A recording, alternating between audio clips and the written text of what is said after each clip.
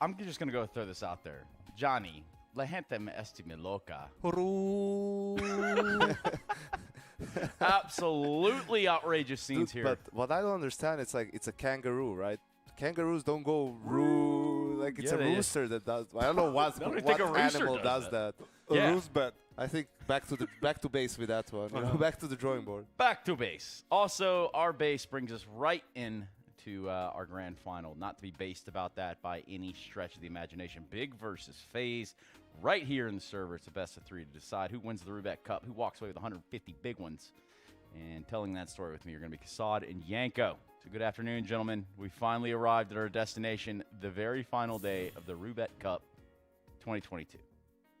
Yes, indeed, Trace. As you can see here in the whole bracket, Big managed to take down Cloud9. That was a big upset yesterday in the first semifinal. And I think when you look at this final, you're looking at like, FaZe is going to run over them, right? They're the best team in the world, yada yada yada. But actually, in this particular matchup, I mean, Big in the most recent matchups, they have the upper hand. They managed to get the better of FaZe a couple of times now. The thing is, like, you can look at the bracket. It's like red and brown, and then blue and purple. You're right. Yeah, on the top. And it's like red and blue. Like, does it remind you of something, Trace? You know, the Democrats, Republican.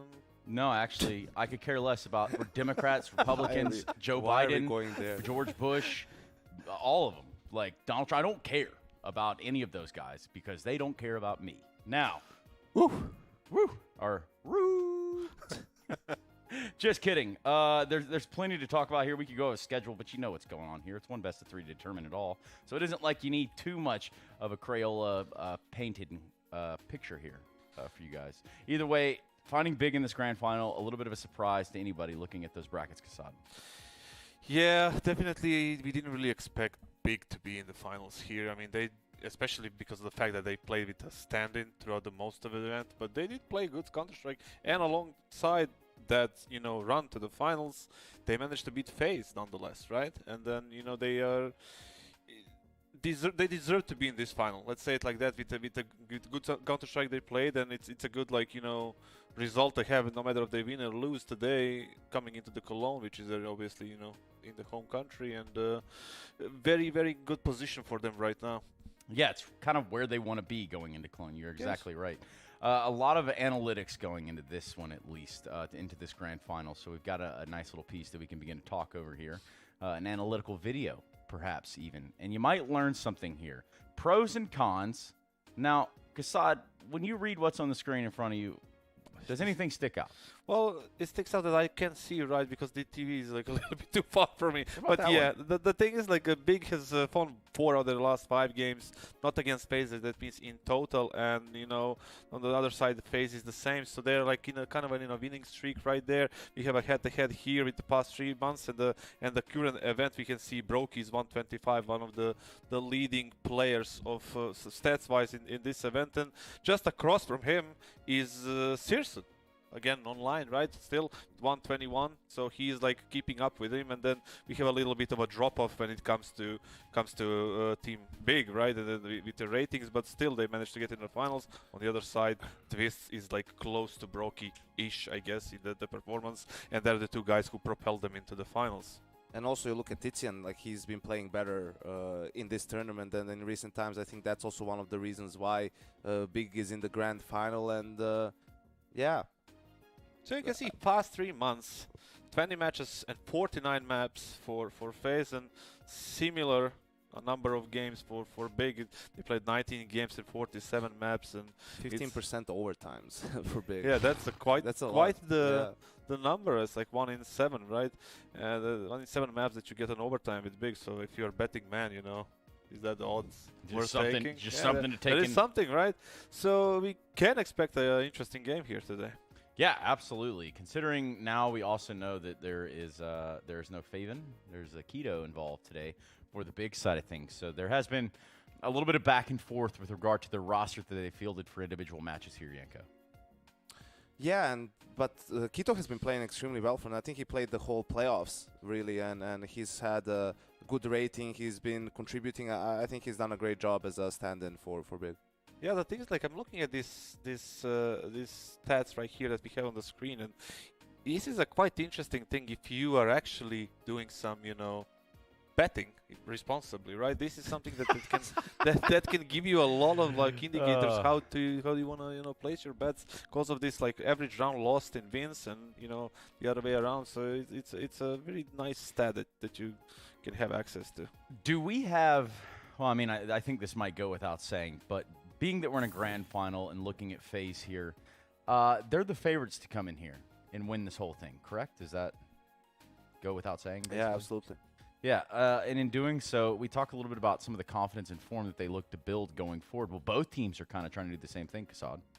Yeah, obviously. I mean, there's a couple of more teams as well in this event that were kind of chasing the win, especially like teams like ENCE. They were going, they were being in the quarterfinals. Unlucky for them, FaZe was second and lost to BIG in the group stage, and they met each other in the quarterfinals.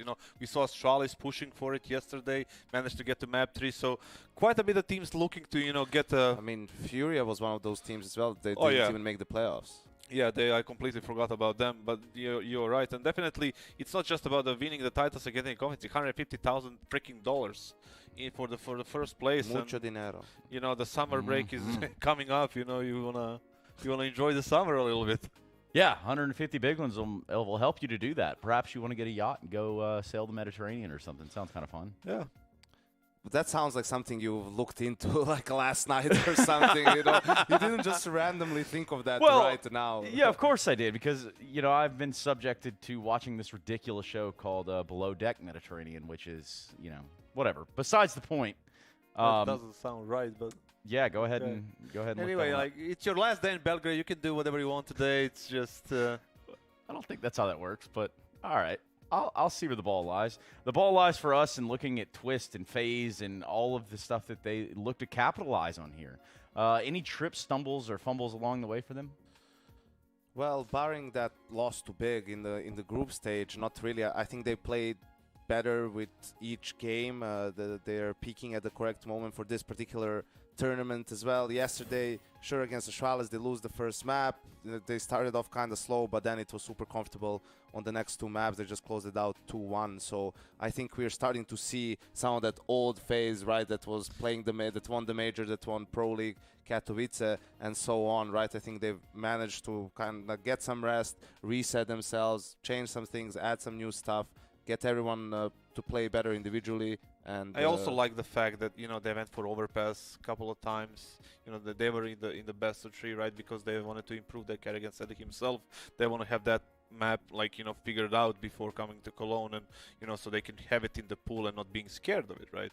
And nobody was gonna pick that on them. So that's a good thing to see. Obviously, the reason for their loss is they BIG playing good and they're not being able to practice. It's overall it's a really good thing that they managed to get to the finals, and if they win today, it's going to be great. Yeah, and for BIG to have made it this far, already an accomplishment, and to capitalize on it, maybe finally finish the deal here, might be something that they look to do. I don't think it's I wouldn't call it accomplishment, right? I would You're call right, it maybe like another step in the process of what they want to be, right? Like, okay, it's the finals, it's a solid event, right? But I think they look at it more of a developing stage of their team, where they want to, become the team that wins LAN championships, the team, the German team that wants to be like on the top of it, right? Well, first they have to be a team that can make playoffs consistently, right? And be within touching distance of some of those big games and so forth. And they're also in a problem where right now they're having a great run here with a stand-in. It's like, so do you start like second guessing something? Do you maybe, if things go wrong in Cologne with your proper lineup, do you consider putting Keto back into the lineup instead of someone else? What do you do in that case? And what's the question is for who, Trace, to make that decision if thing goes bad in Cologne? At least middle to upper management. Yes, Trace. If I had to guess. The long-term plans, the decision-making, not like MOUZ Sports removing NBK big instantly difference. After Katowice, and then, well, you see what happens. Yeah, what a mess that MOUZ Sports thing is. But did you hear the news? Yeah. NBK go. NBK, yeah. So, anyways, for BIG, you don't want to call it an accomplishment, is that? No. I mean, it's a good result, but I wouldn't call it necessarily an accomplishment. It's just a step in the process they want to be in. I think the biggest accomplishment was them beating Cloud9, because they also lost to Cloud9 a lot of times. They couldn't even beat them on Dust 2. You know, they lost Dust like 4 times to Cloud9. So beating them, sort of, psychologically, I think it's going to help them more than anything after else. like, what, 5 losses, was it? Yeah, 4 or 5. So in a lot of the matchups that we're seeing here, exclusively say FaZe, BIG, or any of the teams that made it to the playoff, is it important for them to find that success over these teams that they might then face later on, in maybe setting a tone? Like, oh yeah, we just wrecked them on Dust 2, or we wrecked them on Inferno. They might not want to play that in the future. That is definitely a factor, always. Doesn't matter if it's an online or a LAN game. If you get destroyed by some team on a map that you didn't expect to be destroyed, right? You're gonna start like thinking like, okay, maybe these guys have a certain style that doesn't suit us. Even in practice, if it happened. Like, I've had times where players are like, well, maybe we shouldn't play this map against this team. You know, we lost to them 25-5 in a scrim, right? But then you're like, it's but we were trying something, like, so. It's like, why did we lose 25-5, or how, or is it them playing something that we cannot figure out, or we're just trying things to see what works for us? But the point is that it's definitely like there. It's lingering, right? It's lingering. It's in your head, and it's in your head, sort of like the head-to-head featuring Brokey. Back. Brokey. Okay, you can stop now, please. Sorry, Brokey Searson. Searson, you're a big fan. Yeah, of Brokey. the thing is, like, when we saw the graphics like early in the pre-show, these two players are the best in their team right now at this event, right? They're the oppers, they're the high impact players, and they showed it in this event. Both of them, there is not much big of a difference. We spoke about Searson being online, much stronger than on LAN, but it doesn't really matter at this point because this tournament is online, and then he definitely delivered. Brokey, on the other hand, super aggressive, great in clutches, a very powerful weapon for his team. Also, that's the funny thing is, like, you have so many good names. You have Twists, right? Robs, and then Rain, and everybody's like can deliver super number of frags. They're like forces by themselves, and then you have Brokey, who you don't really expect to be like, because of his name, right? You don't really expect him to be the super this good, right? And then he just delivers the best, rating in the tournament. And it's the perfect environment for him, where he doesn't need to carry, doesn't have to put, insane numbers every time. Just has to play his own game and, feel the game, take the frags that are coming to him. And I think online, especially for him, it's a little bit that the game is more chaotic, and he thrives in that. He thrives in the chaos when it's like, smokes everywhere, flashes, jumping around, peeking, hiding, re-peeking, and so on. I know he loves that game. You were a big fan of him even when you were like coaching him back then, and he kind of grew on me too. Watching him the last, what is 2 years, even more, and like you can see him developing from a very timid, shy, very low communicating, kind of quiet person and a player, right, into this beast that is FaZe today, right? And then Brokey winning a major and all these events, it's just the right path, healthy path that he grew, right? And it's a really nice thing to see that somebody can do that, like in a long stretch. Yeah, seeing the fruits of their labor, even, and the labor for us continues to work on at least the vetoes. Now we've seen best of 5 grand finals. You're never going to see a BO1 grand final. So in this best of 3, there's not going to be a Vertigo, and if I had to guess, probably not an Inferno as well. Well, I don't know. Big vetoed the Ancient against Cloud9 because they probably weren't willing to play it with Keto, and maybe just in practice, even in their full lineup. So I think if you're FaZe, you pick either Inferno or Ancient, whatever is left out of the two. I don't think they would.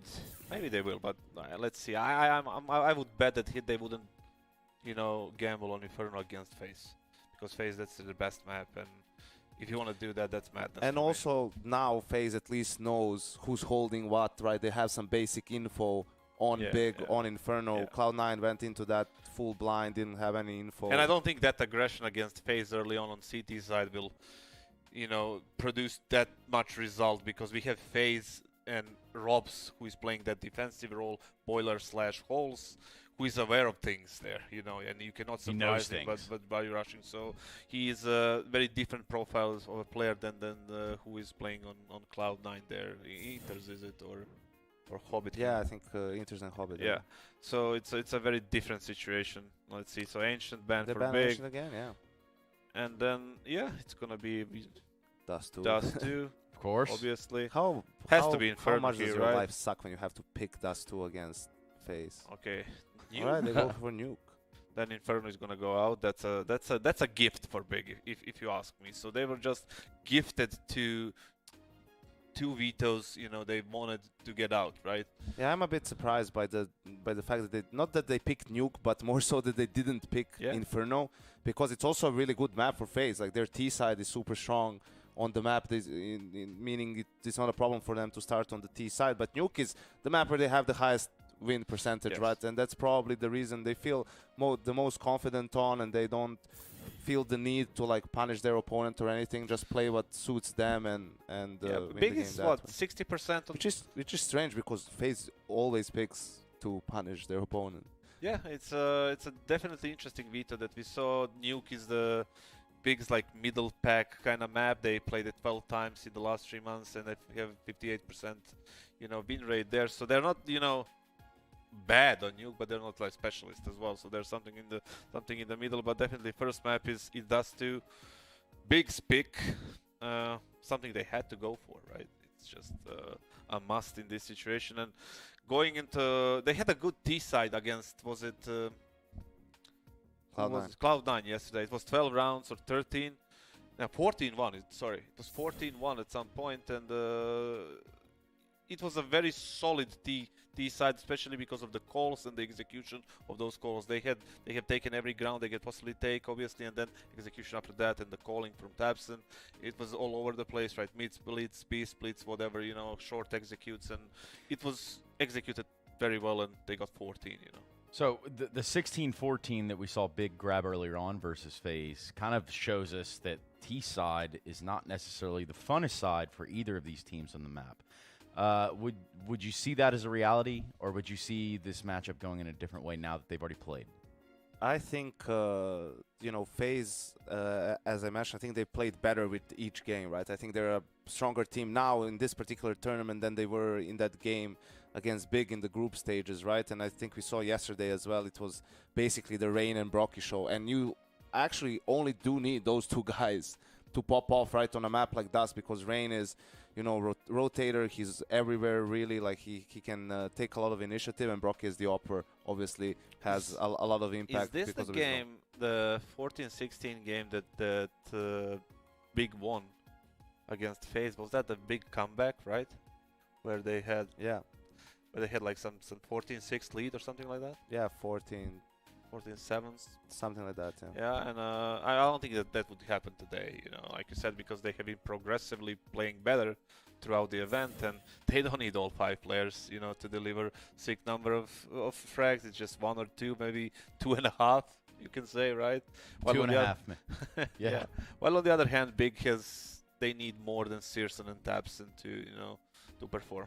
So let's put our money where our mouth is in our predictions. Now, I'm feeling like we might be unanimous here, but I could be wrong. I know that Kassad often frequents a Big pick. So who do you got, Kassad? FaZe. I definitely have FaZe. Just so I can stay in the lead. Oh, man. I have FaZe, and simply because we just went through these points. They have been playing better throughout the event, and the stand-in situation for Big. And you know, the last game they played, it was that 14-16 Dust 2 scenario where they came back from 14-6. It's just too many signals, too many, you know, logical things to think about, and that would point me in the direction of FaZe winning this game.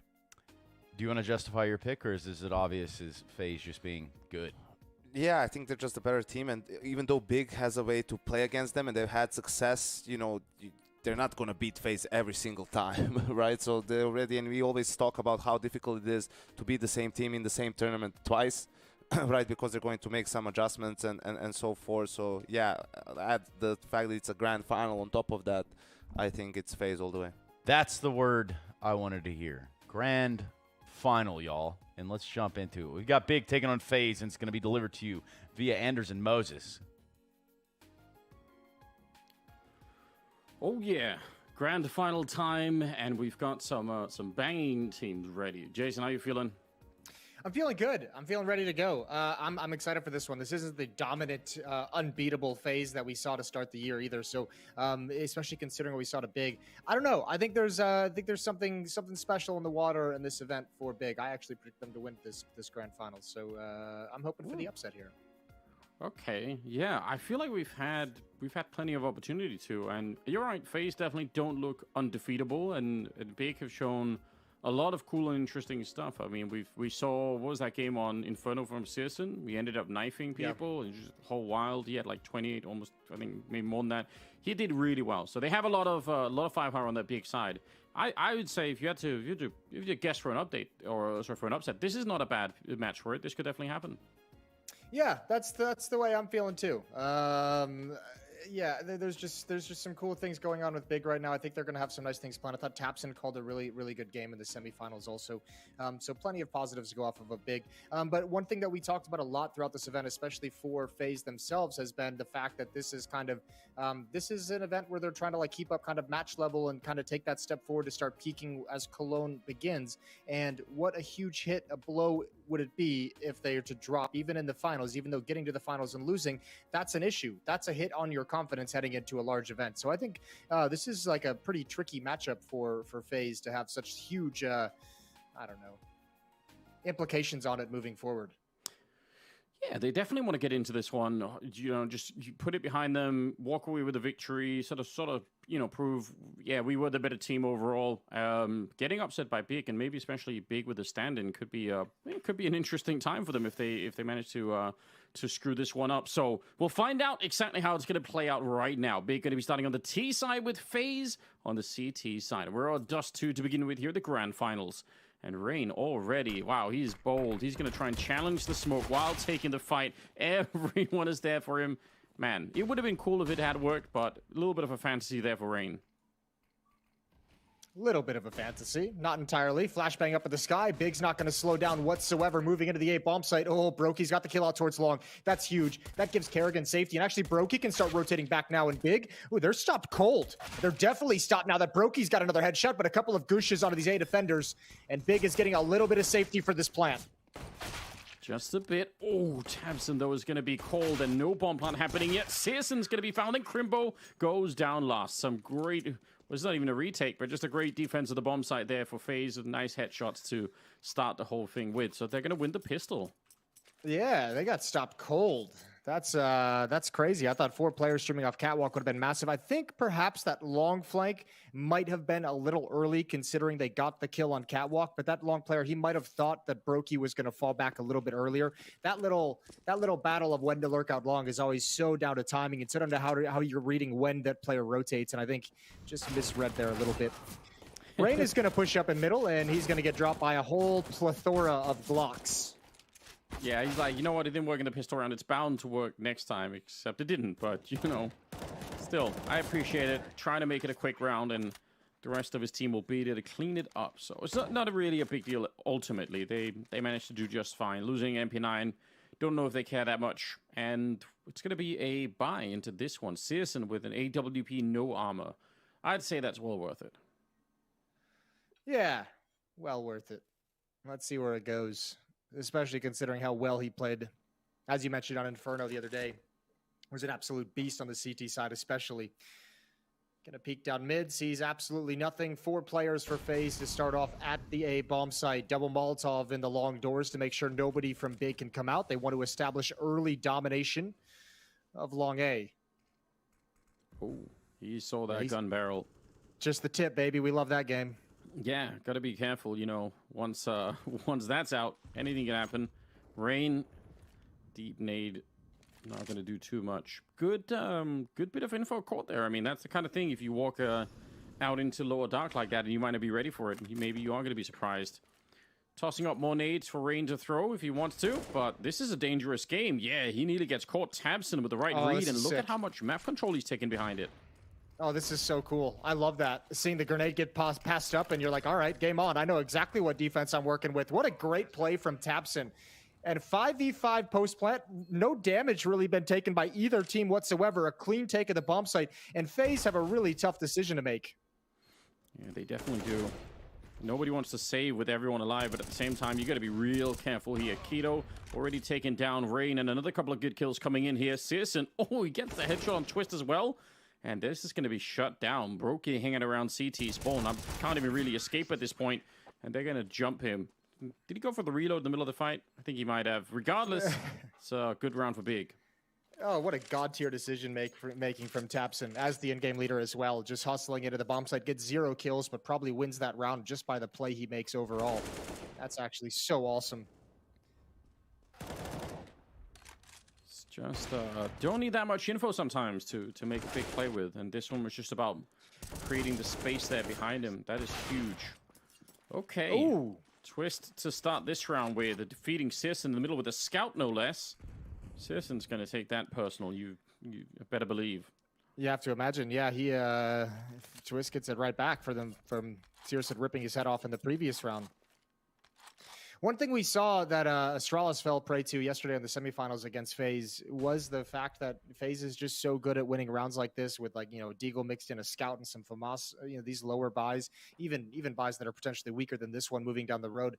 They threw a couple of those at Astralis they were able to overcome, and it really stopped Astralis' momentum. So Big got to be careful. Even in a 4-on-5, kind of have some advantages still to work with in terms of weaponry, obviously, in terms of the amount of nades they have. So this round is really recoverable, and these are the rounds you kind of have to be able to build on FaZe if you want to take them out in the grand final. Oh, peace. You've absolutely... Molotov's still on fire as well. Yeah, I don't know how that happens, but they'll take it. Nice shot. Brokey blind one through there, but they've got a couple of more people still at the bomb site. Down at long as well. Rain could be maybe moving in. What a flashbang, but actually it's a friendly flashbang. That's a little bit unfortunate. I thought that might have been from the CT side, but it looked like it was Tapson throwing that one. So 2 versus 3 for the afterplant, and one of them that AWP on Tapson. He's going to use that Molotov early behind him to try and make sure that he can focus on this part of the map. Robs will go down. Tapson not worried about his back. Maybe now he's going to start to worry a little bit more, and Tizian is still on top of that box, looking for anyone to flank him. Nice shot from Tapson, and that should shut it down here. Twist, he did a lot to open up the round, and it felt like a round that FaZe could have won, but what a recovery from Big.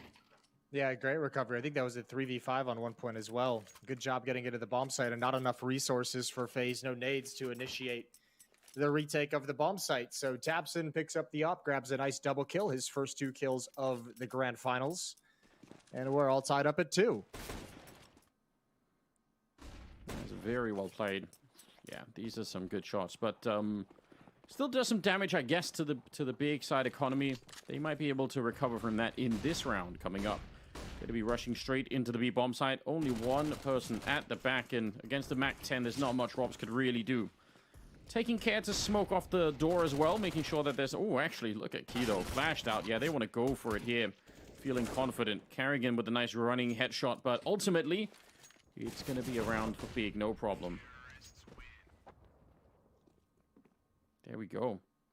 There we go. I like it. Feeling good. M4's picked up. Going to be a cool conversation, you know, moving forward in these next few events. Well, obviously, I mean, maybe this one in Cologne, I guess, really the only 2 that we have access to with the new changes to the M4, just tracking who's switching back to the M4A4, who's sticking to the M4A1, because Rain still has the silencer. I think everyone else on the FaZe team has switched over to the old school M4. Except for Brokey. Except Brokey for and Brokey. Rain. Yeah, got a couple of hangers on, but we'll see. I'm sure there's going to be a lot of conversation around that coming up for the next couple of weeks. Exactly what are the pros and cons now that it's been some minor changes. Normal setup here for the FaZe side, but they are missing a lot in middle, so that's where the weakness is. And Keto is trying to find that out. Flashbang to take a little bit peek. He hasn't sensed anything coming back. He hasn't heard anything. Rain has started to make his way in there, but for a minute, if they wanted to go for an out-of-the-spawn call for a B split, that would have been really sick. But again, the problem is knowing it. Oh, yeah, he saw that. Searson, a little bit of an opening kill to take down Rob. It's a good start. And that's a really cool hurry. That's a really cool play as well to get your AWPer involved in the action early on. Flashbang over to force anyone off the angle and give him a deep shot towards back platform. And again, if you would have seen the match yesterday in the semifinals, Rop's playing in the back platform position quite a bit on Dust 2. Kerrigan takes some liberties out long A, and he's got 2 players in mid. They're going to help stop this attack and make this flank oh so impactful. They must move forward, but Kerrigan is there at the perfect moment. That's the bomb dropped as well. 2 versus 3, and they must recover the bomb. Yeah, and Rain now comes in for another backstab, just as Tizian was trying to look behind him, so really impressive. 1 versus 3, the timing for that long push just absolutely destroying Big in this round.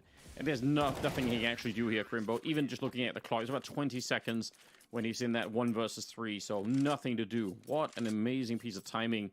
And that ties it back up, 3-3, with FaZe back in the action after a little bit of a break. And look at the money here on Big. They have enough, I think, to put together something, but the problem is, again, that previous round where Twist went wild with the scout, that really cost them a lot. Yeah, it's hurt them. It's really caused some pain in the wallets. Also, this round as well, it seemed like it was actually going to go in the favor of Big. What a timely flank from Kerrigan. That was the perfect play because Big had a lot of advantages. 3-3 into round number 7. Money hurting on both sides. Big round in terms of who's going to control the economy moving forward into the middle stages of this half. Tizian's behind the long smoke, playing a dangerous game with Kerrigan and Rain outside the double doors. Big taking control of lower dark as well, using Molotovs to ensure that nobody is pushed up. Again, something that we saw FaZe doing quite frequently against Astralis. Yeah, they're going to be ready for it if anyone else wants to try that mid-aggression. Quite a big setup. It looks like they're sneaking their way through. Ooh, if they get the opening here, that's a nice grenade on top, but they're going to push in front of it. They don't even care. Robson Twist, that is some great awareness. Sometimes when you throw a smoke on the defensive side like that, you just throw it and forget about it. You think, that's it. That's basically a wall. We're just going to ignore it. And if they'd done that here, they would have absolutely been wrecked in the B bomb site. So they kept looking. They kept having their eye on that opening into B. And that makes all the difference in the world. Keto and Searson now 2 versus 5. 2 versus 5. I don't think there's really anything left to do here. You can see they're already lined up for the save. So this round is just going to kind of fizzle out. These will be the only weapons that Big is able to bring forward into the next round, and all that remains to be seen then is if they're going to buy some Deagles, some Tech 9s around it, if they just want to let these 2 weapons try and do all of God's work for them. FaZe, meanwhile, back to their winning ways. 2 in a row for the FaZe side. Yeah, this is a good early recovery and not letting Big build up any kind of crazy momentum, which is definitely important. A little bit unfortunate that Searson gets to save the AWP, because that's obviously one of the super weapons that they have on that side. But ultimately, I think FaZe are all right with how this is playing out. Yeah, I'm glad to see them stick around to watch that one. You see it with Molotovs too sometimes. You know, people throw the Molotov and then they just keep running with the knife out or something, and they get caught by someone comes charging through. So, yeah, no one seems to be slow to wake up today. We've had a couple of the matches earlier throughout the playoffs where had a couple of teams that really seemed to take almost a whole map before they started to really get into the swing of things. So good to see both teams ready for the grand final. Searson again peering into the bomb site. Or at least the platform. Going to eat some nade damage. He won't care about that too much. And he's going to step up. He's going to step up for the action. They want Searson to open the round up. Almost had a chance. Rops jumped over. Got to be careful. Flashbang. Team flash right in his eyeballs. Twist is up top in the window, and that's going to shut everything down. And Searson was the first one to grab an angle and didn't even get to see any action. Yeah, just some huge mistimings. Like you said, right after the jump, and then the flash to set it all up. And once again, they try for that bomb site and get denied. They got a little bit further in this time. I mean, they get close to the action, but not close enough at the end. So, Keto and Searson now, 2 versus 5. And again, some damage. I mean, last time FaZe didn't really go hunting, and maybe they don't have to. They have a little bit more money in the bank this time. But saving the guns, I guess it's a nice little thing to look back on. But at the same time, if FaZe get to live with 5 people alive, maybe they'll just take that. Yeah, absolutely. I think at this point, I think maybe after this round of saving, FaZe will start hunting down moving forward. And, you know, Searson with an op without any utility is no big deal. Keto can buy 1 flashbang, so they're not going to be missing out on a whole lot with this kind of a save. But yeah, I mean, FaZe is absolutely loving this. That's kind of the dangerous game that Big is playing here, allowing these 2 rounds to just kind of peter out by time. It's a lot of money building up on the FaZe side of things, and all of a sudden you're sitting in a world where you're going to have to win 2 to 3 rounds straight against the best team in the world in order to break their economy. So challenge is going to increase exponentially here for Big moving forward into round number 9. Yeah, it really will. Good recovery, good run. Twist of almost 8,000 in the bank right now. So yeah, you're right. They're probably going to start hunting a little bit more with that kind of investment behind them. Still want to see Searson. I mean, I think that it's hard to even argue with sending Searson into the B bomb side to try and open it up. We've already seen he can hit the shots. We know that he's been playing really well throughout the tournament, so it's not such a bad call, but if it keeps on not working, eventually they'll have to find something else outside of that B bomb side. Send Searson somewhere else if you want to. Yeah, wherever he wants to go. It would be great to have a mid pick right about now. It'd be great to have a mid pick basically whenever he feels like it.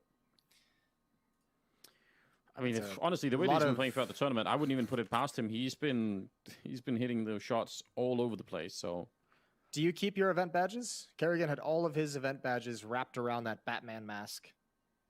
Yeah, I do. A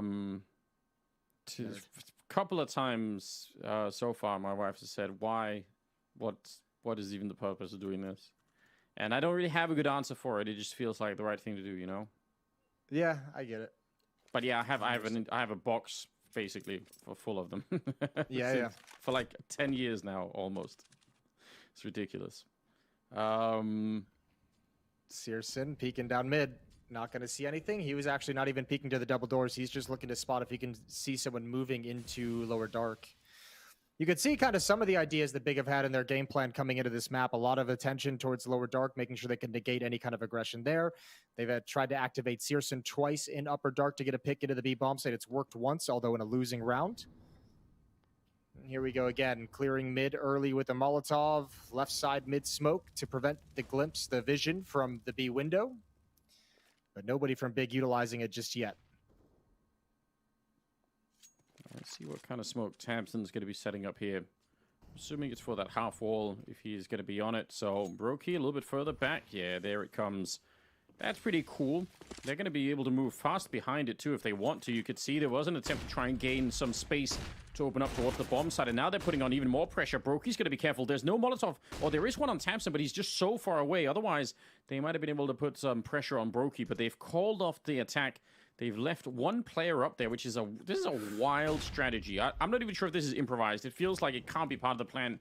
Keto has got into such a huge position up there, and now the rest of them are running up to the B bomb site. They're going to take down Robs on the scaffolding and Twist inside of it. And on the other side, yeah, no one is going to realize that Keto was there. He definitely had a free kill on that first player, and that is an insane round out of Big.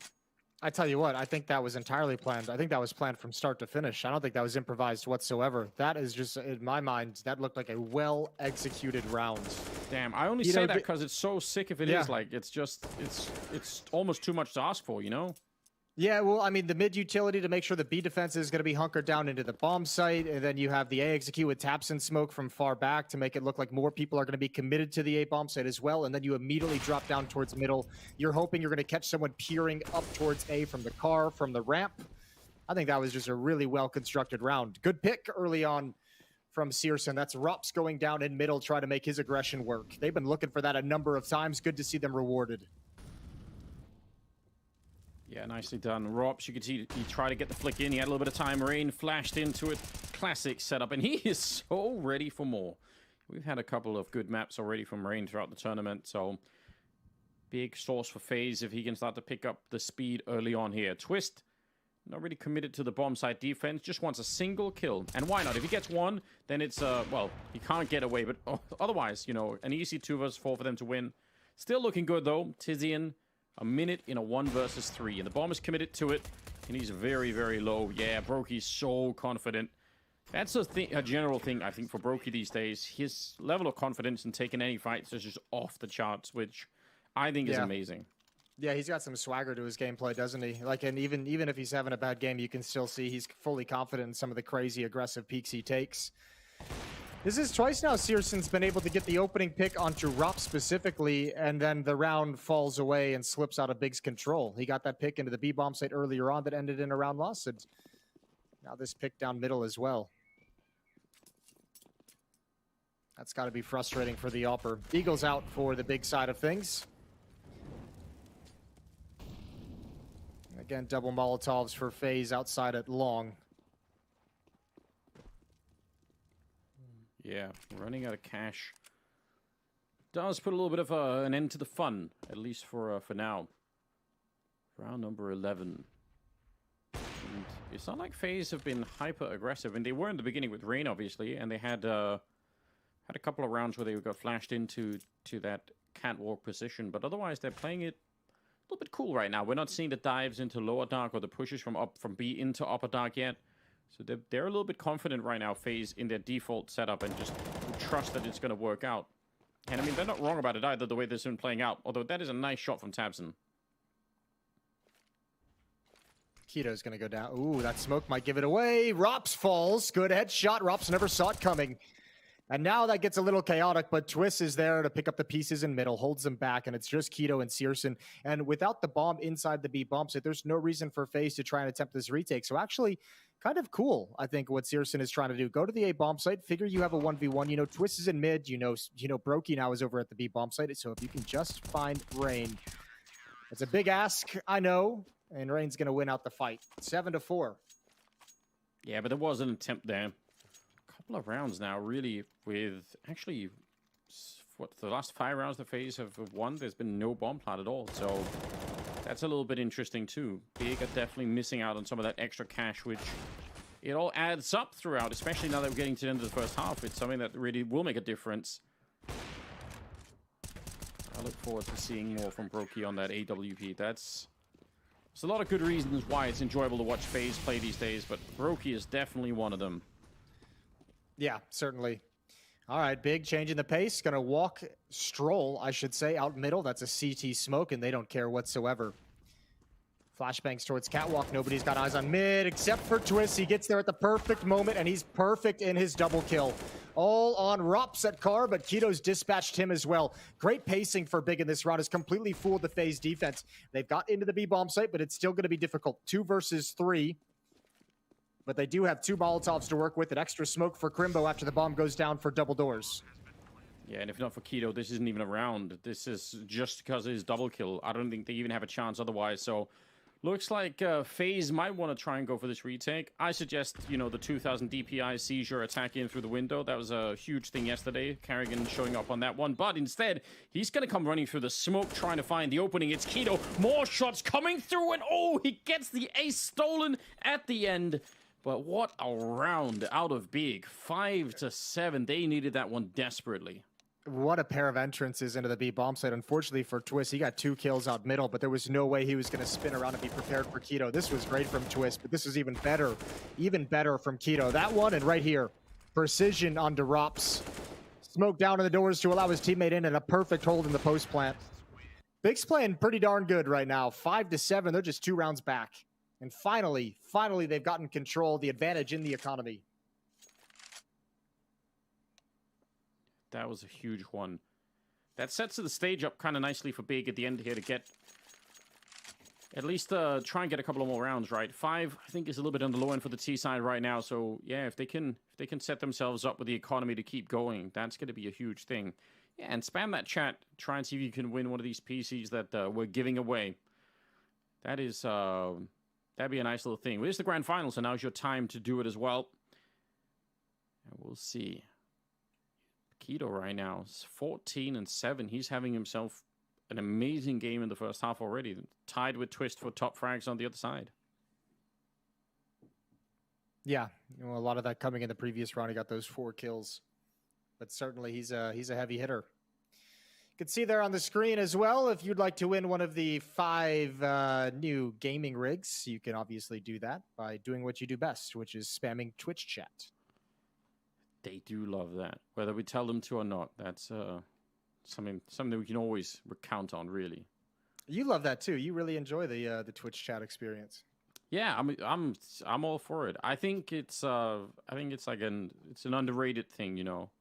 I'm just saying it takes a little bit of getting used to, but once you buy in, yeah, it's there, you know. It's like with anything, Jason. You know, you want to start trying to drink a little bit of wine or something, like get a taste for it, right? It's not going to be great at the beginning, but you learn to love it.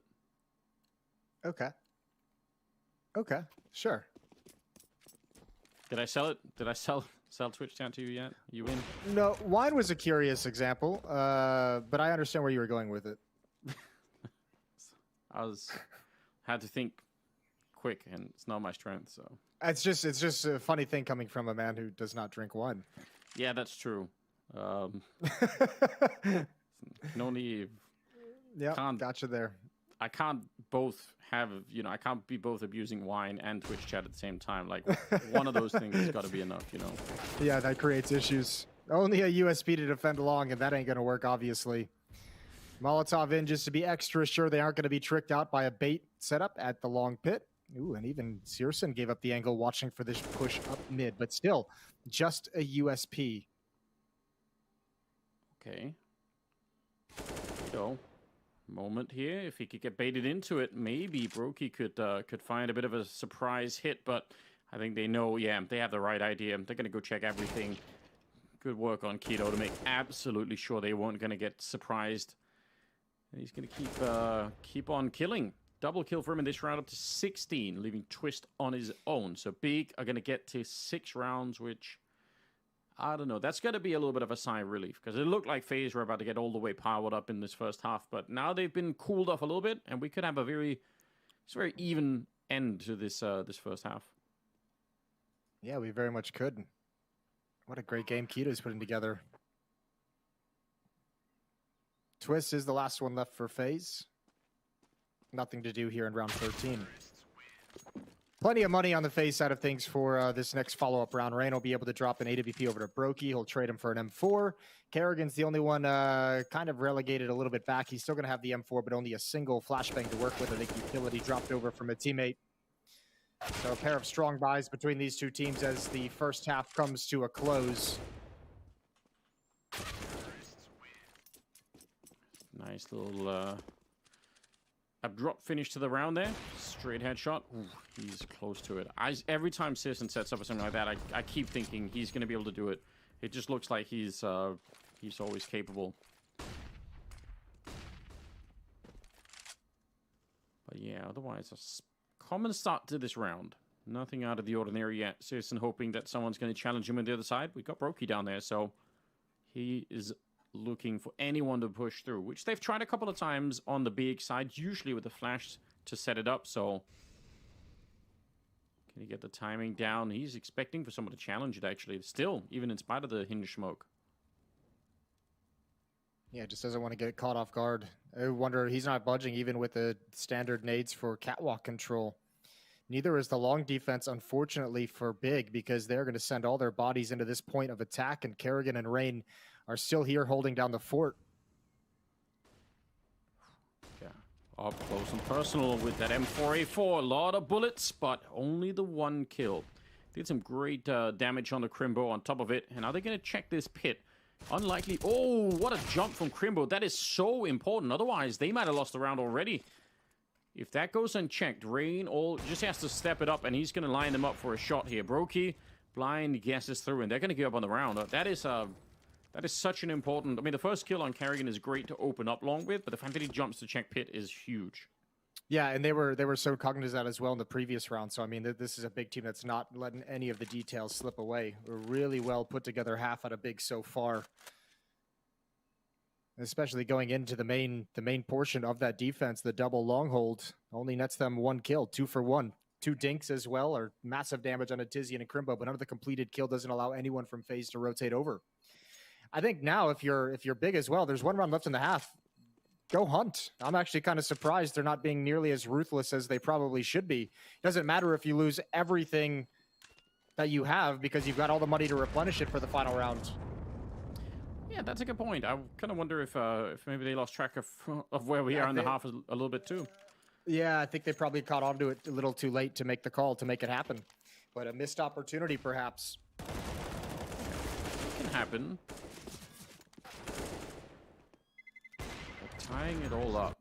Yeah, Brokey got 1 right at the end, but this is what it comes down to. And look what they have to fight with here, FaZe. Couple of FAMAS. Nades are a little bit limited, especially on Brokey and Robs there. But they have something to fight with, and I think for FaZe, they'd love to try and just get this last round and feel like Big just didn't take over the the second part of the first half here, because that's what it's really been. They've started to make it back, and a little bit scary perhaps. Rain up here. No one to throw any flashes for him this time, and Brokey was waiting most of the last round for someone to peek him, and that never really happened. Now he's going to be a little bit more aggressive to try and take an angle, while the rest of them on the big side are going to be clearing out catwalk. Ooh, and now there is a little bit of a double setup, so I wonder if there could be a flash setup for it. He's certainly thinking about it. There it is. Oh, but it doesn't matter. csgo not flashed and getting the kill on Rain. That would have been a huge flash otherwise. Yeah, interesting to see a very similar setup coming out from FaZe, except this time it's Kerrigan and Rain on catwalk, and this time they both have FAMAS, not M4s. Easy entry for k1to. And Tizian watching the flank. This round should be over. There should be no way FaZe gets back into this, because you certainly are not going to retake 3v5 just from the A ramp. You need to have some kind of catwalk flank coming in, and there's no chance of that happening as long as Tizian's alive. Yeah, he's just, all he has to do is post up and just wait for it here. So 15th round looking very near impossible right now for the FaZe side of things. Although they find him with ease. Okay, I would have thought at least he would have taken one of them with him, but he's still going to get some good information. Smoke is up regardless, and things are looking good. Oh, a boost to counter the boost on the other side, and they're going to keep spraying. Twist goes down. Great first half on the side of Big. 8-7 in their favor. I mean, FaZe could have had so much more if they would have kept on that win streak a little bit, because again, the Big economy was looking really rough at some points here, but they turned it around. Yeah, this is an awesome half from Big. I really like it. They obviously came in with a really cool game plan at the start. I love that tactic of getting k1to over to the Gandalf boxes. That's absolutely magnificent. A 4-round streak to end the first half from Big. What a statement. 8-7. 18 kills on k1to in the first half alone. That's the stand-in. Yeah, that's well, you know, sometimes if you're a stand-in, that's your opportunity to really show everyone, you know, you're like, I'm out here. You're playing for a contract. Exactly, you know. Kerrigan has got double dinked. Yeah. Double gooshed, double wrecked. He must have been, right? Because that was just otherwise one bullet, didn't see the first one even land. I think he got shot in the head and then shot in the chest. Something like that. Tizian down here looking for slight bit more action. Not been the best game for him yet. He's got about 5 kills to his name. Searson wanted to take a peek. Tabson's out hunting, and he's going to find at least one person looking his way. Doesn't have to overcommit to it, but he's feeling that hot hand right now. Good couple of headshots, and it's all worth it in the end. I was going to say, even one kill and backing off is still devastating to FaZe, but fair play. You got a cool double there. Yeah, it's devastating to FaZe, but 2 is way better than 1. Nicely done from Tabson. The funny thing is, he pushed all the way up catwalk to make that play. And when they eventually do come out of lower dark, because they have no presence at top mid, they're actually checking for a long flank, and that's how they spot Tabson. Still able to get a couple of kills, though. This is Big's map pick. And they're obviously very well prepared on it. Up 2 rounds against FaZe. Searson down in the middle. No real challenges yet. Only Glocks and no armor on the other side, so should be a fairly easy cleanup kind of round here. Starting to build a sizable lead on the Big side. Yeah, this round's got to be all about bank as well for Big. You want to build up an economy that's going to allow you to kind of buy for the first 5 rounds of this second half. Don't lose anyone here, especially against unarmored Glocks. There's not even a deagle on the board.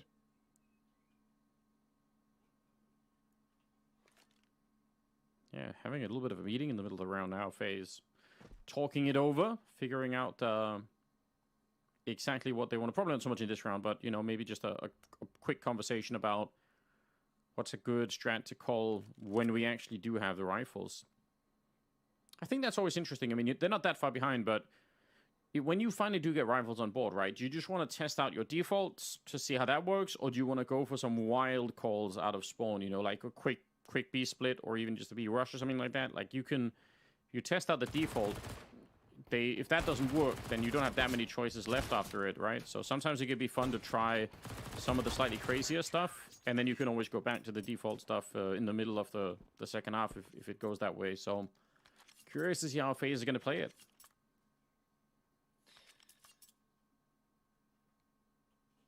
Well, they better show us something special right out of the gates here. 5 AK-47s on the board, plenty of utility stacked up as well. They've got the entire playbook open to them. No, And they still have a round where there's, 2 SMGs and the scout on Searson as well. Timeout called by Big, just to make sure they're going to get started their second one of the map, just making sure that this second half is going to start exactly the way they would like. And you can't really fault them for that one. I mean, it's kind of cool. We usually see timeouts called when there's moments of panic or moments of problems or issues. This one is just preemptively getting in front and trying to make sure those problems do not actually occur. Yeah, before things spiral out of control. That's it's not a bad move, I reckon. Lot of conversation going on. Yeah, here's Tizian, who's... I mean, I think both in the semi and the quarterfinals, Tizian had some really amazing games. So the fact that he's... I mean, 8 kills is not the end of the world, but I wouldn't be surprised if we're going to hear a lot more from Tizian in some of the upcoming maps because, yeah, he's been playing pretty well lately. And that could be a nice way for Big to, you know, to secure maybe this map if he can get into play here at the second half. k1to... That's a wild position to have. He has got his back turned to upper mid. You see Brokey, whoa, oh, he spins Lord. around. I was going to say he's surely dead. But somehow he just, I don't even know how he knew, but he did. Double kill for k1to, doesn't even get touched. And finally he's going to go down to Twist, but it's way too late here. Twist trying to fight his way back in a 1 versus 5. And oh my God, stop challenging him right now. He is out of control. What a triple. And yeah, now they're going to slow it down. Now they realize this is too much. That is the classic mother of all F-ups, just continually challenging in a 5v1, 1-by-1. You gave Twist essentially just a death match in middle of Dust 2. He has just chewed them up, and now, I mean, these two guys got to be scared out of their minds. SMGs, you're split across the map. You have no idea where Twist could have gone at the moment. He's just waiting for a reaction that's not coming, but there's no way for these guys to work together. And in this situation, when you've just watched 4 of your teammates get deleted, how do you make the courage to make a move? How do you build it up? I mean, you've got to surely be thinking at this point, the best thing that can happen is that he doesn't have time to check everything, and eventually he'll have to make a run for it, and all you have to do is stand in a corner and wait. Which is not that far away from happening. 20 seconds. If he goes this way, it's actually, he's going to be completely circumnavigating them. He's down through CT spawn. They're now crunching the middle a little bit. Oh, this is so good. 10 seconds. He has time still. He can make it. If they were close by right now, he'd be dead and it'd be over. But ooh, he's just going to duck down up on Catwalk. It's a nice move from Tizzy, and he's going to make the jump down. And yeah, they should probably team up for this one. Don't fight him one at a time. Twist now. Back into a 1 versus 2 from a 1 versus 5, and they boost up. He gets the headshot on 1, and there's a jump that is dangerous. He's down to 1 health in a 1-on-1, and Tizzy, and he's got all the health in the world. This has to be a headshot for Twist, and he can't get it. It's close, but it's not close enough. That's such a valiant effort from Twist. What an impressive round from him. A lot of mistakes from Big that he capitalizes on. What a heroic round that would have been to win. Brutal way for it to go down, but I mean, that's a lot of economic damage at the very least, which doesn't feel like much of a consolation prize if you're Twist at the moment, but man, what a beautiful display. Absolutely. And it's by the time they realize, I mean, the first kill, fine, maybe for k1to, he was already having a great round, but second and third happened quick. I think that even Searson's position on ramp, I think that's okay. It's the third one when your teammate goes down, just get back on Catwalk. Just fall way back. There's no reason to take that fight. You had no one close by. That's a round that only really Twist can provide in that fashion at the very least. Searson's got the op-out miss, spam through the door on the pin smoke.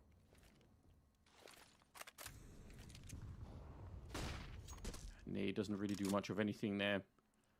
4-round gap. It's not a huge amount right now. But FaZe are, yeah, they're lacking a couple of things here. Khalil, Deagle there on Twist as well. They need some round wins to start to build up their own economy. Close up is Crimbo over at the B bomb side. Yeah, look at how far in he is. Trying to get that information, sensing if anyone is out there. Going to be putting a little bit of pressure on the catwalk. That might be Crimbo's chance to go and see what's actually happening. Flash to set it up for Searson, looking over the car, and he wants to find the angle, but Rain opens it up, taking down Tamsin, and they're just hiding in the smoke. Searson, he can't see much of anything. Tizian, though, he's got a slightly better vision there, and now they're starting to shut it down. Just more backup showing up, and that was a long, drawn-out fight. maybe a little bit too long for FaZe. If they win those battles, then it's okay if they're slowed down, but when they can't hit the shots, then yeah, more and more people from the big side just keep showing up. Yeah, it's searsson really slowing them down. The fact that he was able to survive on top of Carr, they couldn't find him inside the smoke, and that's just giving Tizian just constant repeaks. There went tabseN. Keto finds Rops in middle, but searsson up here, even with like 6 missed shots, I mean, that might be an exaggeration, but let's say 3 or 4 missed shots, still able to have the time to eventually connect and land them as they try and cross over. Twist with the scout is going to eat a grenade for his troubles. Another deep nade up middle, and ooh, he took some damage from that one as well.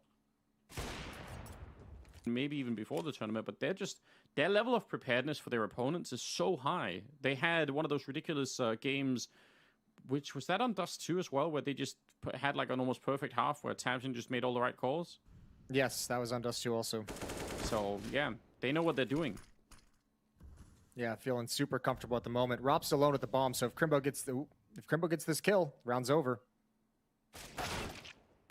Oh dear. Well, Rain picks up one of them.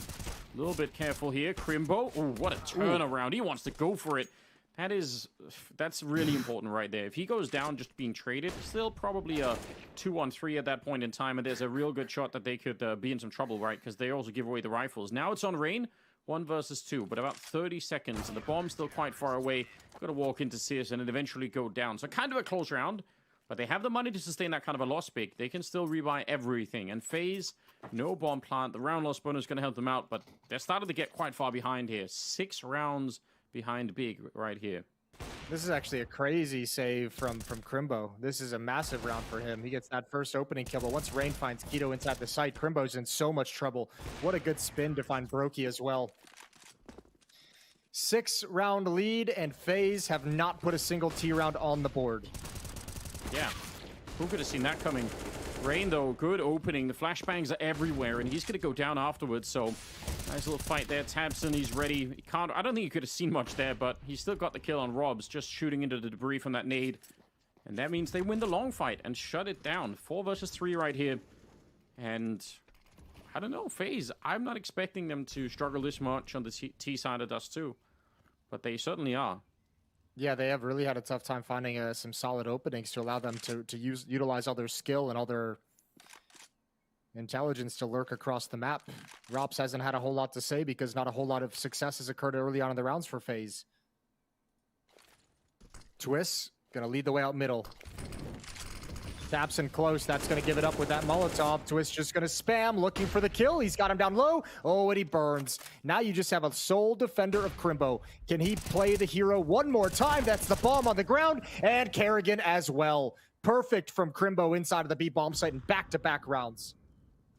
Rock solid defense, you're absolutely right. He had a bit of a quiet game as well, but last couple of rounds have made up for it entirely. Brokey, every missed shot, it gets a little bit worse. searsson will finally take him down, but even if not, searsson actually held his gun back and just didn't try to go for the fight until one of his teammates was coming in from middle, so either way, it would have been able to revenge that. Yeah, this is the beginning of the fight, but the fact that they managed to trade this 2-for-1 is absolutely huge. What a second half for Big. His defense is looking unbeatable right now. Yeah, 14-7. Yeah, this is wild. Didn't expect this kind of a beatdown today. And this is the thing that worried me so much about FaZe at this event was like, I don't know. I think the conversation players will have was that, you know, this might not hurt them like this against Big, leading into Cologne. Twist gets an important trade kill. You'll never expect Tizian to still be here. 2-for-1 again at long. Nothing clean for FaZe in this map so far. They've had to fight every step of the way, and you're right. I mean, this is the level of preparedness here for Big is just so impressive that FaZe must be a little bit worried too. It's like they've really figured out how we're playing on this map. Keto, that's a lot of noise being made, and maybe a little bit too early to try and run for that one. Robs hears it, going to spin around and take the face right off him. And now he's just... His screen around the edge of that smoke that we just didn't see on the Observer PC, or if he just kind of guessed, because he obviously knew there was a gap on that right side of the smoke. Right side from his perspective. Stage right. Tizian, up over the top, gets to keep the AWP in hand. But FaZe put their first T round on the board. Better late than never and all that. we've got plenty of platitudes, I'm sure, but right now they need a little bit more than that. Twist is up there at 21 kills, so he's having himself a great game. That can match up against k1to right now. Rain is making a little bit of noise, but yeah, the rest of them behind Twist are just really, really far away. So someone's going to have to step up to the plate here. Searson looking for a challenge. Not at all worried right now. And they don't have an AWP to really fight back. Broky's going to be denied that for the minute. And Brokey hasn't had the kind of impact that I feel like we normally see out of him with the AWP. So maybe that's another topic to think about. Searson's been playing just as well as he has throughout the tournament so far. Rain said he's making a little bit of noise. And there it is, a nice little double goosh with the M4 through the corner of the wall. Mostly a save round for Big. They have the op that they kept in hand from the previous round. Again, with a big lead like this, Big can play a smart economic game as well. They've got rounds to give up if they need to. After what, a 6-round streak to start this map, they're actually lose 1 round and then forced back onto just pistols. Yeah, that's maybe a huge gift to FaZe, surely, that it works out this way. If they could just avoid Searson, which it seems like they currently are, they should be home free. Well, the 5.7s are pretty powerful if you can get up to this kind of a range, but that play was read real well. They were not surprised at all, and now they're setting up enough nades to pretty much lock anyone out of this bomb site. tabseN going to be found. Very, very patient play for FaZe to make sure that they're not making any mistakes here, and Searson going to get caught in the middle. That's even better. So, k1to now, 1 versus 5, and that's, like everything about this round from FaZe, there was a lot of focus to make sure they didn't screw anything up. Yeah, you need it when you're down 8-14 at this point. Looks like they kind of want to, they're getting a little bit frisky, a little interested in hunting down this final weapon, but it's just a deagle, so no huge deal. Brokey has swapped out for the op that they took up off Pride out of Searson's cold, dead hands. Well, you put it like that, then, you know, that's they're going to oblige, you know, they're going to come for it. Yeah. Brokey. Let's see. Stolen AWP. That's still going to be enough. Should be good enough for him to have more of an impact. 8 kills. He's bottom of the scoreboard right now. He's on the T side. This is where, yeah, you can move around and have a real impact. I really want to see that out of Brokey. And normally we've seen Brokey so far. He's been taking every fight. Like, even in the most crazy scenarios, I've seen Brokey just run in for the battle. So I want to see that back. Try and take some of this momentum away from Big, because they're 2 rounds away from winning Dust 2.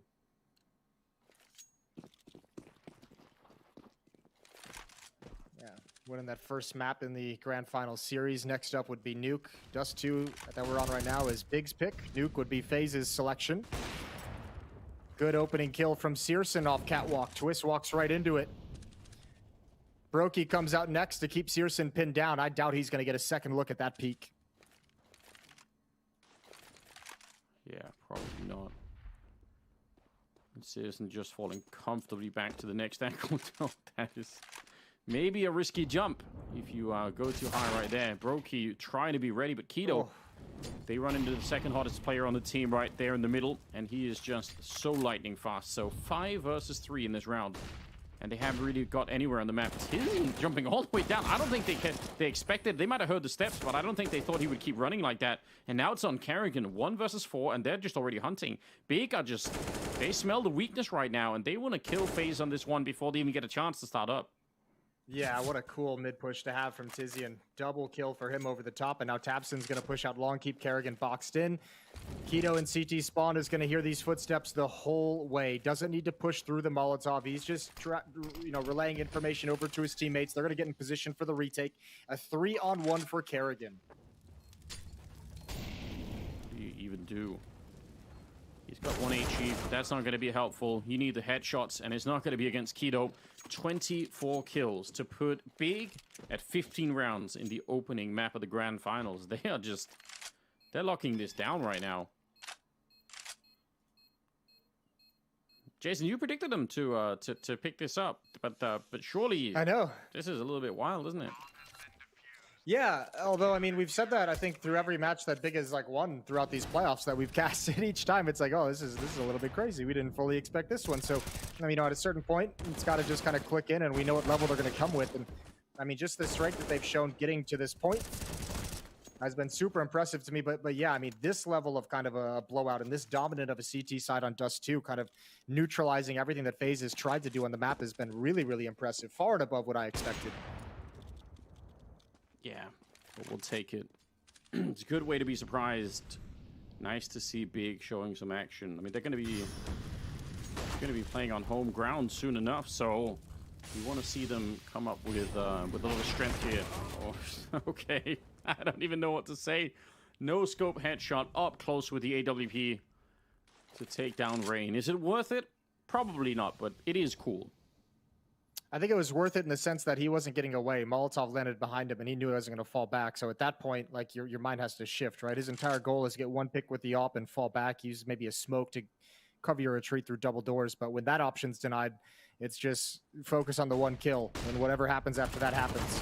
Tizian behind the door, MP9 a little bit too weak to get the first kill.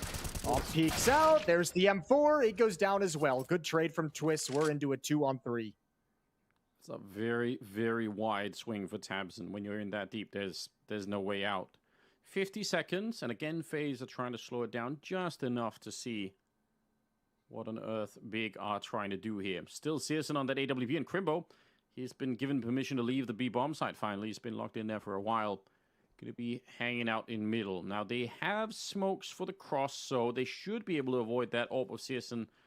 Did they have one or two? Oh, I think they have a second one. I want to say. Yeah, one already down, and Robs has another one, so they're going to be okay. Should be able to make the cross here, unless csgo just gets ridiculously lucky on the timing, but that usually doesn't happen. Out long as well they go. Crimbo going to pick up a kit if he didn't already have one. Oh, and the timing is amazing. Before the bomb is even planted, going to turn it into a 2-on-2, and now... does he want to swing for it up against the AWP? No, Brokey, he's too quick for that one. Going to be a nice return. csgo comes in with a huge vertical flick, and does he want to go for the jump? He does! Brokey takes him down. Oh, man, what a ridiculous couple of no-scopes in this round. What a difficult prospect for Crimbo out on long to get that first kill and then know you have to go up against Brokey's AWP that whole way. That's a really tough one to manage. This is that initial kill from Keto. No escaping that. They knew he was there. Tizian couldn't get anything done. tabseN 1-for-1. csgo almost makes a clutch out of this. Almost makes it happen with his shot up over the top onto Twist. Just the jump. The jump for information. You already knew he was going to be there, and Brokey was ready for it the whole time. Back to pistols for Big. 5 rounds left to get a single win for the map. It looks so eminently doable right now. But, I mean, if it goes into overtime, FaZe is certainly going to be a little bit more alive in that. Feeling the pressure, a little bit of a push coming in against the AK, but ultimately a lot of damage onto Rain, but not quite the kill. Even Keto struggling a bit. The tags of the aim punch is too much. So nobody dies.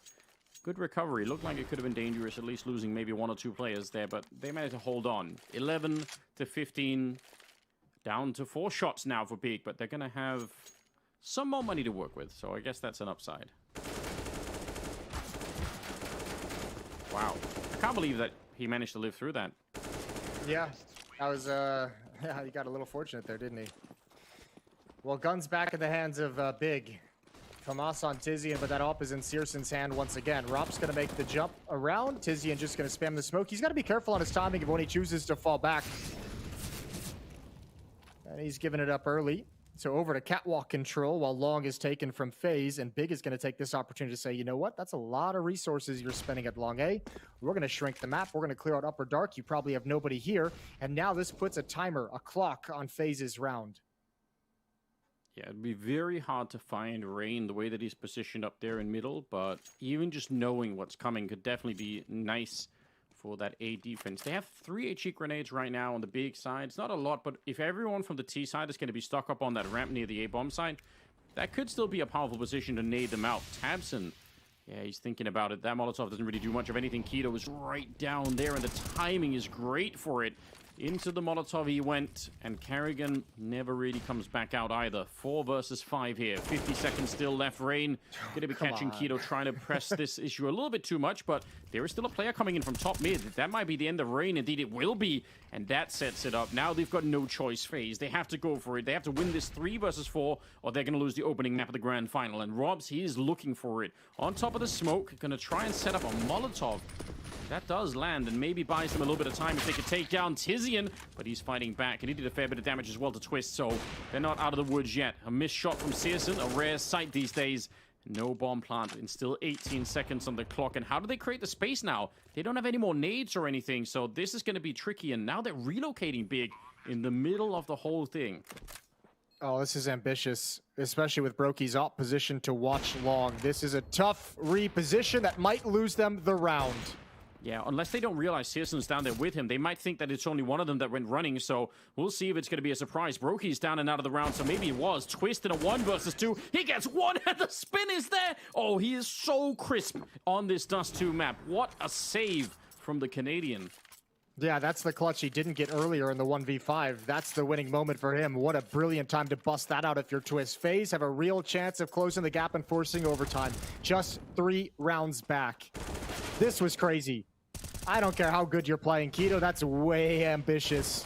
They could have used that body at the end of the day, but I am surprised Big in a 3-on-2 gave up so much space. All that time for the long reposition. And beautiful shooting from Twist. Yeah, but that surely is that's one of those plays you make exactly because you're playing so well, right? You just feel like this is it. You know, we're doing it. But gotta be careful, because that can actually come back to haunt you at the end. And there's Keto gone down. Again, we're back to the pistols on the side of Big. And FaZe, I mean, the next 2 rounds, obviously, from Big are going to be all-ins for whatever they have, but it might be limited on some of the weapons here, so this could actually be interesting. Oh, Big. They're not going to forgive themselves if this goes into overtime, especially not if they lose the overtime. Yeah, I mean, that's gonna be painful. And I don't know, like a loss like that, when you have all the information, when you have such a huge advantage, that's deflating if you're the big team.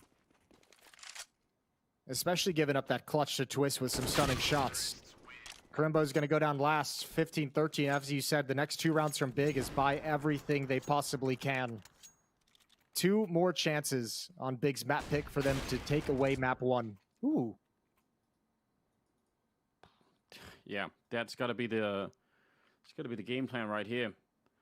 Let's see. They can afford an AWP if they wanted to. I think Karimbo could drop it over to Searson if they want to. So they have something to work with. But I don't know. I'm measuring the level of hype that's going on here, Jason, over on the Twitch chat, because you can tell when Big are winning. Just a lot of German gets spammed in the chat, and then the rest of the time it's just the regular copy pastas. But once Big start winning, it all just turns German at once. So there's you know, just in case you were interested, you know, trying to interpret the chat there. Perfect, thank you. Maybe you want to learn a little bit of German too. I know a couple things. I think what I need to know to get by. Okay. For my 2-week, my yearly pilgrimage. Ooh.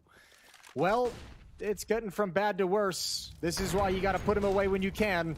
All of a sudden, a 5-on-4 as Rops picks off Karimbo on the cross. Yeah. Do you know Scheiße? Because that's Scheiße is one of my favorites. It's a great word right there. Karimbo probably pulled that one out right there. Setting up for the nerdy smoke is Brokey. And yeah, not the best start to the round for Big. You know, the upside is, Jason, if you learn German, you're pretty much 50% of the way there learning Danish as well. So it's a 2-for-1 deal, nearly. I'd rather learn like Icelandic than Danish. Listen, they teach Danish in Icelandic schools. So I'm making the case. We own the North Pole. Think about it. Yeah, you guys really controlling the world.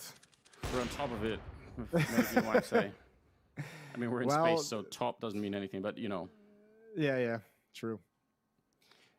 I was gonna say it was nice to have Big doubled up at long, but Tapson's gone all the way back towards the A railing because it looks like this will be a split towards the A bomb site. Although Rain is investigating middle and showing a mid to be split. Look at the Good clock. kill from Searson. Yep, 30 seconds left. Here's the move out long. This is so sketchy. They don't have time. Now the bomb is alone with... I think they might have lost the round. I don't think they can go anywhere. This is so crazy. Twist has to win this fight right here and right now. Otherwise, the round is done. Yeah, that was the bomb coming up second. 15 seconds on the clock. Grenade comes in. Brokey trying to make a run for it. He's just running with the bomb out. He just wants to plant it. And somehow they get there in time. How is it possible? They still lose Brokey. And Rob's just going to get shot in the back. And it will be big with a 16-13 win on Dust2 to take down FaZe. But man, they lost a lot of control in this last round, but well played on Big side. Yeah, that really was well played. Also, I mean, I got to give a shout out to Tapson at the very end. That's an easy round with the time running down to feel like you can just swing and take that fight. If he does that and gets picked off by Brokey, a real chance. If he commits too much to stopping the plant, Rops is actually protecting him as well. So I think Tapson just played that perfectly in terms of how he took his fight, concentrating on the catwalk player, not so much the planter first. But overall, I mean, despite the little comeback, the mini comeback there from FaZe at the end, what an awesome map from Big. Keto had a great performance. Strategically on the T side, they looked great. They controlled the game very, very well, and just a solid CT side to open up with. Yeah, I mean, that's very, very impressive. Once again, Big, just the level of preparedness is something that's rare to see these days, I feel like, at a top level. Yeah. So it's really awesome. And I mean, they're playing FaZe. So taking them down on Dust2 has got to be feeling really great. We'll see if they can continue. It is the grand finals, so they've got to keep the focus, obviously. Second map is coming up right after the break.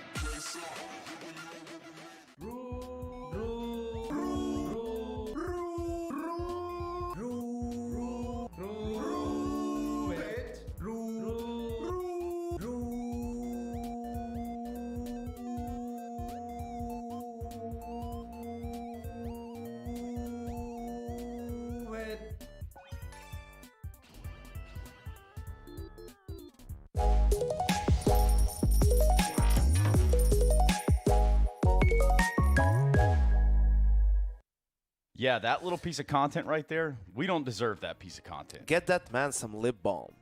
Yes. Just kidding, we're not doing that. And But whoever get the idea to create that content, give that man a raise. who gave you a gun? Yeah, I mean, Someone from upper management should pay some attention to that. actually, Trace just pointed out that I should keep my finger like this. Yeah, you never point a weapon at someone unless you intend To pull the trigger. Yes. Treat every weapon even if it's loaded. Even as if it's loaded every time. Speaking of which, a loaded series that we have here, that, by the way, isn't a real weapon. It's not a real gun. This is obviously a replica, and this is Asimov. Yeah, it's a cool paint job, honestly. It's quite heavy though as well. It's an airsoft gun, I think. Yeah. Speaking of which, guns in the server. Going off back and forth over and over, but we get Dust 2, we get Big. Does this look better than the last time these two teams met up, Kassad? Looks better for Big, definitely. I mean, they controlled the whole game. You know, FaZe was like, you know, had their moments, but I feel like Big was, you know, not so dominant like against, you know, Cloud9 yesterday, but they definitely controlled the game in both halves, and I think 16-13 is closer than, you know, it should be. It was a couple of clutches from Twists and someone else, but definitely Big was straight up better on this map. Yeah, without a doubt. And also, I think you look at the stats, and Brocky is the one that stands out the most, right? Like, he's been the best performer for FaZe so far in this tournament, the MVP candidate up there with Searson for the whole event, and was really nowhere to be seen on Dust 2, right? Could just be a slow start, which is what I expected to be, and I think he's going to play better on the next two maps. But still, you know, if he only could have contributed a little bit more in a 16-13 game, probably enough for FaZe to eke out a win. Now, for the side of Big, Keto was tearing that ass up. To put it lightly, of course. Okay. Yeah, as a stand-in, right, was doing a great job. T-side as well, finding some openings, helping his team. And I think also it's interesting, like, you made the point that you don't think Big is going to have the same, like, lockdown CT side, and I agreed. But they did manage to do it yet again. Helped a little bit by the, you know, fact that FaZe forced a couple of times early on to try to break the economy of Big. Didn't work out, and they had a great read for a late long take, like a late long split where they had two players close to doors. So it seems like Big kind of understands like how FaZe approaches the map. I feel like we have the same situation like yesterday's semifinals. You know, Big have to, you know, after the first map against Cloud9, they went into the second one, which was Inferno. Now they have Nuke starting on the CT side again. Maybe we can see some aggression all over again like they did yesterday. But on the other side, we have FaZe, who lost yesterday against Astralis in the first map 16-13 again. And coming into the second map, they kind of woke up and delivered the swift two maps after that. So kind of similar situation like yesterday, you know. So let's see how teams bounce back today. Is it going to be the same? Is Big going to be more hyped up than yesterday, or FaZe is going to do the same thing and bring it back? You know, I do have to wonder, Yanko, if Big can pick up Nuke, if they can just secure this outright right now. I mean, it's possible, but I don't think that's going to happen. I agree with Kassad that I believe it's more of a situation like yesterday versus Astralis, where they were just off to a slow start. They lose the first map, right? I think it was also 16-13 on overpass against Astralis, and then they just kind of get their stuff together, Trace. Yes. Start playing better and just walk out with a comfortable 2-1 win on the last two maps. I think it's the key for them not to fall into some sort of, you know, Twilight Zone half kind of thing where they can lose like double digits, like Big getting 11 or 12 rounds on their city side. I think what will wake them up is definitely, you know, getting first couple of gun rounds under their belt. And it doesn't have to be the pistol. Pistol will be obviously an extra, but you know how those pistols go. It's just usually random things, right?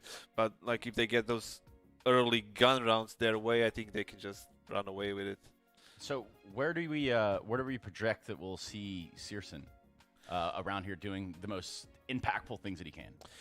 It's interesting what they're doing a little bit Big. They're leaving him almost as a lurk, like like in mid to late round situations. If they get control of Secret or if they're working yard heavily, like they leave him because it's so easy to punish the lobby push with an op. I mean, you know, if a guy wants to walk through door and you're holding it with an op, you're going to get a free kill. Then you can fall back. You can let the guy that pushes hot to take control of lobby, right? Like, you have the information, you got the kill, you have the advantage, and then you just play it out. So I'm interested to see how that develops still, like how much impact he can have playing in that sort of a way. He found a good amount of kills playing that way. I would like to see that being used as a, guess what, Trace? Trap.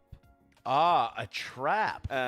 Which is like Yanko explained, it's super easy to get a kill if somebody's walking into lobby while you're holding with an op, right? That's just a straight up free kill. But then you are trading and losing some sort of map control outside, because obviously op, you know, from the outside to T-red into the leather base or secret or any kind of position like that can secure a kill, and if you kill another opper on the other side, so you can just take this whole area, right? But so it has like positives and negatives that, but I would definitely use something like that as a trap for the teams that are like taking lobby when they lose yard. And we can't for the FaZe side, we can't afford to have Brokey have a slow start again, right? Yeah, absolutely. He needs to play better. I mean, he's been their best performer so far at this event. Also, just, you know, having the op, it's a big responsibility as well. So you just need to kind of step it up a little bit, refocus, and yeah, that's it. I'll take Brokey having a slow game if somebody else next to Twist wakes up. You know, if Robs is there dropping over 25 kills and Twist is having another good game, Brokey can still have his 12 or 11 frags, and it should be enough to be 1-1, right? But it cannot be just Twist and then nobody else, right? Yeah. It just has to be some sort of help there for FaZe. But I do believe, you know, in all, again, we're looking at the logical things here, the situations yesterday and then throughout the event, and how FaZe always play the like weaker first map rather than the second and third. It should go in a favor of FaZe, at least this second map, just because, you know, they're a lot more compact team. Well, yeah. Hey, so I think we've basically said all that we can. I think we're ready to get into the game. So map 2 of this grand final, this best of 3 grand final featuring FaZe and Big, starts now. Well, hopefully we're going to see FaZe with a little bit more flex behind them, because Big will look so well prepared. They took that first map, and even if FaZe tried to fight back, it wasn't enough at the end. So, Jason, did anyone else pick Big for this? I feel like everyone else must have picked FaZe, surely. Yeah, I have to imagine everyone else picked FaZe, which is still, I mean, let's be honest. I think that's still kind of I don't know if likelier is the right word, but it's still very much in the realm of possibility, considering we're going to Nuke next. It's their map pick. You'd expect to see them a little bit more polished. And as the guy said, underperformance on Dust 2 from Brokey. He has a little bit of a better game. I mean, that Dust 2, we saw how close it got at the end. That could be entirely different. So Nuke's going to be a completely different beast. And remember, too, this FaZe team, while they've been struggling in the past couple events that they've been to, one thing that marked their rise in the first place and their dominance of the first quarter of the year was the fact that they had so many impressive comebacks, not only in individual matches, but in series as well. So we know these guys have it in them to come back in the game. I don't think there's any super big reason to be worried quite yet if you're FaZe. You're just kind of coming into this out of the break and just being supremely confident on Nuke. They should be. Hopefully they are as well. We'll find out right now. Big going to be starting on the CT side with FaZe on the T side, and oh yeah, this should be a good chance for them to make it back and show what they're all about here. Yes, indeed. FaZe starting on the T side of Nuke. Big starting on the CT side. Pistol round underway. Over towards ramp room we go. We have aggression from both sides. tabseN going to tuck himself behind the door on the right side. He's got searson in the back to bait, to pull players into his position. But if he's not perfect there, missing a couple shots, and he's going to push. He's going to choose to take a timing. And he is dispatched with ease. Oh, searson, one missed opportunity right there. They don't want to challenge it too much. Like, all right, there's one in ramp, hard on the ramp. Let's leave it alone for now. Dooley's up close on Crimbo. That could be real important. If they're all going to be coming through, he needs all the bullets. Well, it doesn't matter. He doesn't even pull the trigger at all. Kerrigan flies right into his face, and that's the end of the round for him. Keto in a lot of trouble here as well. Way too many people charging him. Tizian tries to fight. Had a moment where they were all preoccupied looking at Keto, but now that moment has come and gone, and it's on searson. And they knew where he was. They knew he was ramp all along, so this is not going to be a surprise. Very hard retake, if not impossible here. Yeah, I think impossible is the operative word there.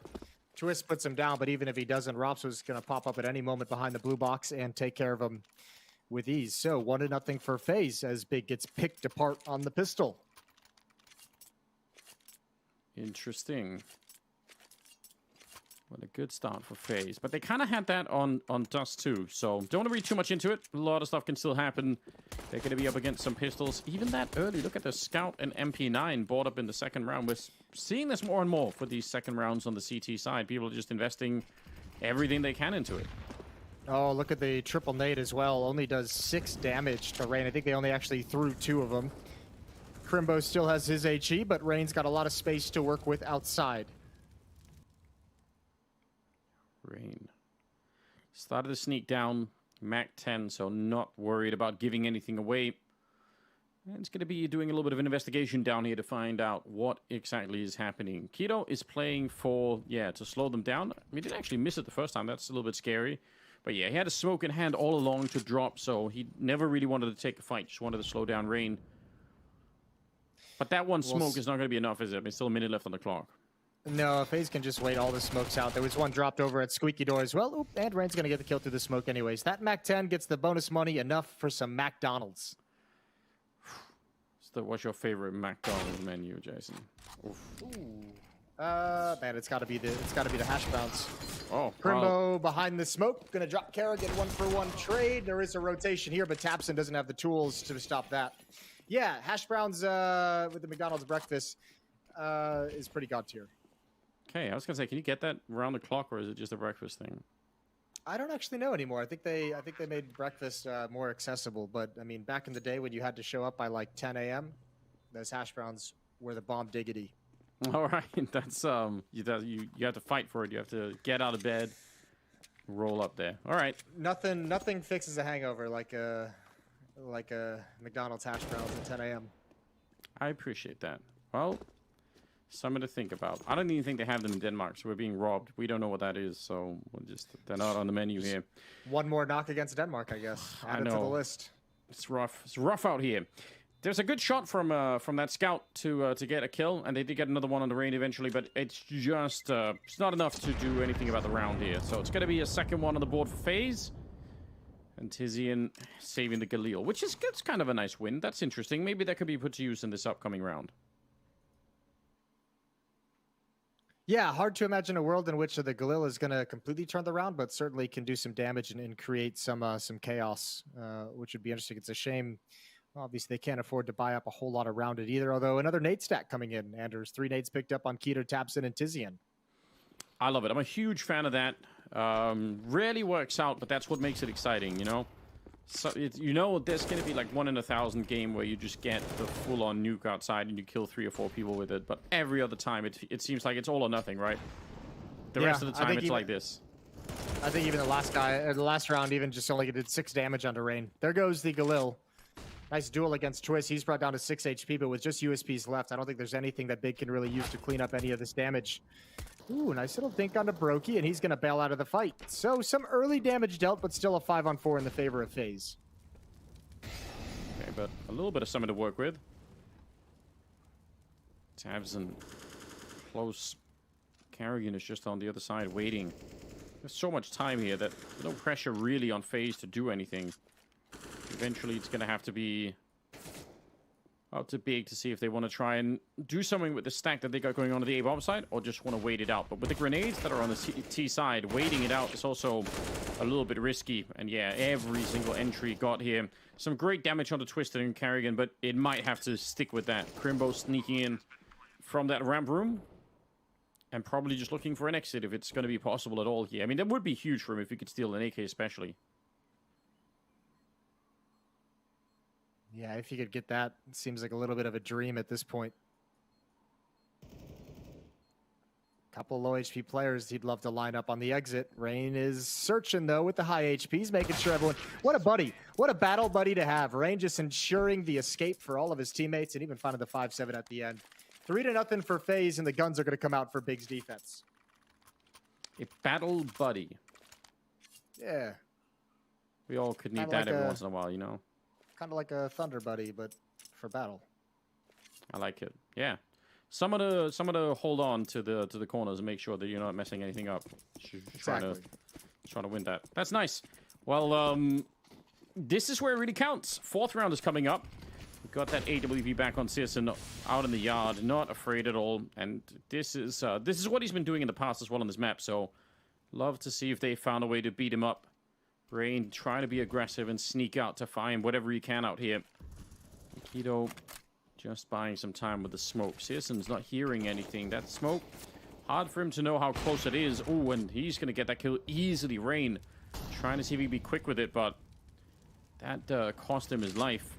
And Kerrigan, does he want to try and follow it up or play through the smoke? He seems like he wants to go into garage and find any kind of an opening here, but that's a good start for Big nonetheless. Yeah, tabseN's kind of got the real difficult job outside keeping track of yard because Kerrigan has slipped by. If they thought Rain was the only one out here, they're in trouble. Kerrigan at the moment, as the in-game leader too, is going to be able to organize his team to hit towards whichever part of the map he wants to backstab. It could be ramp, could be up heaven.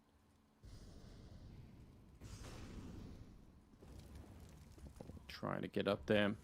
It's possible. He's deep in right now.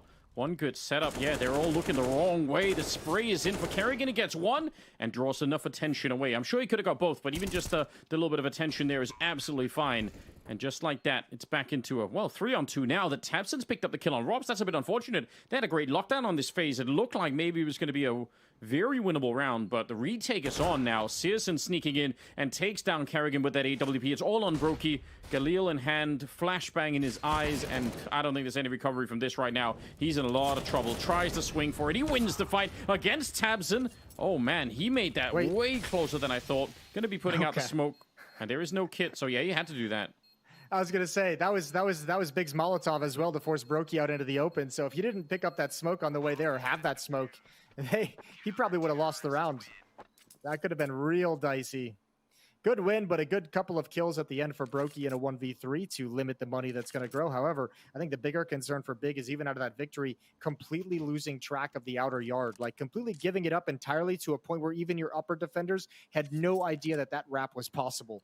Thankfully, with that push in ramp room, they actually had like a pretty quick flank, I guess, through lobby to come back in through the hut. Yeah, that surely was the upside. Pretty important stuff. Once you lose that high ground advantage and you get backstabbed by Kerrigan, that normally would mean the end of the round, you'd have to assume, but nicely done. 1-3. Searson, what an aggressive position. Twist kind of, you could tell from the way that he peeked that, was thinking about it, but maybe not fully believing it, so interesting stuff. Crimbo going to be finding Kerrigan, and it's going to be a 2-3. Oh, that's such a dick move to have that kind of a push with the 5-7. If you're FaZe as well, you have to know that this bomb is being watched. Smoke towards the main choke, but they still have no idea Rops is inside of hut. He could actually be a little bit of an X factor in this round. Oh, he is. Oh, that's Rain, sorry. Dinked through the smoke. Nice. Execute. Keto on the return with the Deagle. Take down Robs. Still a chance here, even if they're running into a little bit of trouble in the lobby. They've picked up the bomb against, at least they recover that much. Searson going to be sneaking in. Again, he's up close. Hard angle to check this one if you're coming in from the T side. They're going to make a run for it, and that's going to be heard on the other side. And already downstairs is Tizian, so if they just run straight for it, he is at least going to have a little bit of advance warning that they're coming.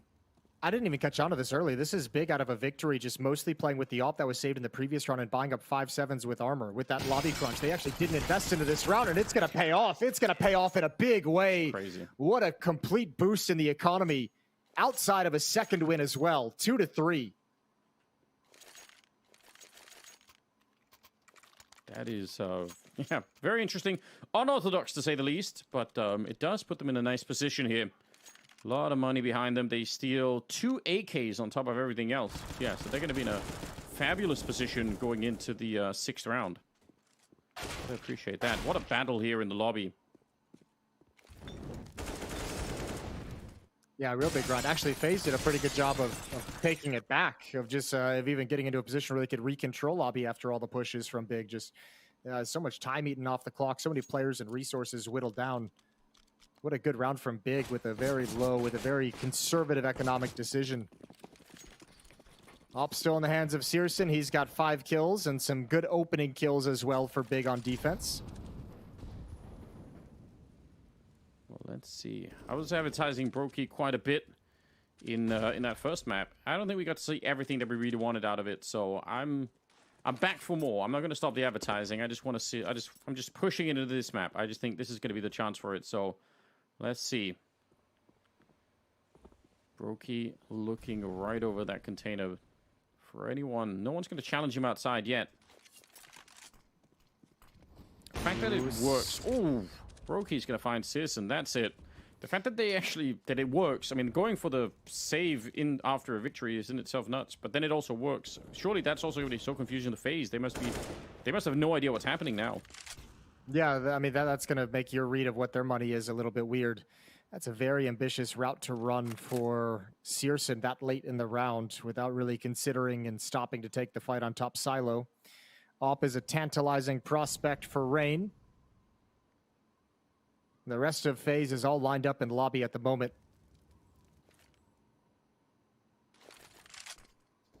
Still 35 seconds, so they could go for this A bomb site. Kerrigan, I think, throwing the bomb back and trying to lead the charge here with the Galil. Tabson outside. If he can stop Rain from getting in to join his teammates, that might be huge. Good little trade there. There's Tabson with the kill, so Rain is out of the picture. And now it's just all on the main portion of this attack, coming through the hut and lobby. So we'll see if they're going to be able to twist with an opening on Tabson. And they should be able to get the bomb plant down. The grenade is not going to stop anyone. It's a lot of damage. But still, a 2-on-3 for the retake here. FaZe in a good position here. Are they even going to go for it here? They're low on health. I guess not. I think they got to save. Yeah, with Keto brought down to 19 HP, it's not worth it. You'd lose a lot of weapons. So still in the next round, you can see Searson 4,400, Tapson 3,400, Tizian 3K. I mean, they're going to be able to buy in the next round. That AWP will get passed over. Searson will drop an M4 in return and plenty of cash for another strong big buy on the CT side. But good take from FaZe.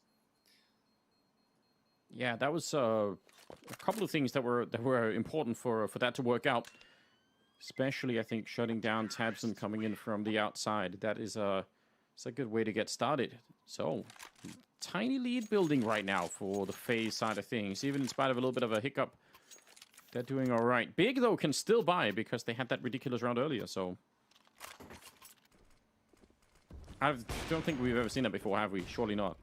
Well, I mean, there's a certain level of irony as well in doing it against Kerrigan, because he's said a couple times over the years, like if you go back to that Boston Major final that they lost, like one of his, I don't want to call it regrets, but one of his things is there was that weird economic round at a certain point where they won a round but couldn't really afford to buy, and they choose to force buy.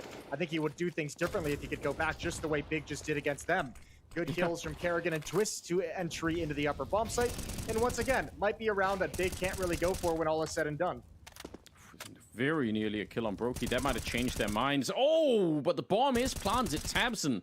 Long fight through the smoke, and he picks up Brokey. That's wild. That is, yeah, I don't know. They're sort of still circling around a little bit. One of them in the vent. I don't know. They'd have to get one more miraculous kill like that for this to even be close. Smokes are up, setting up a couple of flashes to go through. It still feels like a very difficult retake that might be coming up for your Big. They're going to be trying it anyway. Searson's already caught, and that might be the signal, yeah, for the rest of them to back on out. It's not worth it any longer. Yeah, I'm surprised they even went for that as well. Twist had one final smoke to drop up in heaven, and Big this time is losing all of the guns. 5-2 lead for FaZe.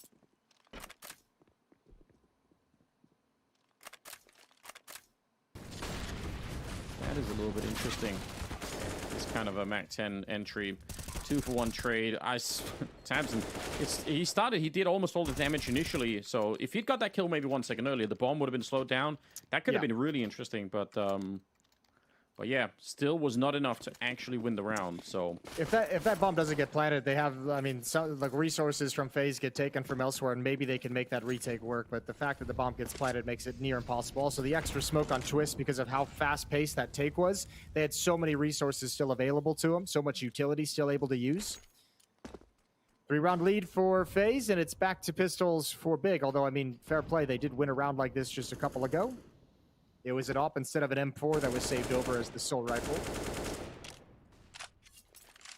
It's possible that they could do some damage, although those lobby crunches are, you know, you could do it every once in a while, but if you do too much in one half, then the T side is going to start to get really, really paranoid about it and probably will have a lot of people looking for it. So I'm assuming it'll be harder to pulled that kind of a trick. At least Crimbo, though. This is... Oh, wow.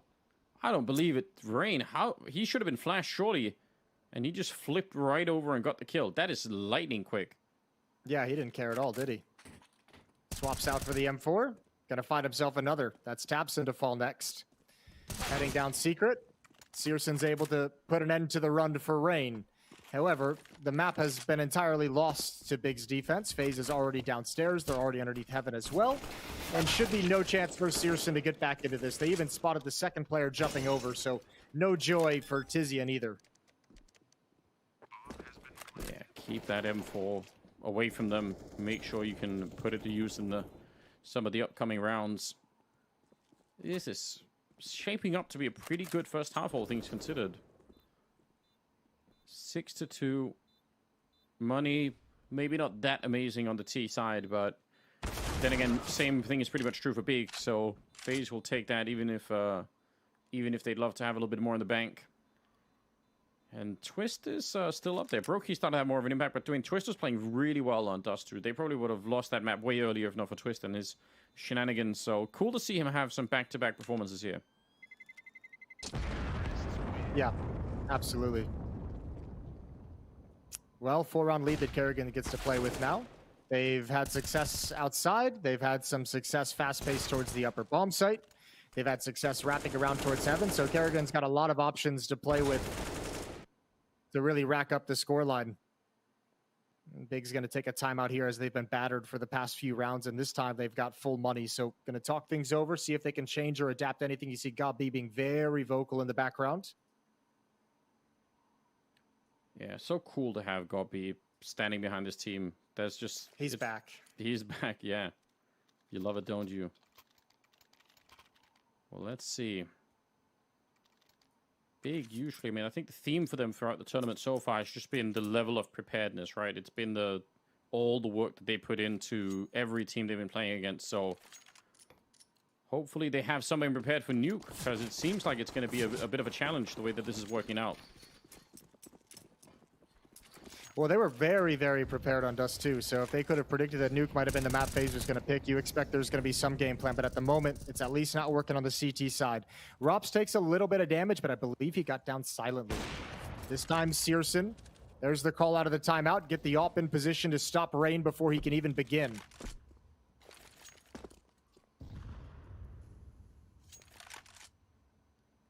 Yeah, 2-for-1 trade in favor of Big. Does put them a little bit of a rest at rest, surely. Ooh, but the timing here for Robs, he just walks in and searson's unable to react to that kill at all. That's unfortunate, and right back into a 3-on-3.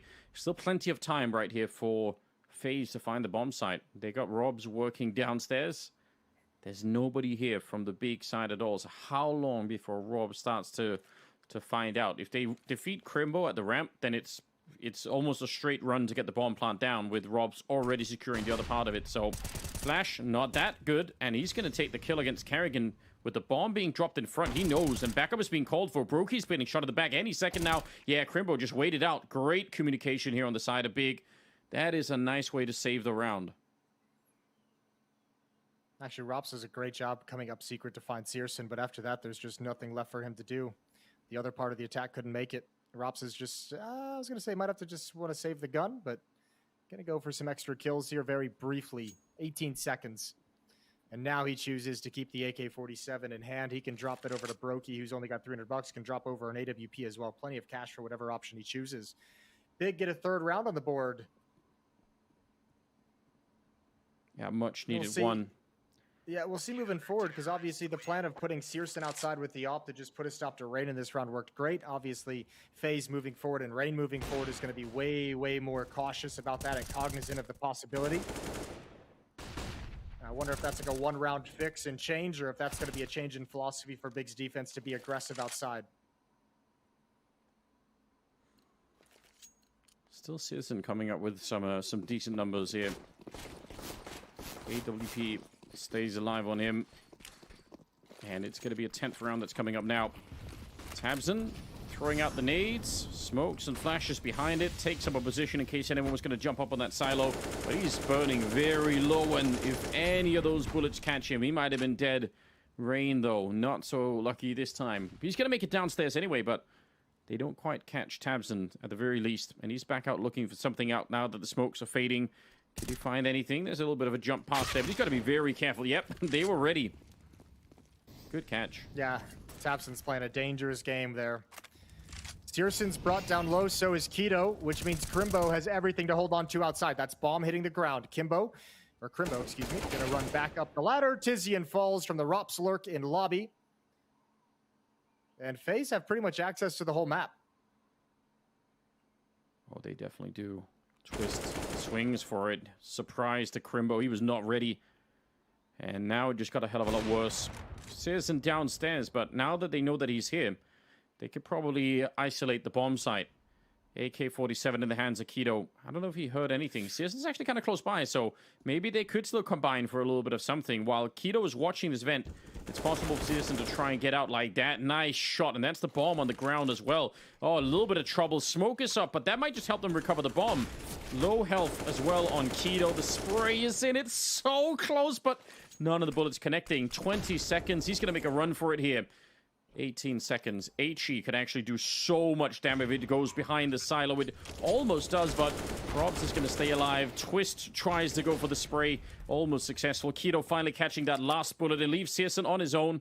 1 versus 2. He's picked up the 5-7 instead. Thrown away that AWP. He gets one, and then he gets the second as well. Oh, what a bold play. Yeah, he's back for that AWP now. And that is a close round that BIG absolutely needed. That's a grimy 2v3 to win. And searsaN, you're right. That smoke actually helps FaZe pick up the bomb and get to the bomb site, but searsaN had to use to get cover up to come up out of the vents. Oh my god, the fact that the bomb as well had to cross Squeaky Door, that round, FaZe could have won it in a myriad of different ways, but the fact that the bomb was isolated from that fight from Crimbo earlier is so painful. So painful with 55 seconds on the clock. That could have, I don't know, that could have gone wrong 100 different ways, it feels like, for BIG before it even got started. They were so low on health. Some of that spray coming through the smoke, I mean, if that catches any one of them, or maybe even both, it's just done with. What a crazy round. Well, they're going to keep up the pressure, and I don't really blame them, FaZe. They know that economy on the BIG side has got to be low. They want to rush for it. tabseN takes down Twist, and this defense is holding right now. The fire not spreading enough to catch that hot player in Keto, and he's going to be able to stick around. Now they've got 3 kills and none on the FaZe side yet. Rain sneaking in, but doesn't check it. This is great. Huge round for BIG, because they just lost everything nearly in that previous round, and now a flawless one here. Yeah, that's awesome. That's exactly what the doctor ordered for BIG's defense. Flawless victory, 5 players survived, plenty of money. And the good thing, too, is this is one of the things that FaZe had won on a couple times earlier in this half. So BIG showing that finally they can shut down some kind of fast upper bomb site play. So take that option away from the FaZe attack, and all of a sudden you've put him back onto Deagles as well. BIG might just recover late in this half after a good start from FaZe. As you mentioned, just like Dust 2, BIG had a response there. They've got a response now on Nuke. Yeah, it feels like it. And Ooh, okay. Well, Rain answering back, but it's still, there's still time for the recovery, right? If they can get up to 6, maybe even 8 rounds here in the first half, it's still pretty decent for BIG. I think they're going to be all right with that. Harrigan going to be found last, and that ties up the scoreline. 6-6, with still searsaN doing a lot of the work, but the rest of the team still, putting in an effort as a unit of 5 there. Nobody really running away with it. searsaN, though, he's the man to beat right now if FaZe want to make it out in that yard. Yeah, he's been doing a good job ever since they put him out here with this AWP. Remember, he put a stop to Rain's Reign of Terror out of a timeout a few rounds ago, and since then they've been a little bit more aggressive outside, trying to ensure that FaZe can't just get the outer yard scot-free. We're all tied up at 6. tabseN out here initially again. This time, searsaN over in ramp room. They've been mobile with the op. It's Kerrigan with 2 of his closest friends outside. 3 of them, excuse me. This is scary. Robs, nice read, but oh my god, he didn't even stop for it, but searsaN is just so quick. I was going to say, when you peek that angle, you're not usually expecting the AWP, and especially because searsaN's been playing outside, so it's a nice mind game for him to be relocating back there. Shocked that Rob's turned around for the fight against Keto. That's some heads-up play, and now searsaN's going to be down here, and they have a little bit of a crossfire. It's broken up with the Molotov, though, and they'll be forced back. So trying to relocate. They really wanted to fight. Big are pretty aggressive down here. Yeah, but what do you do if you're FaZe? Because of the way that, you know, Rops actually killed Keto pushing lobby, they realize that Big knows lobby is clear. They realize that there's no presence outside the upper bomb site. So they've got to make a really, really tough decision, because you have to imagine if you're FaZe, you're reading that there's going to be a very strong defense at the lower bomb site as it is already. Well, under 40 seconds now. Tizian, that is a godlike flashbang to take him down. And a little bit of a spray coming in from Tabson. He was trying to see if he could get the job done with that M4, conserving the bullets, of course. But it's not enough. He couldn't find the straight headshot to make that work. And now 2 versus 3.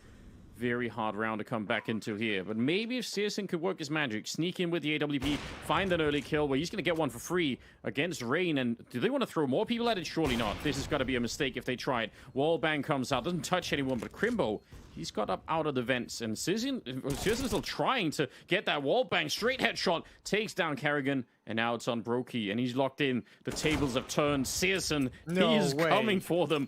Oh, round for round, he's making it work. A triple in this one, landing himself at 17 kills. And that is going to be the lead for Big, 7-6. What a beast right now. csgo is just absolutely incredible. The 1-on-2 clutch earlier, some opening picks as well with the AWP. Now he's doing it in the post plants as well. This is wild. csgo just can't be stopped. That is not an easy shot to hit. No. That's a very small, quick gap. Big's up 7-6. And map 2 of the grand finals as well. Remember, they won Dust 2 if you're just tuning into the second map of Nuke. If Big wins Nuke, they win the grand finals. Yeah, And crazy to 150,000. imagine. Think of the caliber of teams that we had going into this. I mean, I could think of a fair few teams I would have picked to defeat Big overall in the tournament, but they've proven themselves step by step. And right now, FaZe are probably a bit shell-shocked. We're not seeing the kind of response as well. I mean, Brokey's been playing fine enough. Him and Twist are both at, 10 and 11 kills here, but the impact, the rounds that csgo control right here, it's something else, and they need to find a way to stop that from happening. Nice spray there from Keto. Kerrigan, awkward angle to try and take that fight. So, going to be 2 opening kills for Big to start this 14th round with.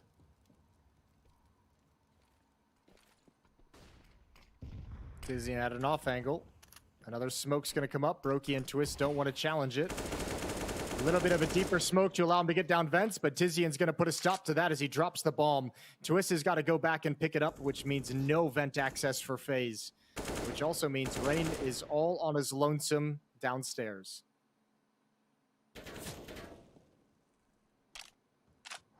I don't know. I mean, there's not much to do right now. Oh, this is so tough. They had that big economy broken in such a massive way throughout large stretches of this first half here. Even in spite of Big trying to stay, reasonable with the money that they had, it still was not easy. And they're going to be running away, just trying to save what they can into the 15th round. So, yeah, Big really, they made it through the eye of the needle on this one. And they're going to be at 8 rounds going into 15th round. Chance to get 9 overall, that would be a huge recovery. At some points, it definitely looked like FaZe were going to take over this first half entirely. Yeah, what was the score at one point? Like 4-2, 5-2 or something in the favor of FaZe? Yeah, I mean, that's actually 6-2 even. And a 6-round run for Big. This is absolutely mental. Good job all across the board. 17 kills for csgo in the opening half. I think back on Dust 2, it was Keto who had the incredible first half. He got up to 18 kills before the halftime came into play. So on top of just solid game plan, seemingly just good individual performances on top of everything. Deep Molotov, and there goes Rain. Never expected that peak from Keto. Tizian even wanted to get frisky in lobby, but with that 1 kill, he's going to preserve the 5-on-4 advantage and back off. Great play. No reason to keep pressing that issue. Once you've completed that first one, it's all going to be good.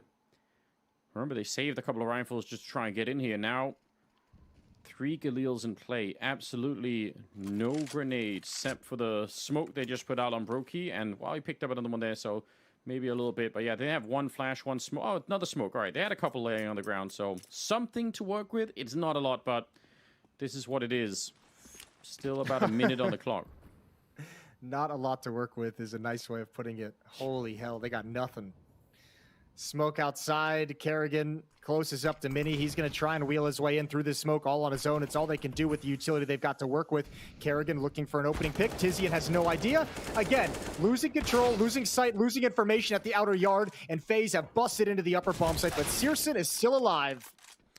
Yes, he is, but so far so good for FaZe. This is impressive. They nearly doubled up for Searson. That would have been a nightmare. Or underhanding that nade down. Robs, if he'd kept going forward, he would have been blown up already. But now it's on Crimbo. Picking up the AWP. Yeah, that you can do it. Just missed by an inch. 20 seconds. And what do they want to do here? Smoking it up. Crimbo's going to try and challenge it. He can't miss a shot right now, or he's going to be dead. There's one. Down on the low ground. He tries it. That is so bold. Oh, if that would have worked out, it would have been beautiful. But regardless, it's an 8-7 finish in the first half in favor of Big. Oh, my Lord. I don't even know if that was bold. That was just desperation. But, boy, if he had hit that, that would have, I mean, just call it right there. 8-7 for Big. What a great CT half. Surely mentally no recovering from that if you get no scope falling down like that. But yeah, if he wins that battle in your phase, you're just like, well, we can't do anything right. No matter what we do, something's always going to go wrong. And boy, that felt like it could have been close.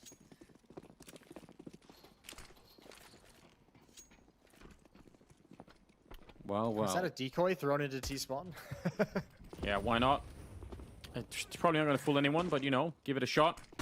Here we go, making the jump pass. Rain knows he's going to be able to call it out. Good communication here. Kerrigan ready to receive as they try to come through the window down towards Hell. So, nice double. And yeah, Rain, just the fact that he heard and spotted them jumping past is obviously super important. Kerrigan doesn't have to do too much more right now. Ooh, bomb gets planted. That is a little bit of a freak moment.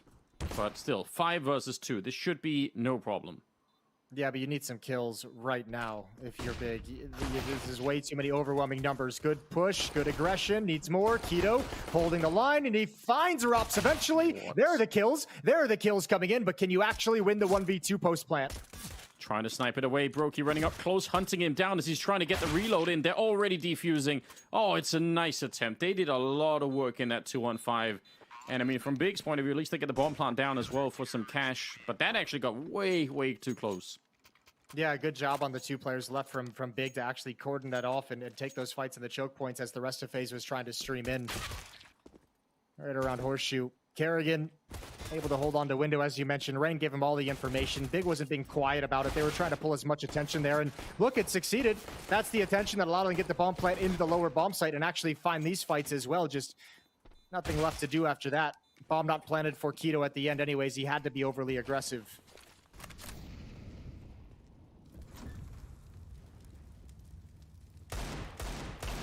Tizian trying for an opening. A little bit of a deagle and a prayer.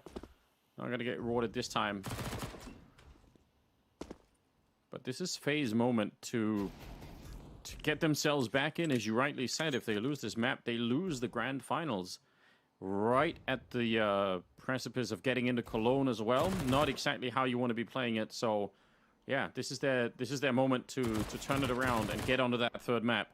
Rob's going to be finding Keto. Tabson wanted to swing with that deagle, but ooh, he actually gets the kill. I was going to say the aim punch surely would have made that impossible, but somehow he's able to.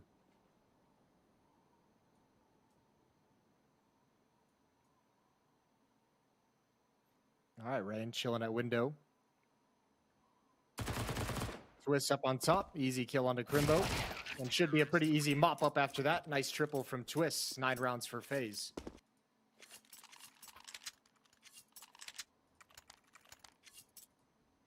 Well, one step in the right direction. I'm not feeling super confident right now in what they're showing us here on the FaZe side. Gonna need to show a little bit more stability. But at least they have the lead, and at least they have a little bit of money to work with, so some signs of life.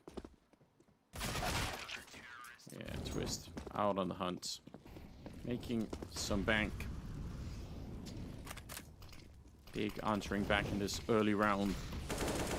Ooh, I was going to say AW and CS, but it's Tabson to start with. Dropping Rain at the edge of the smoke. Just a great angle to take that fight with. And Twist up here. There's a lot of people on the other side. If you swing for it, it's going to be hard to win a battle against 3 people with AKs on the other side. Rob's a huge off angle right now.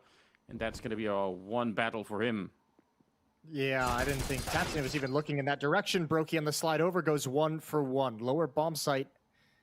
Big has access, but FaZe has dropped 2 defenders down as well. Kerrigan's hustled down vents. Rops is down outside as well. The longer Big take here, this lurk is going to be so impactful. Rops isn't slowing down at all as well. Smoke is going to hold them back and put him in perfect position for a multi-kill from Rops. Oh, he's in such a good position.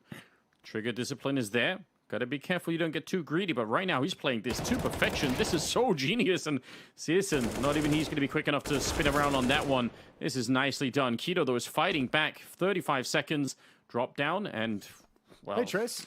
What's up, baby? Taking all the spotlight away from us now, isn't he? Dr. Trace, in fact. Kerrigan gonna find him. And, yeah, he had to run. He was running out of time, so he had to make a lot of noise moving around. It's unfortunate. And ultimately, it'll be another round for FaZe. That flank was impressive, wasn't it? Yeah, well, not only the flank, but the smoke as well into the door to just hold that at bay. I mean, you could even, the player who's wrapping around up top, Keto, he actually could have made that play a little bit earlier as well. That would have allowed them to move forward faster. But, I mean, how can you really predict that this flank is going to come in from Rops? Well done. 10-8. That really brings it back. 2-round lead. Denying the first buy out of Big, making sure that FaZe are in a slightly more comfortable position here. Oh, but Tabson, he's on the run with the Tech-9. Goodbye, Dink. Just puts him on notice. Yeah. Well, good that he has some friends down there. Oh my god, what is going on? Crimbo, again, the run and gun with a Tech-9. Rain wants to stop this from happening, and he is going to find the perfect timing. Confident that there's only going to be the 2 of them, and now he's fighting at range. Still got a minute left. 2-on-2. Grenade does a little bit, but he's got some backup here in Kerrigan, and that's really what matters. Oh, he's got to be careful, though. Nice smoke from Kerrigan to help him out. Yeah, and actually, are they aware of the reposition? They have to consider it now. And Kerrigan, they still don't know where his position is. Bomb is dropped deep in the site. They've got 50 seconds to work with any mistake, and there it is. Rain comes back to try and flirt with the gap, but because of the time, Big can be so patient.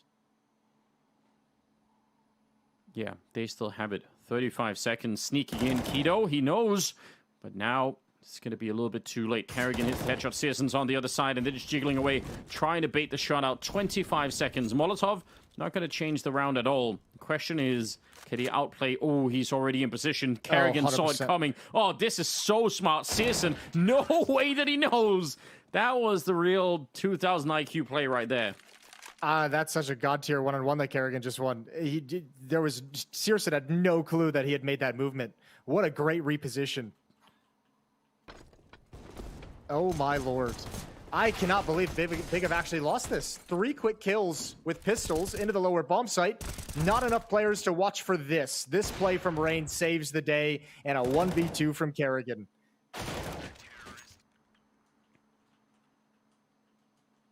Wow. This is an unpredictable game right now. Looked like they were about to wipe out FaZe with just Tech-9s, but last-minute recovery. That should put them on notice again. They can't take anything for granted in this game. Big are just... They're here to win this final, and they're keeping it super competitive, even in these rounds where they don't have a lot to work with. Yeah, they really are. But, I mean... Look, FaZe is starting to run away with this CT side, and remember, we always have this conversation too. Like, it's all good that you're doing this kind of damage to the economy, and look at the money on Twist and Kerrigan on Rain, even to a degree on Brokey. But if you don't ever get that breaking point, if you don't actually make it happen, this all goes to waste. And if it takes too long, you don't really have a whole lot of rounds to play with the advantage it's given you. So Big need a victory here pretty quick.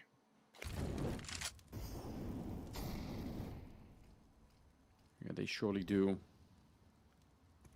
Brokey positioned up with the AWP down there. And that economy of theirs on the T side, I mean, it's not that it's much better now after that last round for FaZe, but they haven't really been able to roll anything forward here in the second half yet, Big, so we'll see. Rain denied the entry from the Molotov, spilling down onto the stairs. A little bit of a jump. That is so scary, but Brokey doesn't hit the shot. Yeah, Searson would have hit that. I was gonna say, yeah, I didn't want to be didn't want to be crude, but you're right. He might have. I got you. Don't worry. Just appreciate All it. right, Rain by the stairs in secret, looking for the headshot angle. Taps in as well over the top. AK wins this battle. Rain's gonna bail out. He's got some information. Hasn't caused any movement in the rest of the FaZe defense just yet. Look at the time on the clock here. 30 seconds as they started to make their way downstairs. But this is one of those moments where you have to say not a lot could go wrong. They don't have any smokes for the bomb plant. They've got one flashbang, and as soon as they crack open a door or shoot open a window or anything, they're all in. And this is 15 seconds now. This has to be flawless. Here they come out on the low ground of the bomb site, and it is flawless. Tapson and Searson with the 2 opening kills that they needed, and that's the round. Wow. That's the round. It was exactly flawless. It does not get much more flawless than that. Oh, even better because Chizian's on the hunt. 3 weapons saved, and FaZe might have been able to put them together for the next round, but if you take away one more, they definitely can't. Here with 2, oh, they finally got it. They got the flawless take that you talked about, Enders. They got the economic break that I was talking about as well. I mean, that's cutting it way too close. But yeah, but it works, it works. So can't really complain, can we? Interesting stuff. Well, I mean, that's just good protocols as well in that kind of a situation. Obviously, with Searson watching way up top deep for the swing from Rops. And obviously an instantaneous headshot. Rain thinks they're going to come from his left side of the silo. They come around the other edge and just put him down. 11-9. It's a 2-round deficit now for Big, but they have money control.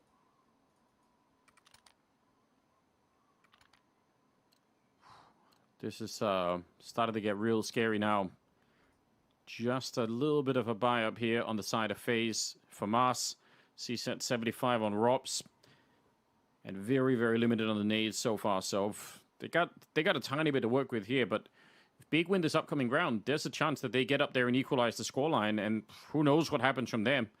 They still seem so relentless on the Big side. Again, a lot of what they're doing here, just you can tell that they've done their homework. Yeah. Well, I would honestly expect nothing different from Big as well. I think, you know, of all the ups and downs and inconsistencies in the team, I think that level of preparation has been a constant pretty much since the organization started itself. And I think that's, you know, got to be part of the culture that you have when you open up an organization. You have got to be affiliated with it in such a big way. No pun intended. Here we go, round 21. Off on Searson, AK's the rest of Big. It's the off that was saved on Brokey, and FaZe is forced into this. This is everything that they've got. Everything they have is here in this round. Oh, they're going for it. Keto with the opening, but I'm not sure it's enough right here. Tizian, he's still got some life left in him, but can he get out against Brokey is the question. 2 versus 3. The initial fight there could have maybe worked out, but it just, people kept showing up on the defensive side. And Rain down here, yep. Looking at the bomb, a little bit of a nod to that, so they know they can start to get everyone located. Robs is making sure that no one is sneaking through the vent, and if anyone tries to, you know, jump on this bomb site, he's going to be able to fly right up there with the CSET 75. So how do you get this round back if you're Searson and Tizian? At least they have some time, but that's pretty much it. They're just trying to clear out angles so they know they can just fight towards the bomb site, but without any kind of a flashbang, you're just dry peeking into the op of Brokey. One smoke to use on Searson if he feels like he wants it. HE grenade on Rain could do some damage, but won't find the kill. Tizian's just going to have to jiggle this peek out. There's the nade. There's the jiggle. Doesn't even matter. Rops up the vent, is going to find that kill, tapping away with the CZ, and it's FaZe sustaining at 12-9 and making sure they don't get completely broke. That's a good force up. Yeah, real important stuff. Would have been a nightmare if they would have actually cracked through this one. So FaZe cementing their lead once again, if not even their economy here. Yeah, but it still feels like every round is a struggle. It feels like they're not just cruising through FaZe the way that we saw they did against some teams earlier in the tournament. That's not what we're really witnessing. They're having to really put up a fight right now. All right, Rain. Burning Searson alive at the start. Gonna come back for another battle, another fight. Tabson drops him. 1-for-1 trade outside. It's all on Robs. Up on top of the boxes. 1-for-1 there as well. Broki's gonna slot into position. Missed an opportunity. And he's one of the X factors. The Desk talked about a solid, or a quiet performance on Dust 2, excuse me. In a loss. And here as well, missing a couple shots. Yeah, he's still one of the top performers on the team, but you're right. I mean, I think yesterday in the semifinal, we saw Broki hit every single shot. He missed nothing at all. Kerrigan trying to sneak through and steal the round in the middle of the bomb plant. That would have been quite something if you could have got even one or two of those, but instead it's Twist in a 1 versus 3, and we've learned anything from Dust 2, it's that you don't give him the fights. Just don't challenge him. He has the aim and the mechanics to win if you just keep battling him out, so just leave him to be. And Big are going to be able to get 10 on the board. And again, the money is just not there for FaZe. It hasn't been enough. Oh, it's a very wobbly second half for both teams right now. I'm not really sure who's going to end up winning this one. Well, the question now, FaZe is going to be another position where they might choose to force buy around this. Depending on the money of Rops, depending on the money of Twist, if he can afford to drop a gun over, I think he can drop a FAMAS over. Rops can also drop down to a FAMAS and buy. So decision to make for FaZe. I would almost half expect there to be a timeout to talk this one over. That's a nade and a Molotov combo to take down Searson, but it just didn't matter.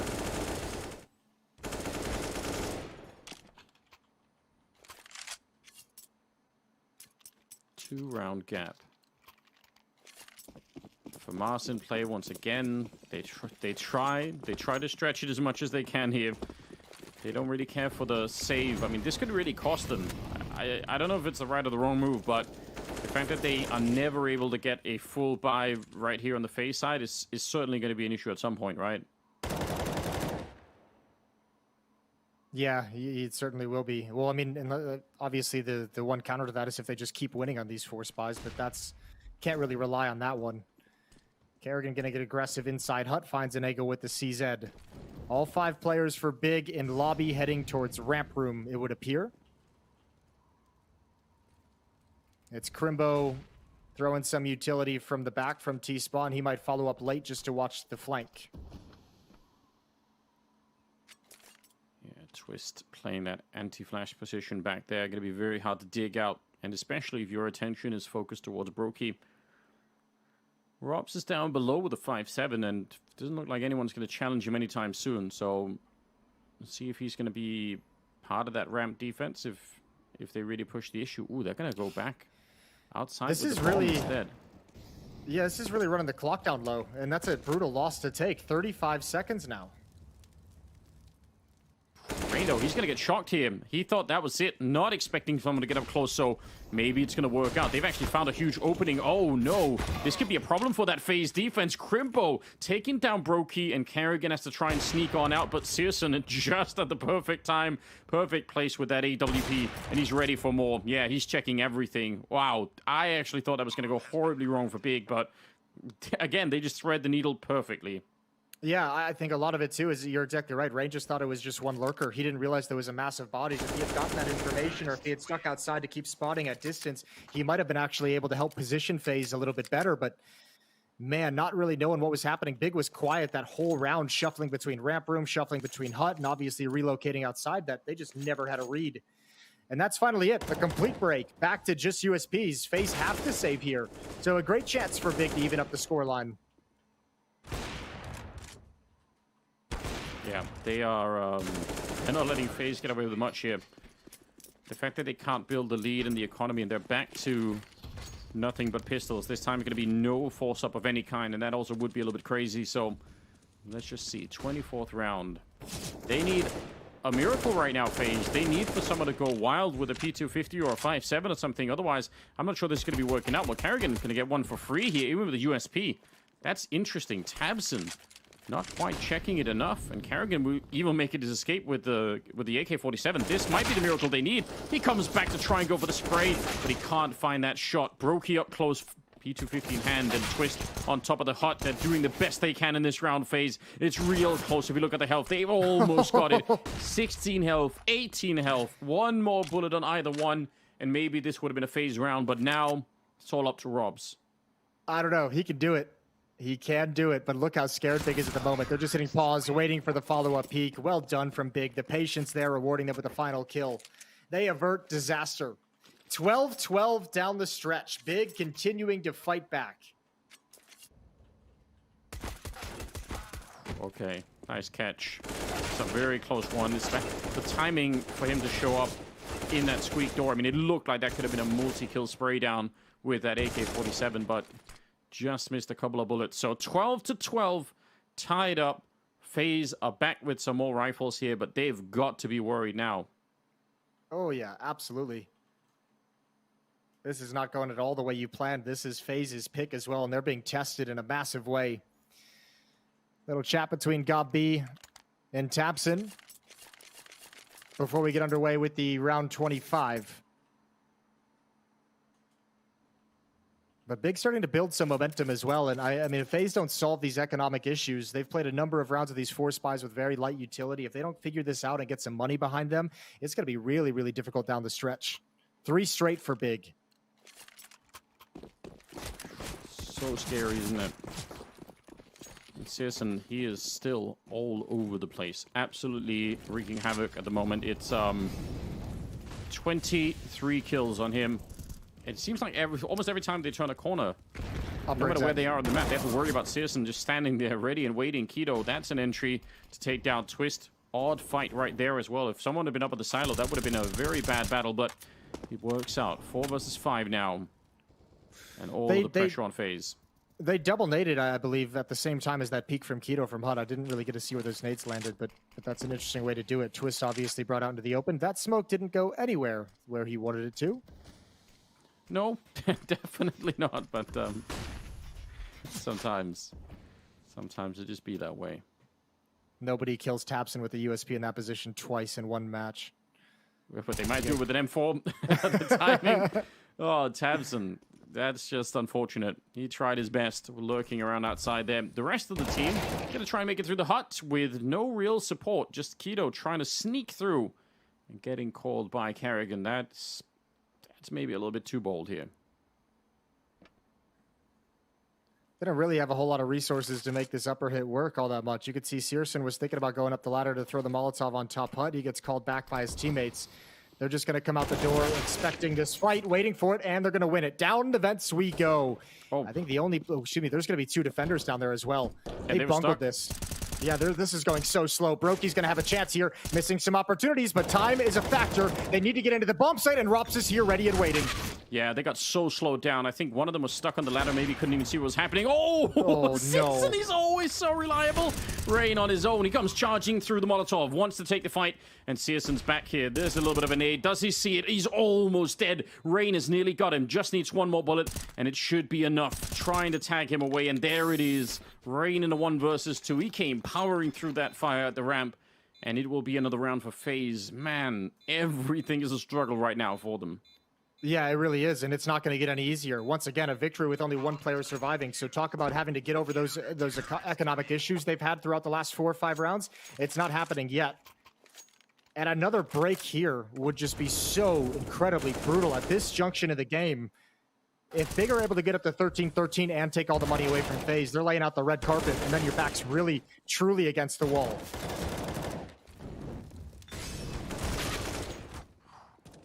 Man, this shot, though, it's so scary. Every time you see something like that, you think, surely they're going to be able to win this, but it doesn't change the fact that FaZe are up 1 round. They have a slightly better tools than some of the previous rounds. Still not that many nades. Maybe that's one of the things they're missing here. Crimbo's quick down into mini while csgo's being run outside. But the fact that Crimbo's there so early, that's actually horrifying for that A defense. Oh, yeah, it is. Yeah, this is a nightmare scenario. They have control of the upper bomb site. Everyone's going to get called back from secret. They say, screw it. And FaZe, with the money situation that they're in, I think they got to save. Yeah, they might not have a choice, right? Yeah, once this bomb goes down, I don't see a way that you can risk basically the entire map on a 4-on-4 retake when you're not in position, where you have no utility to get into position, and Big control the entire map. Yeah, they've already given up on it, and it's hard to really blame them for it. Even that kill doesn't change anything, so that's again, They get a little bit of leash, and Big, they pull them right back. Going to be tied up 13-13 now. How do they change this? They really... I mean, they need to shut that Big economy down themselves, right? They need... If they can win some back-to-back rounds here, FaZe, I mean, they're almost at the third map just doing that, but also they might actually get almost the third round for free just by closing out that the money on the T side. Oh, but this is actually painful. I don't know about this. This hunt, it's really kind of slipped away. Money is still okay, but that's 2 weapons given up right at the end for Big. However, just a nice, easy 1-kill victory for him. That's it. That's it. That was the round.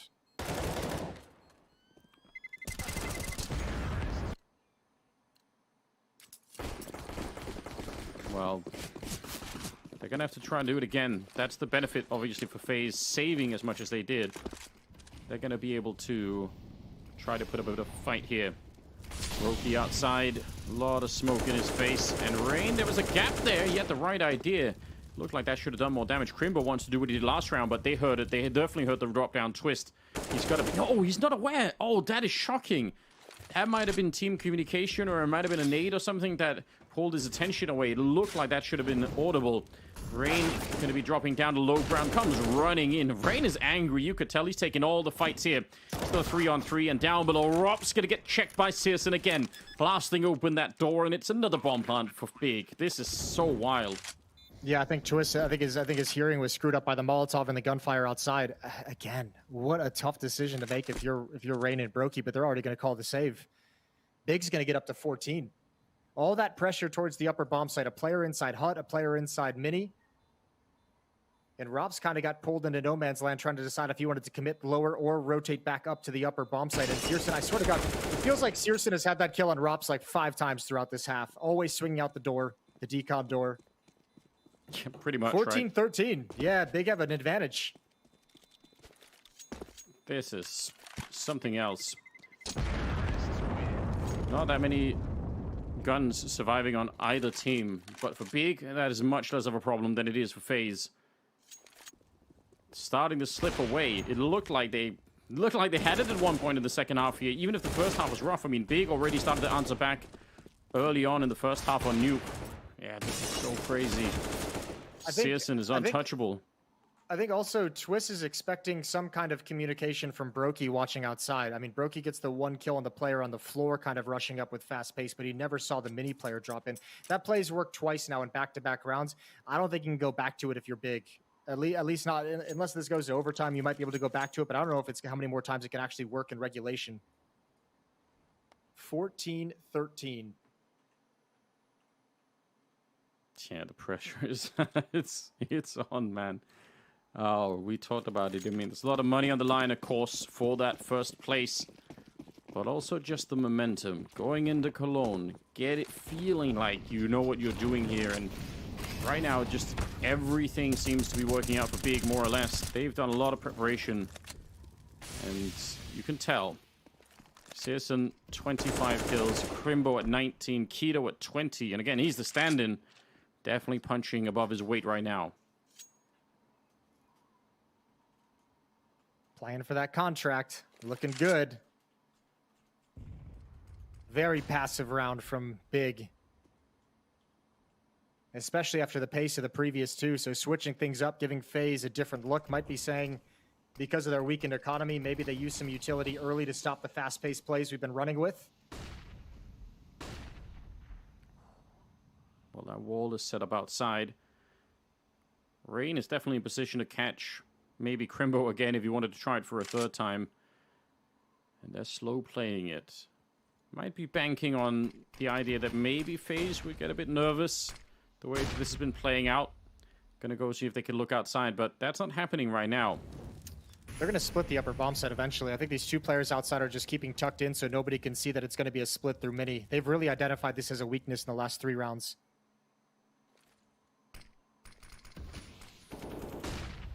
Kerrigan just a FAMAS up here. Not a lot of stopping power. Almost no nades left either on that CT side. Rain, though, not even reloading yet, and he's going to go down to Keto. Kerrigan is down on the ground at the bomb site. Got to be careful, but that is some real good spray. Coming in from the hut is Searson, but he's going to get checked from Twist up top, and they managed to hold on. They had a lot of people at this bomb site, so it's a great read from FaZe, and that'll put them at 14-14. Ooh, some of those guns they lost a few rounds ago for Big are coming back to haunt them here. Tizian with 1800, Tapson with 2750, but you're not saving in this round. Not when you're at 14-14. You want that one chance to close out the map, close out the series, and win the grand final.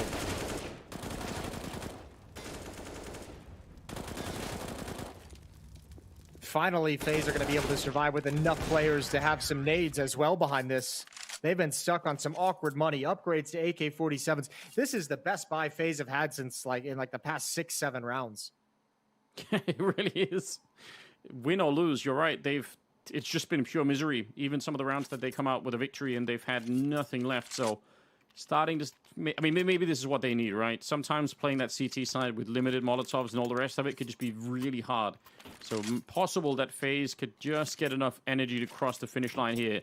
I hope they do. I'd love to see a third map between these two teams. This is a grand final after all. And they've struggled. You can't say they haven't been trying real hard. Brokey at 23 kills. So he is 2 behind Searson at the moment. He's had a lot of impact too.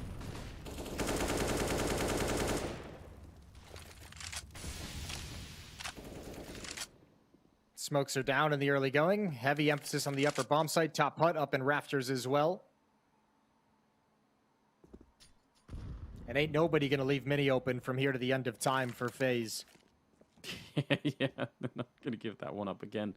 They're real far back with that AWP as well as Brokey. Just trying to put some distance between him and any AKs that might be coming out that way.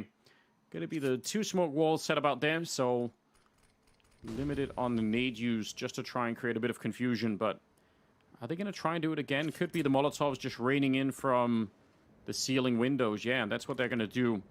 Still pretty decent defense on this A-bomb side.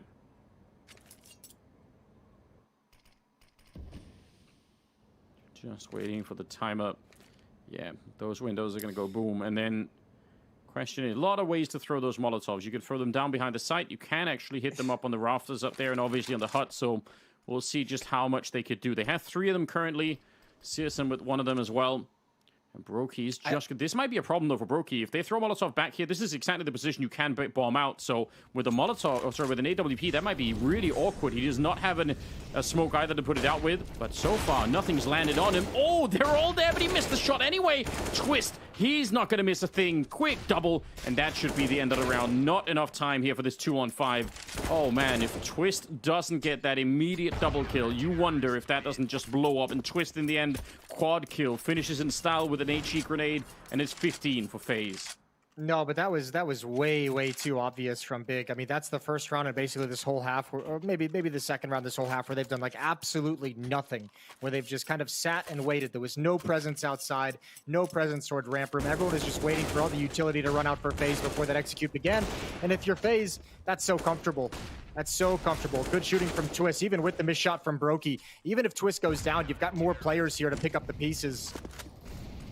This upper bomb site outside of Mini has kind of been locked down. Oh, the bomb took the worst tumble possible for Big. It tumbled further out into the open, and there's no recovering that.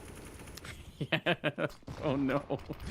Keto is trying to play for the team. He's like, don't worry, guys. I know I'm just a stand-in, but I'm going to try and fetch that bomb. Just way too deep in there. Couldn't quite find it. 15-14, and this round working out really well for FaZe at the moment. They don't have to panic about anything. No, map 3 is looking very likely. Rain is going to add to it. Another kill for him. Third map will be Mirage to decide these grand finals. And there's no chance of Big getting there. Brokey ready and waiting for this peek from Tizian. He's got that. Crimbo left alone. And FaZe have done it. What a way to survive a very effective Big offense. Yeah, absolutely great job. Twist, even in that last one, didn't want to go for the knife, wanted to close it out. It is FaZe winning the second map and putting us on to the third and final map at the grand finals. Man, that was an epic struggle for FaZe. I actually thought the whole way through, it looked to me like Big were going to somehow pull out another magic Searson round, but they made their way through. Yeah, his clutches in the first half were something real special, and I think a lot of that second half was them with such a money advantage, such a utility and weapon advantage over FaZe. Once FaZe finally settled that down, won a round with 4 players surviving, upgraded from MOUZ to AK-47s, it was no problem. But once Big just lost that advantage, it was all over. But still, a very cool T-half to kind of get back into, give themselves a chance to win. I thought it was a very impressive nuke despite a loss. Yeah, well done. We'll see who's going to be the champion, and that's coming up in the third and final map right after the break.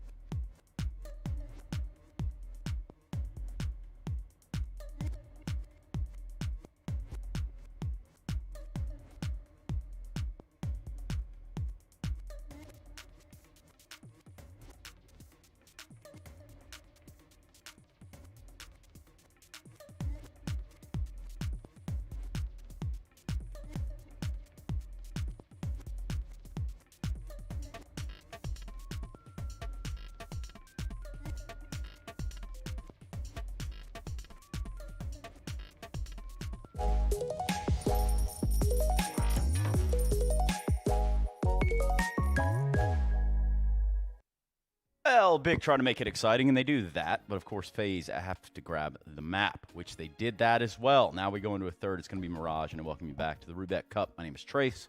Alongside of me are Yanko and Kassad. And, well, this one has turned into a series with some legs, Yanko. The Empire Strikes Back, Trace. Yes. Is the title of Nuke, really. The Empire nukes back. Yes.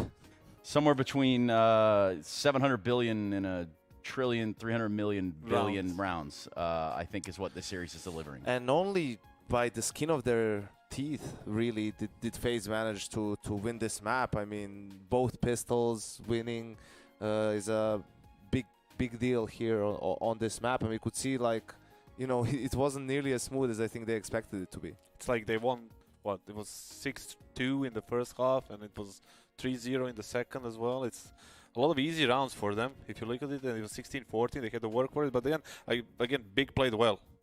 But again, we spoke about this before.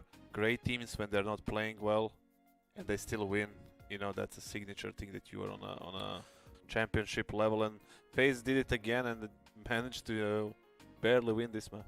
Yeah, and we saw Brocky step up as well, right, compared to the first map. I think that was inevitable, and you could see, like, how much his team needed him to perform, only just managing to win 16-14. 27 kills for Searson on the other side. Again, super good performance by him. You know, again, you asked for it on Nuke, Trace, and you got it. And Keto was, again, over 20 kills. You know, the guy's a stand-in, and it makes you wonder again, right? Like, yeah, maybe this works. Maybe, you know, what's happening around here? It's why, you know, Brett Favre never wanted to leave the field, like even when he was like injured or something, because as soon as you don't play, you give a chance for someone else to prove their worth and take your spot, right? Happened with Tom Brady. Trace, what's the team that Brett Favre played after Green Bay Packers? The Vikings. All right, nice. I thought you did. You're going to ask an American about American football. Wasn't it the Jets first, then the Vikings? It might have been. But either way, none of that holds a candle to what, you know, playing for the Packers were. So exactly. What a quarterback. Yes. Now, in terms of Brett Favre and maybe passing it along here, now that we have a third map, an even playing ground, an equal playing field again. So it's down to just sort of like a BO1 environment in this situation. Is that how some teams look at it? Is that how these teams can look at it now that they get that third map? That's something that you can get like as a pep talk before the map. Like, hey guys, come down to the best of one. Just let's do this and that, right? But the thing is, like, right now looking at Mirage, I feel like FaZe has the advantage. It's one of their signature maps, something that they've always been good at, right? I don't know much about, you know, Big's Mirage per se right now, especially with the stand-in, right? So I have to give the advantage towards FaZe just because of the whole picture. And the whole picture is that on Mirage, Yanko, I have a hard time looking at this and thinking for FaZe this could be a rough go at it. I think the what makes the FaZe's Mirage so strong is, despite not just the firepower that they have in individual players with their signature spots, right?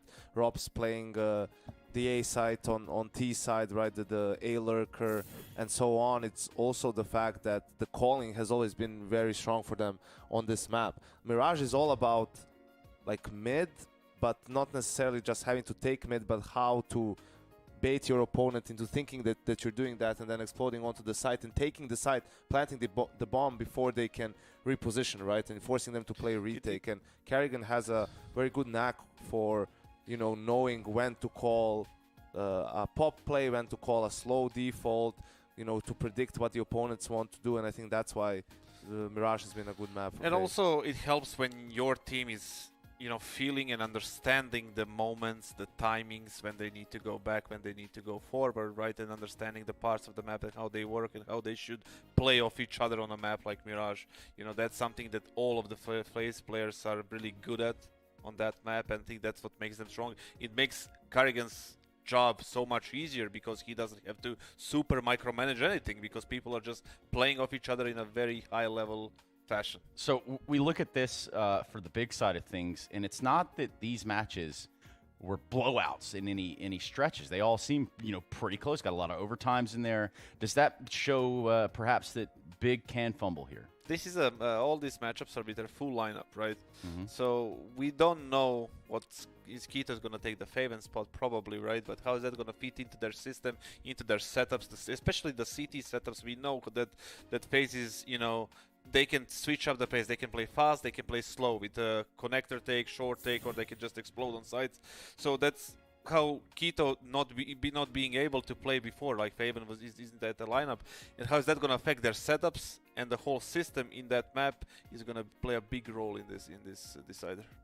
Yeah, and now that we've arrived at the deciders, does anybody want to change their picks per se? No. No, we'll stay there. What about Momo, who picked Big? He's probably pretty confident in that, huh? Yeah, he's loving life right now. Loving it. Still alive, still in it. Yep, he's still alive. That is true. We could check his pulse, but I think him just being on the screen is good enough. Kassad, who do you want to see kind of grab this game by the horns in this one? Is it a Brokey? Is it a Searson? Definitely Robs. Robs. I would like to see. Okay. I would like to see, you know, him being super impactful on that T side, lurk-ish, semi-aggressive kind of, you know, style. Just not too defensive. I would like to see him like pull and get those high impact frags early on, so they could just pull the rotation, stretch the defense, and just basically do whatever they want after that. Kind of give themselves that freedom. Yeah. Yanko, tendencies you're seeing here? No, I want to pick a player, Trace. Okay. Why can only Kassad pick a player? I want to pick a player. Fine. Who do you want? I want Brokey. Okay, fair. Why? I want Brokey to have another good map, win the final for FaZe, and take that MVP. And that just be it. But I have a feeling this one's going to be close, as we've gotten in this series. Is that fair, Kassad? Yeah, I mean, we got like a lot of close maps like this, but you know, something every time when we say this, it's gonna be it's always a blowout in this side. Let's just hope for the best so we can get some good Counter-Strike. Yeah, and that's what we're here for, the good Counter-Strike in the grand finals. Yes, that's Big taking on FaZe, ready to jump in Mirage. And in doing so, like a blind man at an orgy, we're just going to have to feel this one out. Take it away, guys. Jason, you're an expert. I'll defer to your experience on the subject. It's a little weird. Some mistakes get made. Some cool things happen as well, but you know, you've really gotta kind of find your way there first. Yeah, it's perfect. Good. Well, hopefully they can. Third and final map. You know, almost the final time you can hear from the desk. Not quite. It's one of a kind special desk that we've been working with throughout the event. It's been great. I love this desk. I think this desk should be a traveling desk to every event we go to. Yeah, I don't know. This third map, this is where you'd hope you can lean on the experience of FaZe, but like all these talking points of like where FaZe is probably the stronger team and all the elements, I don't think they've exactly like really shown themselves to be like, at least in this series today, they haven't really manifested themselves in actually showing the benefit inside of the server. Big is keeping up with them. I think tactically in some ways outplaying them. I think even if you look at Nuke, it felt like Big actually played the better game even in the loss. So I almost feel like, yeah, this it's just going to be. I'm just really excited for this third map. I think this one could go either way with the way these two teams are playing at the moment. Yeah, it really feels like it. I'd be excited too if Brokey could show up even in an even bigger way. Definitely wasn't playing with the same confidence. He had a lot of impact on Nuke and probably a big reason why they could even take that map. But it still didn't feel like the Brokey of the semi or quarterfinals where he was all over the place. So curious to see how it's going to play out. I mean, if he could step it up, that'd be huge. And maybe a huge benefit here would be if they could find a way to cool Searson down, because he's out of control. Yeah, he's been pretty wild, and maybe that's one of the reasons why Brokey's been feeling less confident. You have an AWPer such as Searson playing the series that he's played so far, first on Dust 2, then on Nuke afterwards. I mean, that's a tough prospect to like kind of go up against to a certain extent. So we don't really see the AWPers off duels so much, but I mean, it is kind of tough to work up the courage to have the peaks that Brokey's so effective with when you have the feeling that on the other side is going to be an equally strong AWPer just ready and waiting for you. Yeah, he missed almost no shots at all. Searson was wild to witness. And then Kito, the stand-in, who's also been a bit of a highlight. Yeah, out there making a name for himself. In case people forgot about him, he's still alive and kicking, doing actually a lot of work for this team. Or in the grand final, getting them all over here as well. It's pretty cool. Yeah, I mean, it is pretty cool. I agree with Kassad as well. I'd like to see Rops kind of step up on this map. I think some of the other maps he's been kind of He's been kind of prey to how the rest of his team is performing around the map to get involved with some of his more passive style of lurking. But on Mirage, I think you get a little bit more opportunities to like peek up a ramp, to peek out of Palace and be aggressively lurk. So, I agree that I think Rops is a player that you could see step up and immediately get some return on those results. Well, let's hope that it plays out that way. We're going to see. I'm assuming they're going to knife again to decide which side to be starting on. It's typically how it goes for the third map. So let's find out. Mirage, great map to end on. I appreciate that. We'll see if this is a map where sometimes that AWP could be put to the test in terms of finding the right openings because of all the smokes and everything else. So we'll see if this is going to be enough to shut Citizen down or if he's just going to keep on rolling. You know, if I had to... Oh, Tizian's going to be that guy. Don't ever be this guy. With all your friends, don't ever be this guy. Listen, there's always one. There has to be one in every fan group. But you're right. Is it you? It's you, isn't it?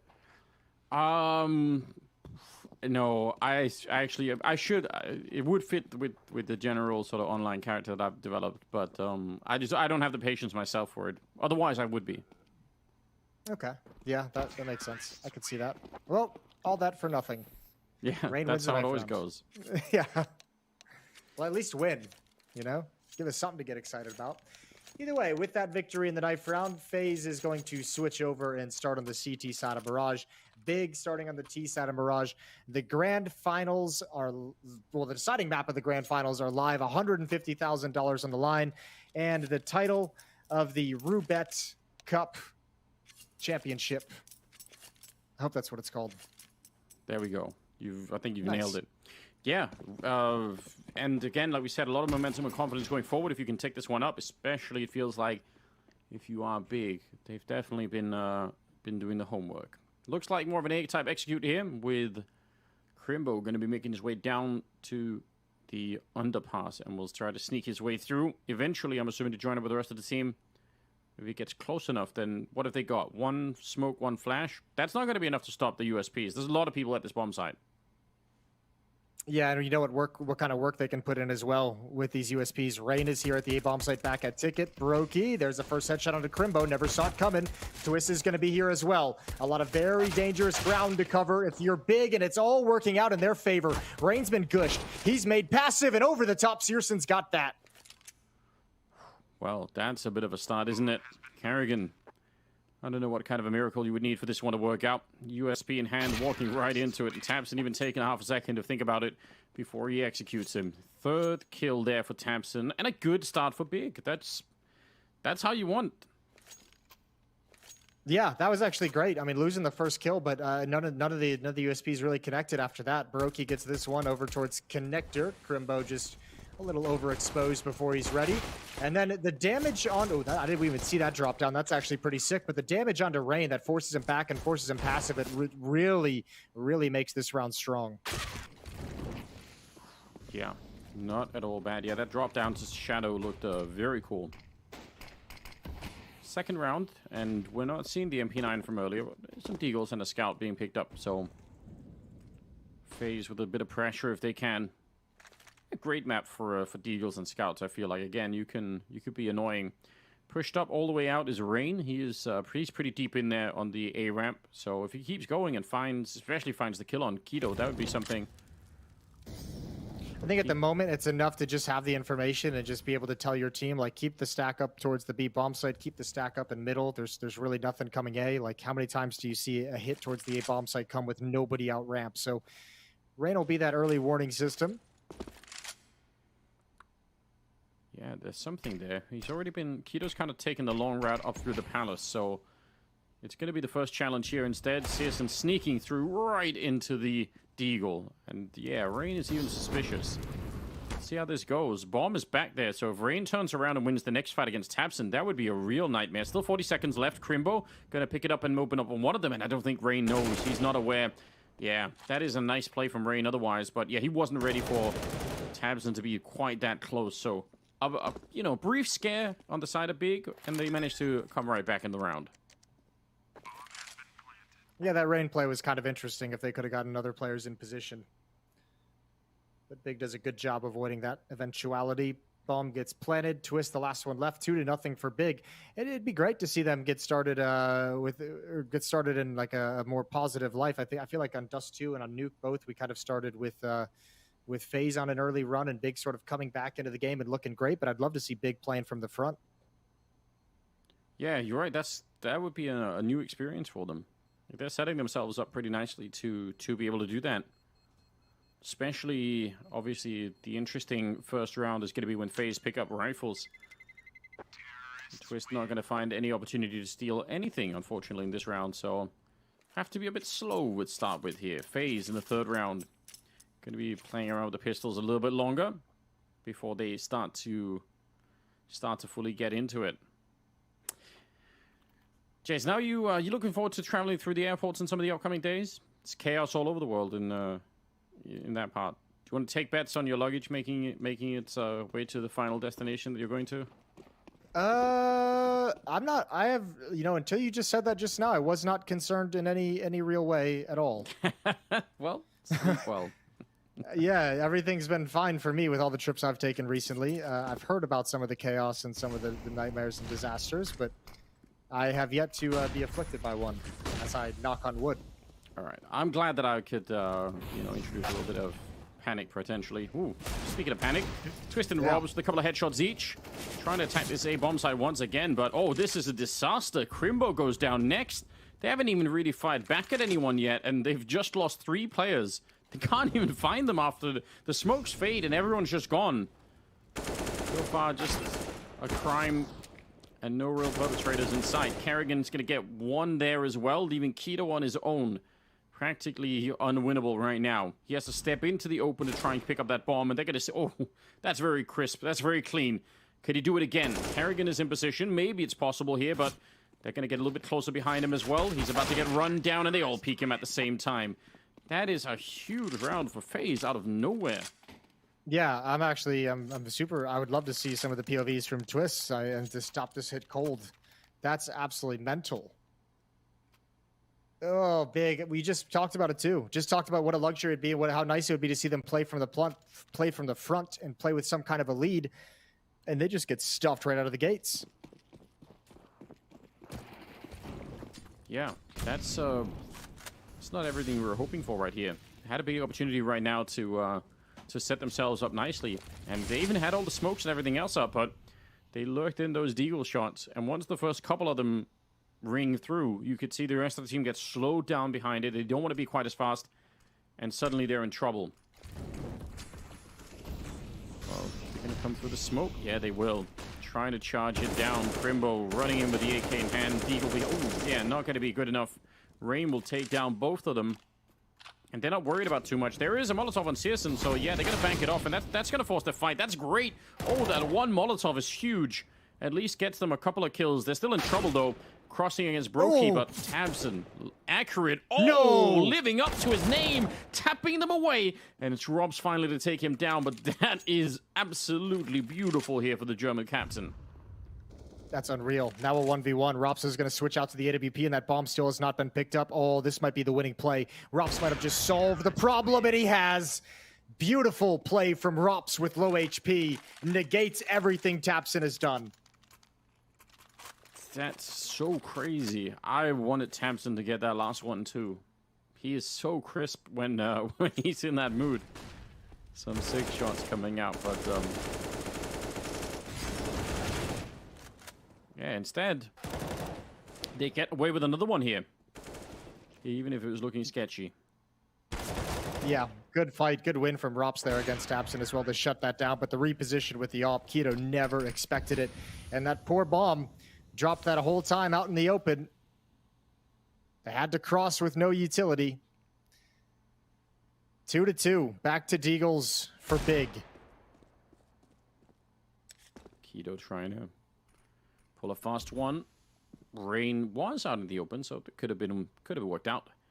But not this time. Robson Twist in the middle, trying to play a little bit of a game. It's going to be a run boost set up there, and he's absolutely ready. What beautiful accuracy. I think he even heard the initial sort of like stack on that and just he was ready for it. Flashes are in there. Robs still getting shot down by tabseN. That's a bit awkward. Maybe he thought he was also getting shot at the back. I'm not sure because he was looking around a little bit. But it's a good round FaZe regardless. They've won 3 in a row. 3 in a row and looking pretty good. Money's feeling solid. Run boost gets shut down. You always appreciate that. Robson Rain with some really good rounds early on as well, which is always nice to see. And Big, I mean, this break was so powerful that they can't even buy in the second round either. So Deagle Armor, a couple Tech-9s picked up, going for a half buy, deal some damage to the economy.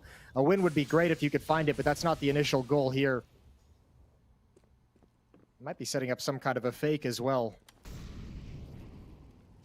Yeah, these are some of the rounds where Big sometimes manage to make really excellent decisions when if they can sort of manipulate the defense a little bit. They always seem to be well in control. Without the weapons, it's obviously a lot harder, but let's see if they can find enough of an opening and put some pressure on FaZe in this round. Yeah, early nades down for the fake, like you mentioned. Robs and Brokey, though, that fake is so much less effective when you just get shut down in the middle like that. Yeah, you're almost like trying to... the fake is obviously presence coming up a ramp. You're hoping that player can get into some safety. And then 2 players from underpass make it look like it's going to be an A split. But with the op on the A ramp and the aggressive defense in middle, there's no way that FaZe was ever going to fall prey to this. Kerrigan left alone at the B bomb site. 1v2 here for the moment. A chance for Kerrigan to stat pad just a little bit. Yeah, and Twist coming in with a flank. So even if something were to spiral out of control on the bomb site, they lost a player or 2 and there was a bomb plant, even if that happened, pretty sure Twist would be there in time. Not even going to be needed though. And starting to look pretty decent. Look at how much money they built in just a couple of rounds here. And yeah, and even if you want to talk about that in the context of Nuke, remember the way that Big made that big run, that run on the T side to actually get close to winning the map was taking advantage of a FaZe that didn't have money on their CT side. So at least in the early going here on Mirage, FaZe not going to fall prey to that. Round number 7. And we mentioned, we praised Big earlier for sort of keeping FaZe close at all times, right? Never letting them get away with too much, never letting them run away with the game. But here's a chance where FaZe maybe could do that. Now, it's a good start here as they shut down Robs in the underpass. Heads up play from Crimbo to spot that out. But this is one of those rounds they need to win big. Otherwise, FaZe are going to go on a little bit too much of a run, and it's going to start to get awkward. Nobody defending the B bomb site. That's awkward. Yeah, that is a little bit awkward out here at the moment. Rops has gone down. Twist over on Catwalk. Molotovs are going to rain in. Kerrigan's a little bit late arriving. He gets picked off as well before he can even get involved in the action. So, nice easy round for Big. Exactly what the doctor ordered. Twist is going to give away his position. tabseN not able to capitalize yet. Yeah, so ready. Catching them even as they were trying to fade away from the action. But tabseN's out looking for every single rifle he can get. Eventually going to get found there, but I don't think he cares. They have a fair bit of money on... Actually, no, they don't. They bought that AWP on csgo, so I take it all back. They don't have that much money to fight with Big. Might want to save the rest here. But that's a good round. Can't really complain. That's a very good round. No, you can't complain at all. Anytime you get like a free bomb site there, nobody's actually, in the site itself defending it. You got to be happy for that one. We take those all day. Brokey's able to keep the op. Rain's able to keep his M4. Plenty of money, as we said, at the FaZe side of things. So they're going to rebuy into this round 8. Full buys for both teams. Don't think Tissian has killed anyone yet. It's pretty early on, but yeah, just to point it out. Hasn't needed anything quite yet. He'll come alive. He'll be there. Players to watch for on the... Yep, go on. I was going to say, I want to believe that too. He's so good in the previous matches. Yeah, he had a really good playoffs, didn't he? I'm with you. If you're looking for players to watch on this one for Big, though, remember Keto had that incredible first half on Dust 2. searson had the incredible nuke that we just watched come down to all 30 rounds. Those guys have been the heavy hitters today for Big. Well, I think it'd be a shame if we didn't see Tissian pop off at least one of these grand final games. I think he's been playing kind of like middle of the road, but he had some real takeover games earlier, so it'd be nice to see him try and do that, even with a slow start. you can change it around, obviously. A minute on the clock still. Keto is out towards the A ramp and doesn't look like he's going to put a little bit of pressure on, maybe just to keep a couple of people there, but I actually thought maybe he was going to try and just wait and catch anyone rotating if they win the fight at B. And that's a big if right now. Carrigan with the Orcs going to be going down. Crossfire from Brokey. He'll pick up one of them, and they have to push forward. If they wait right here, there's just going to be more backup showing up, and that might make it a real big issue. Keto has run all the way back to middle, while ferze will get the kill finally there. Even flashed, he's still going to pick up that one. Out-dueling Brokey this time around. 3 versus 3 with 30 seconds, and Rain up close. tabseN, though, ooh, if he saw, he would have had a good angle against Rain. Rain is waiting for the bomb plant, but if tabseN keeps going up, he might win the fight even low on health. 20 seconds now, and in the middle waiting, Keto might be able to catch the kill on Twist if he keeps going like this, but there's only 17 seconds. I think the bomb plant here is going to be the real issue, and they must be frustrated, Big. They don't know. Why is no one peeking yet? Rain is going to be walking in, checking everywhere, and finds the kill, but the bomb did get planted, and maybe that's enough for ferze to win the round. 1 versus 3. Throwing fire at him, but he's crouching forward. Oh, that Molotov might actually help him out. Yeah, they think he's somewhere else now, because surely he can't have moved in front of it. There's the shot mid-air. Spins around, and if you would have got that scope up again, I bet you Twist would have been dead. Man, that is scary. Yeah, that's a really awkward round. Rops had to be just so afraid. He had no idea where ferze went after the Molotov. Good flank, good job, but a real winnable 1v3 for ferze as he creates it. Rain, again, just does this fantastic job of finding all the right plays at the right moment. It would have been great if he could have stopped the plant, but this is the next best thing. Obviously, just massive harassment, and Twist wins his duel in middle. This time, Big get denied the victory at the B bomb site. It's 5-3. Some really, really interesting rounds that we're seeing here. I really thought for a minute there ferze was going to be able to close that one out. Certainly able to hit the shots. But yeah, 2-round lead. Money still questionable all across the board right now. No one is getting away with too much here. Similar position for Keto in this round, kind of in the palace this time alone. The rest of the team, though, not as committed to the B push, just, you know, searching out the middle. I wonder if Keto is, if they have some kind of a read on FaZe that they might like to push Palace a couple of times and they just want to catch anyone that's doing it. They sent Keto on that mission. Yeah, you always got to kind of look at those from Big as if like there's some kind of plan behind it, because we know they're just so detailed in that kind of aspect of the game. Crimbo is going to push up connector. Tizian second in line, but Rops is going to hold the line. Both Crimbo and Tizian fall, and all of a sudden a 5-on-3. Good catch. Tizian still not getting any kills. He was second in line on that one. Probably would have loved to revenge that one. If he could, he would have opened up the whole bomb site. But now instead, friendly smoke from the CT side to allow a bit of a one-way if they need to. Oh, low on health on that side of ferze, and one good HE, and he is gone and out of the round. It's going to be, oh, it might be enough, yeah, but the spray on top as well. The nade to make him soft, and then the follow-up is just perfect. This is a flawless round for FaZe. They don't lose a single player, and now they're doubling the round score big and making a lot more money behind it. Look, this has not been a clean or a pretty series from FaZe, but I mean, it definitely looks like they've finally kind of come on fire on this third map and switched on. This has been a very good run for FaZe, only dropping, what, 6-1 run in the past 7 rounds. It's looked clean as well. Money's building up. Yeah, they're doing a lot of great work at the moment. And remember, I think at the struggle they had getting into this game. I mean, losing the first map, almost losing the second one. I mean, it was real close. Barely making it through that one. And now it's starting to look a little bit better. Taking all 3 maps, but they're getting finally a lead. On Nuke at the end, I mean, in the last 4 or 5 rounds, FaZe had almost no economy. They were all the time on the brink of getting collapsed on.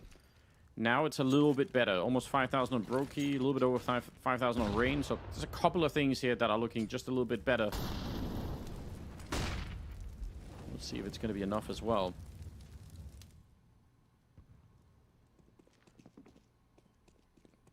Ooh, some mid-aggression coming out. ferze running down there with tabseN as well. They're on the ramp. They need an opening either in mid or on ramp to even start to get into this round. So good headshot to begin with. that smoke from Twist actually hit the two players. So they actually have the information that someone's in mid beneath the window. They probably don't know it's two, but they know people are there. They know someone's there.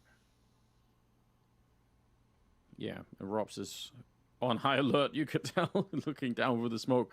Doesn't want anyone sneaking through on the other side. And just the waiting game being played here on all fronts. FaZe understandably not going for, I say that, now they are going for a little bit here. And they get traded 2 for 1. That is not ideal.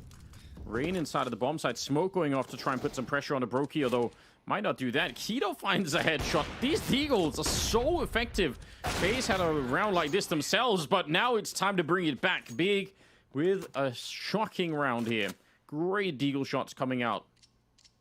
Yeah, Rops and Twist just got like impatient. I'm not really sure why they felt like they had to make that move to actually punish them under the windows like that when they had all the information. Rops might have felt like he couldn't have fallen back outside of connector with no kind of a smoke, but man, he pushes forward. Twist gets dropped with a 2-tap from searson, and Tizian's waiting on the other side. This is brutal. Just after we sing their praises, FaZe drop the ball here and give Big a chance to get back into the game. 6-4. And no money left on FaZe after this buy. If they're to lose this, oh man, it's shattered. I'm telling you, Jason, that double tap from the P250, you know, that's the cultured man's 1D. It is. I agree with you there. It's like the wine and cheese guy's 1 deagle. Exactly. You know, when you're at the suit and cigar level, you know, you just... Yeah, use the P250 2-taps for sure. I got you. Maniac's a P250 Pro. That's all you need to know. Yeah. Keto backs away after a little bit of a tap. Almost took some damage. Still dueling, though. But better be careful as that AWP slides into position. He'll be surprised by this one. Okay, good timing on Brokey. Get that AWP warmed up. We've been asking for it for a while. I would say Brokey's still been a high-impact player in this Grand Finals, but there is a higher ceiling out there. That's what we want. Yeah. Yeah, he's like a victim of his own success, a victim of his own awesomeness is the problem. We just want more awesomeness, and we're getting really, really good. searson's going to lead the way up catwalk. Rain deep in the connector off angle. Crimbo's going to go down. searson should have that trade, and Brokey missed the chance. searson jumps across, but still not too much danger in this round. Robs ready to give Keto a big old hug at the bottom of that ladder. That's going to give them a sigh of relief probably for FaZe after that previous round. That's going to feel really good to be able to bounce back pretty quickly. Doesn't take all the money away. There's still a lot to work with on the big side, but they extend the lead a little bit more, up to 7-4 now. And if they can win this next round and deny the bomb plant, that's, I think, where FaZe could start to really build us a significant lead, like a really great first half. So that's the mission right now. Yeah, at least they avoided that calamity of getting broken at 6-4. That would have been so tough to deal with. That would have been multiple rounds of trying to get your money back under control, as we saw Nuke. Big missed an opportunity there. Just 3 rounds back on the T side of Barrage. This round looking to be a split up catwalk and through the B halls, although 4 players going to be moving over into the B halls, it looks like. Thompson still in T spawn. Some chip damage with the HE nade. It's Kerrigan and Twist on the defense at the B bomb site. Yeah, but even that bit of chip damage against the FAMAS, it's still great because that'll allow for that kind of a headshot. Without the grenade, it's not the same. And he's got some crossfire set up as well. Twist comes running in, and he's not afraid to take any fights right now. Runs out of bullets at the end. Oh, Tamsin, that's a great read. That might have brought them back into the round here. The bomb, though, still has to be picked up, and his teammate is real far away. If Tabson can get the bomb plant down and searson can stay up in the hallways, it's possible that he could have a little bit of an interesting sniper fight with the rest of them, but they need that bomb plant before we even get close to it. And Tabson wants to use the time, makes a run for it. His position is known, and he has to worry about the back line here. We'll see. Flash to set it up once. Bomb still not quite in play. There it is, being picked up finally. Took long enough. Robs wants to get a bit closer, and he's going to win the fight, and that's everything they needed. Great double for Robs. Good patience on FaZe as well to communicate between the 2 or 3 different angles of that retake. Yeah, great hold as well from Kerrigan and Twist. 3 kills between the 2 of them. Takes out the thrust of the attack. It comes in the latecomers, the lurkers, to make something happen. Forces their hand before they can really be patient. As Twist comes back to help out. And again, 8-4. FaZe looking solid so far. Even Rops being a little bit more frisky, getting aggressive up catwalk before the bomb even goes down. 2 straight for FaZe and a timeout taken for Big to talk things over. No bomb plant either, so if you wanted to force up in this round, if you're Big, first of all, it's gonna be not the best force up of all time, but you would do it mainly to do some damage to the FaZe economy if you can't outright win the round. I mean, it might be worth it if you get 3 or 4 kills, but you have to really believe that you're going to be able to do that. Otherwise, you're risking a lot of what's left at this half, which is not that much. All right, it's going to be yeah, Tech9's armor. I can get behind this. How quick are they going to be though? You really want to go? Not quick at all. Not through the Molotovs, not through the nades. This hit sucks if you're Big. Ooh. Yeah, Tizzy, and he wanted to be the hero for it. He's got 2 kills, by the way. I don't remember where he got them, but he's at least started to get onto the scoreboard. I'm going to get found, though. And again, it's just so disjointed. With the smokes and the Molotovs and everything else, there is just no flow through into this bomb site. It's going to be the 1 kill for tabseN and no bomb plant. And at least it was a half buy, so it's kind of defensible. And they're going to have the AWP back on csgo, but 9-4 right here. FaZe are just looking good at the moment. Yeah, and we're not seeing that lights out performance from any individual from Big right now. You have tabseN at 12 kills, but there's no real engine to this T side that's kind of driving them forward the way we had k1to, the way we had csgo. This hit, disjointed is the name of the game. You're exactly right. So many Molotovs, so many nades thrown in, so many smokes used to extinguish those Molotovs that there's no way Big could have ever had a coordinated attack onto that B bomb site. 2 rounds left, and Big do not have enough. 4 is not enough. They need more window for the second half. Yeah, they do badly. broky trusting himself to take that fight to csgo if he comes for it. k1to, did he see the gun barrel? Yep, he did. That's a nice stop. But csgo did go down in the middle. k1to, that's a huge double opening. Just keeps going off the momentum with the first one, and Crimbo will take it over where he left off. So 2 versus 3. Not that much, let's say, depth behind that kind of a hit for Big, but it certainly works. Well, it also works because k1to has that stunning double entry. He finds the little key to know what he needs. Takes the kill on Rops and then is able to swing out before anyone can react. And Twist is just gonna, I think, save the AWP, surely. 1v2, doesn't want to mess with this at all. Gonna let Big have 5. And FaZe will fight for double digits in the next round. Yeah, I mean, partly saving the AWP, but also partly keeping it out of the hands of Big, because they actually can't afford to buy one, I think. Or maybe Crimbo just can, but it's going to be... It's no reason to give it back to them easily, even if they have a little bit of bank on Rain and Rops. It's probably still not worth it. So, yeah, another round for Big. 5. That's a huge difference from the 4 that they were otherwise looking at. So, I don't know if they're quite satisfied yet, but that's a little bit more of a platform to work with. Nice. Yeah, you're right. That double entry for k1to right here, especially the momentum's like, boom, that's it. Well done. Because Rain's not ready at that point, right? Rain's thinking like Rops is at least going to get one, or I'll be trading, or like contact will be made at some point. But the fact that k1to saw the gun barrel just made him pull the trigger on that hit way earlier than he could have ever coordinated. Well done from him taking the initiative. 9-5. 15th round. Last of the half. csgo boosted on over. Would love the fight in the middle with broky. Something that hasn't happened that much. Did he jump into the nade? Okay. Sure did. That's style points. Nice catch. Yeah, he's trying to headbutt that nade right out of there. Well, at least they've got mid control, even with the nade damage. Utility sent in towards connector. Twist on catwalk has been forced back, forced to use his smoke early. Looks like they want to set up some kind of a trap. Flashbang in so Rops can get activated. Sees nothing and backs right out of the smoke. Good discipline. It's just meant for that one thing. Don't try to make it anything more than that. Noise being made from Twist, and they don't know how close anyone is, so they have to assume that if they kept going, someone would be pre-aiming that boost. Bomb all the way on the B side right now. Looks like Rain might want to take a peek down at the ramp, or at least get close to it. Crimbo in front of the Molotov. Oh, and he sees an opening. This is a huge play, but broky will call his bluff. That was otherwise I love that from Crimbo. That's actually so cool. But now they're in trouble over at this bomb site. A couple of defenders here. Bomb has been dropped down on the low ground now. And we'll see. Can they hold on to it for a little bit longer? No. Keto and tabseN coming in with all the crucial shots right here.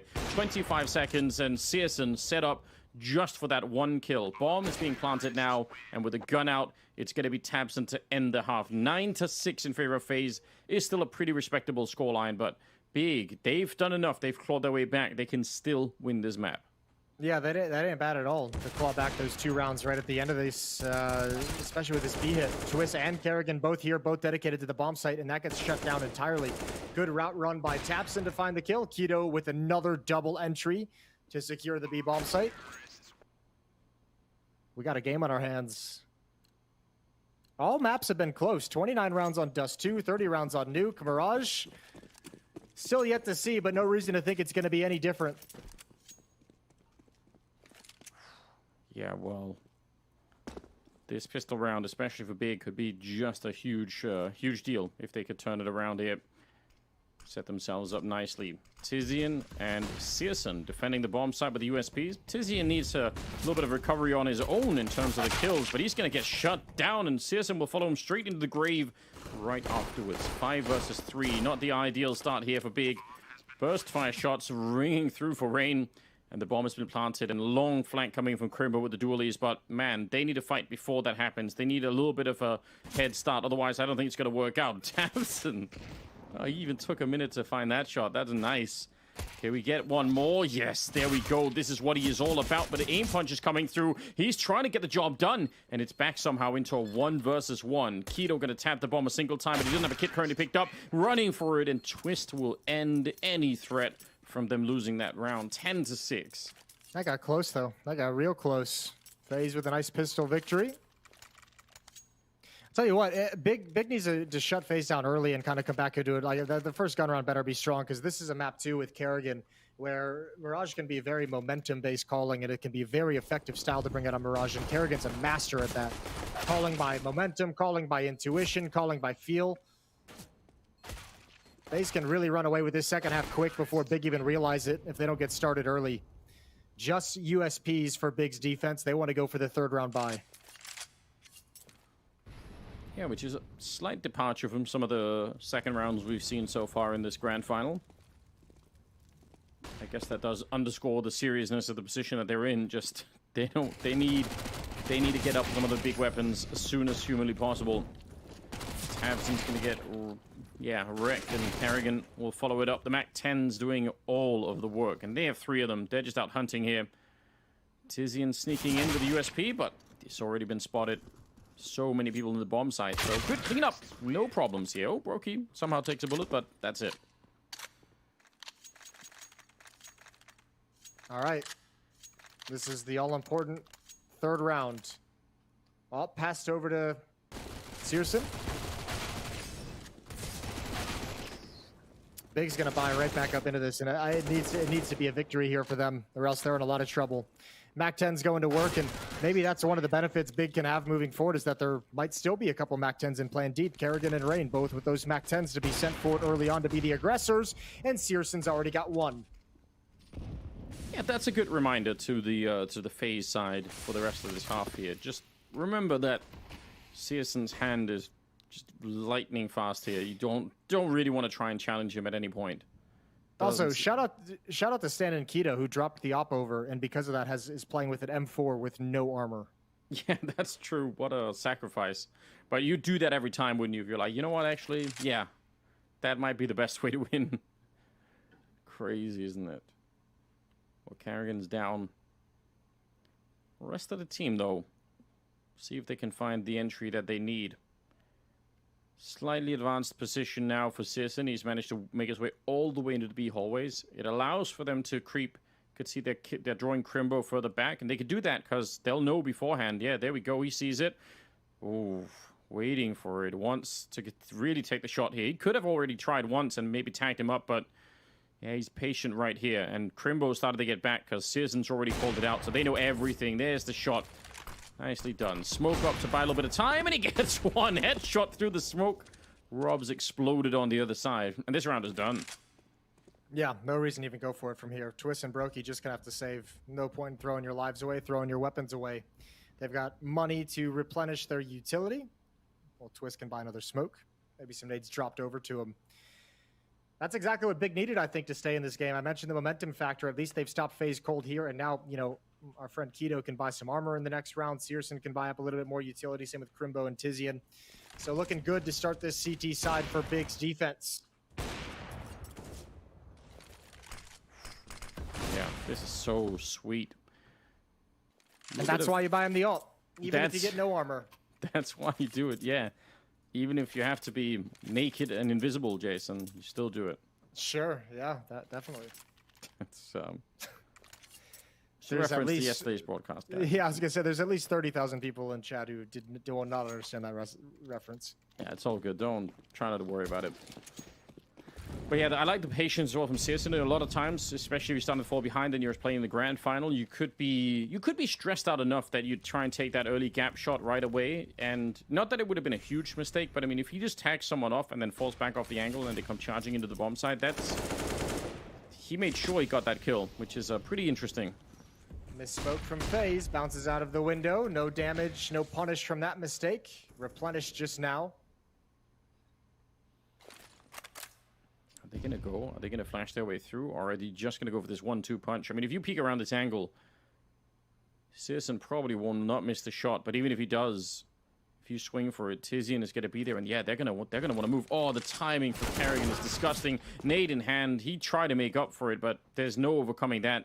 Now, they have to get out of this connector. They have to be really fast, and they need desperately for Robs to create enough of a distraction so that they don't walk into this three-way crossfire, because if that happens, it might just be over. Yeah, there's Searson. Easy shot on the rain. They don't have a way to open this. No grenades. No flashbang. And Rops is even trying to, like, bait a little bit out of Palace. He's trying to let them take the attention so he can peek towards CT spawn. He's dinked immediately. I don't even know what you do here if you're FaZe. 38 seconds, and you're so far advanced that saving probably doesn't feel super likely. Yeah, I guess Twist is trying to find the escape route, but yeah, damned if you do, damned if you don't. Yeah, it's especially, you're right, saving from the middle is just, there's so many ways that you could get caught exiting, but that might be it. Well, Rops does go down, but Twist and Brokey, once again, they're the same two from last time as well. Oh, this just gonna back off slowly. It's starting to become a bit uncomfortable for FaZe. They're burning a lot of the buffer they had from the lead that they'd started to build. Now we're up to 11-8. Tabson's playing really well. Searson's playing really well. Keto's playing really well. That's 3 out of 5. That's a great way to build a comeback for the big side. Oh man. Yeah, starting to burn through the lead in terms of their rounds and starting to burn in the lead they had in terms of their money and their economy. Fully bought up now. They've got nothing left behind this. Deagle on Rops, Tech9 on Kerrigan and Rain. Towards the A-bomb site we go for FaZe. Tizian's had the rough game. He's had the weak performance. Only 4 kills. Nothing more important than this round right here. Oh, and he's dropped. Why do you do it to him, Jason? What has he ever done to you? It's my fault. I mean, obviously. Oh, that is a big shiza for Tizian. Yes, absolutely was. Horrendous. Rain goes down, so still a 4-on-4. Quick bomb plant, by the way, for the FaZe side of things. They don't have any more nades to defend the after plant with, so they're going to be up close here. Kerrigan flashed. Oh, he's just trying for the pre-fire, but easily taken down. Brokey with a bit of a return, and he's out fighting, hitting more headshots. And up on that ticket move, no chance at all here. Brokey to clean up the round. Nice triple. They just had almost no tools to make that round work with, but work it to they did anyway. So nicely done. When you get such a clean entry onto the A-bomb site as well, I mean, we saw it right before that hit kind of came in as Tizian's support player towards Khan had just shifted his attention back towards middle. So there was literally no one and nothing to help or slow this down once he falls. That is just a nice, easy win for FaZe, and now they can build upon it. They're back in the driver's seat once again. 4-round gap. Slight lead. Not a lot of money on either side. So another one of those pivotal rounds here. See Brokey. Yeah, way more pivotal for Big. Pivotal. Way more pivotal for Big. I got there. It's good. I, just wanted to make sure. Yeah, they're in trouble if they can't win this one. FaZe are menacingly close to winning this grand final. Searson ready and waiting. Not seeing anyone yet. Just jiggling back and forth a little bit. And tabseN throwing some bullets right as the smoke was fading. He's going to start to fall back. The bomb is still in T-spawn. Not that they're in a lot of hurry, but it's worth pointing out. It's about 50 seconds, so someone has to run back and pick it up. Ooh, Twist so narrowly escapes death to the AWP. Rain is up catwalk as well. And the defense is scrambling. Big is trying to figure out where they want to end up, where they're trying to rotate into position. TiZian again getting aggressive towards A ramp, but don't push this against Rops. Flashbang is in. It's dodged, and there's a win for TiZian. Brokey around the corner is going to trade it right back. That is a crazy shot from Brokey. And they needed it as well. Only 20 seconds. Twist is going to be picking up Keto, but that only puts them back into 3-on-3, and they're running out of time. searson, oh, he's pushing forward to try and catch them, and he will. Brokey on his own, and he can't get there in time now. 1 versus 3. It is just too much to handle. Nice recovery from Big. Really nice one. They needed that. They needed that desperately. If they can take this op away from Brokey, oh, they do get it right at the end. That's huge. I thought he might have heard those footsteps a while back, but that's brutal. $800 in the bank for Brokey with no bonus money, and Big is within 3. I think FaZe have to sit this round out. Yeah, they just might have to. Well, we're wrong. They don't have to. There is door number 3. Damn, that's which is force buy. If they could do damage to the Big economy, it's worth it 100%, right? But if they fall flat here and don't get at least the 3 kills that they need, it's certainly a lot more questionable. I think part of the reason why they chose to buy here is their money was just all over the place. They're like not even at a similar position. So even if they saved 1, there were still gonna be 2 players with weaker buys. But look at this result: shut down immediately. 2 deaths taken right before they can even get up the ramp. All their utility is spent, and they've got nothing to do but try and join up or try and get Twist to hit some bangers with the AK-47. This Big defense is starting to switch online. Rob's going to be found as well. Yeah, the result's definitely not with them here. tabseN at 18 kills. We all know that those tabseN games exist out there. It's impossible to predict when they're going to be showing up, but when they're here, it's a real joy to watch. He's ready for it as well. There we go. 20 on tabseN, closing out the round and closing that gap rapidly to FaZe. 12-10 now. And that's a really nice round that they didn't lose a single player in that one.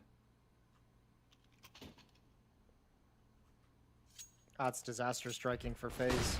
Money building up on the opponent's side, not able to get anything done, not able to do any damage, fully invested in the round as well, so Big's going to have an easier time of things getting up to 11. Gone from bad to worse. Just Glocks, no deagles whatsoever for FaZe's attack. P250 on Rops.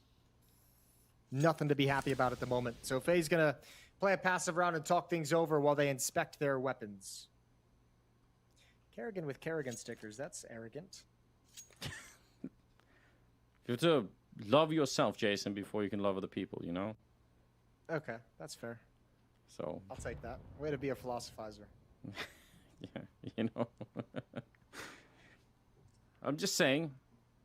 Or it might not even be arrogant, it might just be advertising, you know? It's advertising his own merchandise. So it's all good. What do you think would be Kerrigan's #1 piece of merch? If he started a merch store, what do you think he would have the most success selling? I mean, masks, obviously. Okay.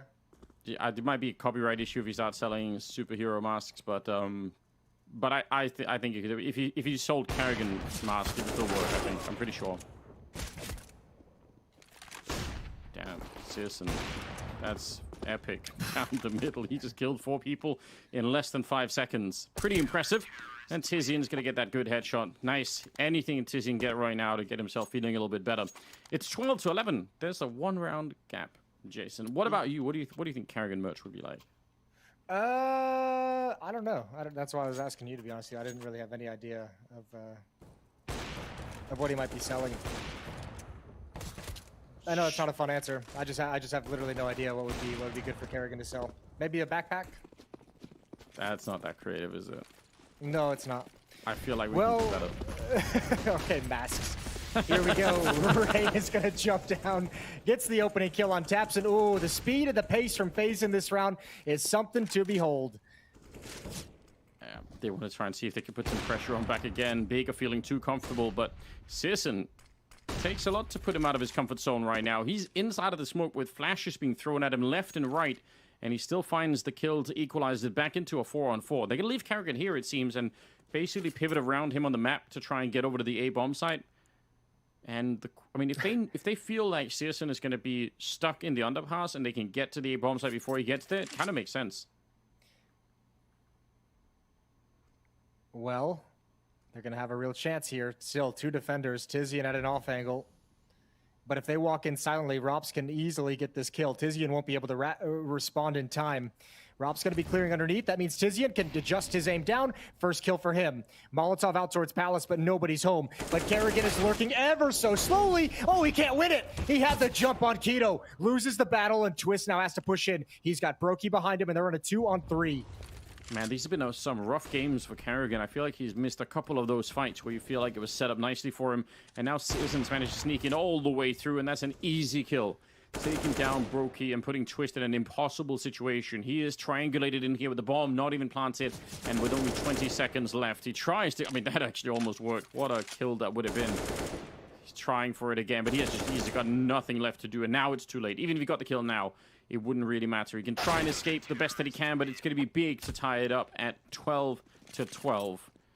Wow. Oh no, karrigan on that flank. That's so wild. He had a chance to win the round, to crack it open for FaZe, at least give him a passage into the bomb site. That's brutal.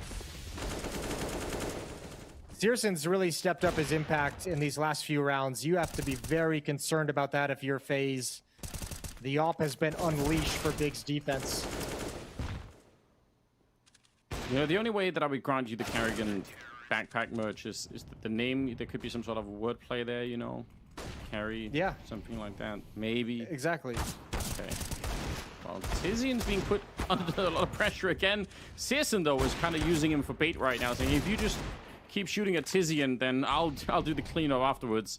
It's a great division of labor there between the two defending the bomb site. Rob's trying to get the wallbang shot. A grenade would be great right about now, but they don't really have one, so it's not looking great for them at the moment. Looks like Big are about to be back in the lead, unless we can get some truly magnificent deagle shots. Ooh, good nade. Deep nade onto Rops. Brokey and Twist, the only ones left, and they've got really nothing to fight with. Against 4. Searson still watching Palace, sees the elbow, sees it twice. Just playing a game, Searson's so unimpressed. A lot of damage right there. Tabs getting a couple of kills to try to catch up to Searson at the moment. That's Big in the lead. That's Big winning 5 in a row with now a 13-12 scoreline. And there's been no bomb plants in any of those 5 rounds. Look at this run it's been on as well. 5 rounds straight, what, 7 of the last 8 have all gone towards Big. FaZe have just hit a wall here. They can't break through.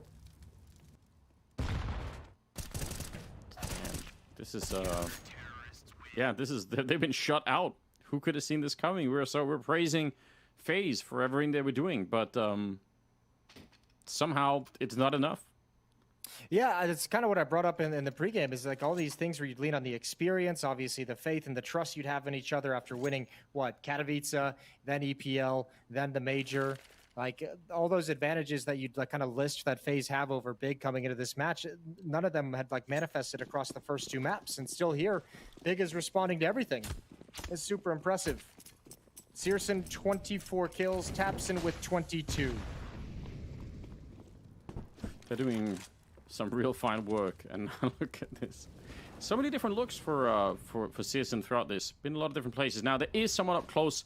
He does have a bodyguard with him, karrigan, trying to crouch into that fight, and it's a sweet headshot to start with. And now the question is, does karrigan see what the follow-up is? Seems like he does. Good read.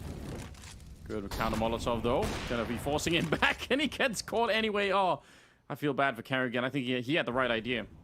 Searson, just don't miss. This is disgusting performance across all 3 maps. Tizian back in the bomb site. He's got Crimbo in the cubby to save him, to keep some space, to set up a crossfire no matter where the attack comes from. Smoke is going to come out towards top con, but that's not going to dissuade FaZe from coming through. Yeah, already Rain taking a risk, and that might be a really important risk to take. If they just wait behind the smoke for a long time there, then it's going to get worse, surely. They've also got that A-ramp covered. There's a long flank coming at the same time. And Tizian, that's a nice headshot. That kind of makes things a little bit worse for FaZe, and he's looking all over the place. But look at the rest of Big. They're all getting here. They have the perfect read. They know everything. Tizian goes down, but I'm not even sure that makes a big difference right now. They're just in so much trouble, and I don't think they even know. Yep, not checking the sandwich. It's going to be one going down, and now the trade is in. Searson on an almost identical flank to the last round, and Brokey trying to hunt him down. 20 seconds, getting shot in the back. It is the immortal duel of tabseN and Searson to get to 14. Yeah, this is impressive. 2 huge flanks from Searson and critical rounds as well. Gets the kill on Carrigan in towards Hulls. A thing of beauty with the Molotov and just pushing immediately. FaZe got to take a second time out. Good round from Tizian as well. We mentioned he had a really slow start, had a really rough time in a big stretch of this game. But I mean, to come alive, a shot like that, just being a menace, just being a presence inside that bomb site to set up Crimbo's kill here. Well done. And it's 14-12. Big is 2 rounds away from the championship. Yeah, this is really impressive. I mean, this map at one point at least, had FaZe written all over it. And then slowly and steadily, Big sticking to the plan and fighting their way back into it. It's really, really well done. I mean, it's another thing, right? You win a grand final like this, and it's not just based off of, you know, your star player having the, you know, the ultimate game ever. It's yeah, just a steady, slow pull back into it. Yeah, tabseN and Searson are playing really well, but they have such a good read as well on what's happening in the game that it's not just that. It's really cool to witness. Rain goes down in the middle, trying to put some pressure on, and Big 2 rounds away. Carrigan wants to come sneaking through, and he hears Searson running, so he thinks that's it, and tabseN's just ready for him. A good little mind game. Searson finding more shots. They are everywhere. Look at this AWP. He cannot be stopped. Double kill, 28 on Searson, and a 15-12 scoreline. Yeah, man, he's been everywhere they needed him whenever they've needed him. Searson's been playing a fantastic game. I don't even know what you're supposed to do against this guy. The hard part now is FaZe is just 3 rounds away. I mean, this is a doable comeback to force overtime, obviously. But there's so much money on the Big side of things that they're going to have a buy. Searson's going to have an ult for the remainder of this half. And how do you compete with that? 3 rounds straight. I don't know. I don't think anyone knows right now. They're going to try and see if they can rush it, end it quickly with a little bit of a presence in mid, but they need the quick hit, need the bomb plant, and then they can activate Robs for the late round, but they need to get through first. tabseN says no. Crimbo's there to follow it up, and Tizian getting a little bit of a say in this round too. 2 versus 3, but Twist is alone on the bomb site. His backup is not there yet. He has to fight it out on his own, and it starts well. He takes care of Searson, and that's 75% of the fight right there. They're going to back away. Smoke is down a ticket booth to give Crimbo some breathing room. Keto's wrapping around, but there's so much time on the clock. Rops can play this at whichever pace he would like. Twist. Let's look for the reaction. Let's look at what's going to come next from Big's defense. And Twist can choose to go wherever he wants. The A side, he can go over towards B, whatever he needs, because Rops is centralized. Yeah, this is part of the power of getting that push in that early, is that you have so much time in this kind of a 2v2. Robs is out looking, and now they're going to reconvene onto the A-bomb site. Kind of hard to find Crimbo when he's back here, and it might even be difficult to peek it if you're Robs. He's looking the wrong way, though, so that's a huge benefit. Yeah, not ready for it. Nice peek, perfect angle for Robs, and that'll open it up 25 seconds. The bomb, let's see if they can get that bomb plant down without any issue. Keto is showing up, and he hears it in that distant, but doesn't have enough to really stop it with. He would have loved a peek here just to make it a one-on-one. You can guess where Robs is. Not sure if Twist has gone to the back of the bomb site and now, yeah, that's going to give away the angle. He's still in trouble. Trying to see if he could look a little bit over, but yeah, he's just not getting the information that he needs. And now it's such a wide crossfire. There's absolutely not much he could do here. About to get shot in the back if he stays in that position, and Robs will find him and take him down. And FaZe, they get to live for 1 round more at least. It was quite a battle. Twist was the one, though, over on bench. He had a lot to deal with, to contend with, as searson came around the edge of the smoke as well, and he's out wide in the open. They finally end the streak at 7. This one right here, he even has to do a double take. searson couldn't scope up fast enough, and that's a very, very tough 2-on-2 to win for Big. Crimbo as well, never even considered CT spawn to be a point of danger. 2 chances left for Big.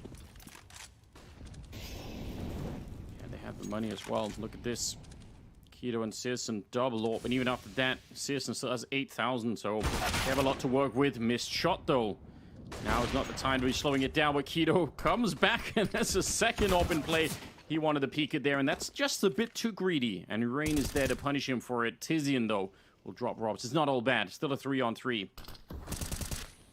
Ooh, this is where we're going to have to lean on tabseN a little bit. He's had a great game as well. 25 kills, but all that experience. Kerrigan might be spotting Crimbo any second now. Crimbo, tuck yourself into a corner and chill. He's going to keep pushing forward. Kerrigan is going to love this. tabseN's at the B bomb site to back it up, though. Easy frag. They're going to pull the trigger on the B hit, but tabseN is lying in wait. Yeah, they might have thought that was it. That was the one lone B lurker out for a look. How much are they going to check? They have the time. They don't have to be quite... Oh, well, they run him over. Quite literally. That's a little bit brutal. Tizian now fighting 1 versus 3. He gets the headshot on 1, but it's not enough. Oh, the buffer is gone. Big. We're going to go to the 30th round. They need to close this out right now, or they're going to be forced to play overtime instead. I think the unfortunate thing for Crimbo is he had tabseN probably telling him to push and get that early flank while he was tucking himself into the corner. So Crimbo, the play out of the gates was him going to find a way to die, essentially. They were hoping he'd get a kill along with it. Back-to-back rounds now, Twist has been the one to deal with searson's AWP. One more chance for Big to close this out and prevent overtime to take the championship here. They set it up so nicely. A comeback this late would be really a lot to deal with for Big. Another test of their patience and their mental resolve. 3 maps in a grand final, possibly into overtime, unless they can find a way to shut this down.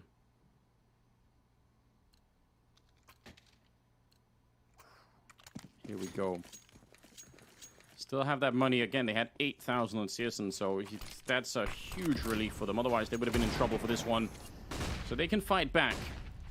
And Rain in the middle, challenging the smoke. searson is ready in case someone was going to keep going there. He's had a couple of struggles here finding the opening. This time, the flick not quite connecting either. And he's going to put out that Molotov right quick, so at least not going to burn to death. And that'll cancel the aggression on that part of the map for the minute. Well, they know the position of the AWP now as well. They can work with that intel, work around it. searson still hasn't moved out of ladder room quite yet. That smoke is still up. It's just now fading. They've got to use resources to get him out of there. And FaZe go to the other side of the map. They head towards Tizian. They head towards Keto.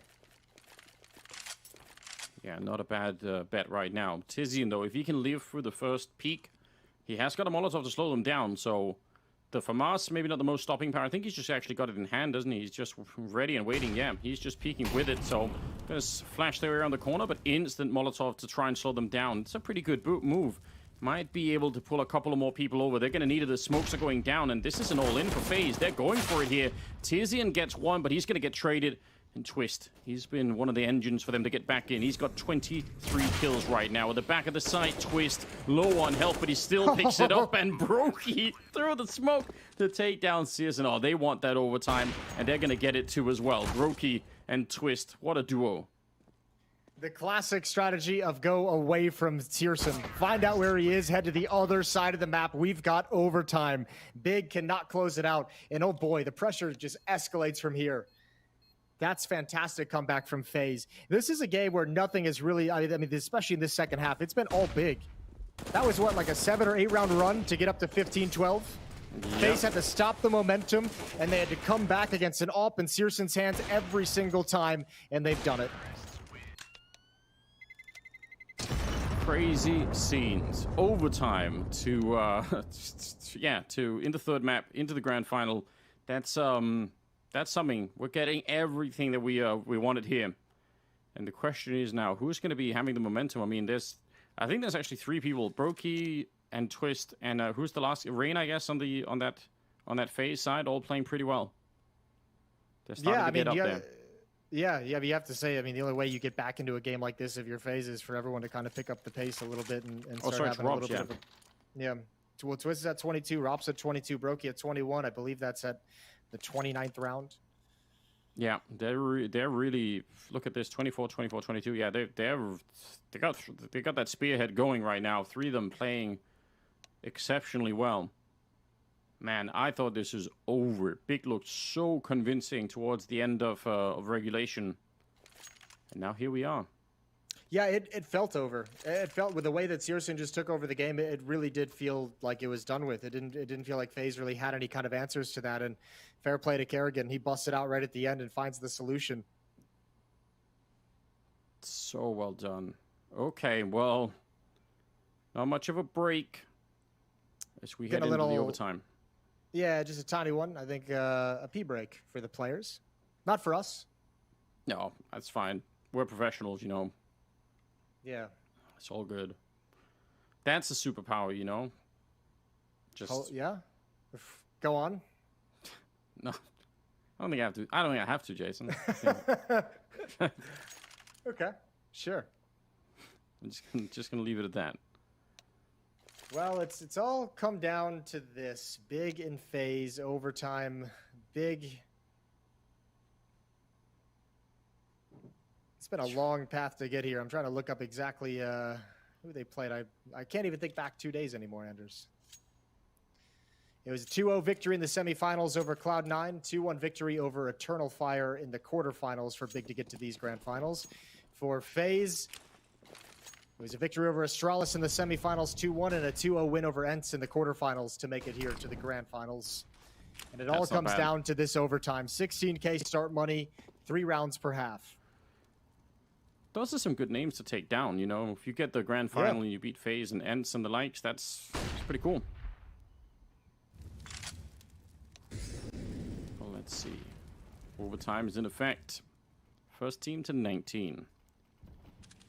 Big also had a chance now to take a deep breath. They invest straight into the double AWP, so they have the money for it. So if they feel like that's the ticket to just get a couple of opening kills, then why not?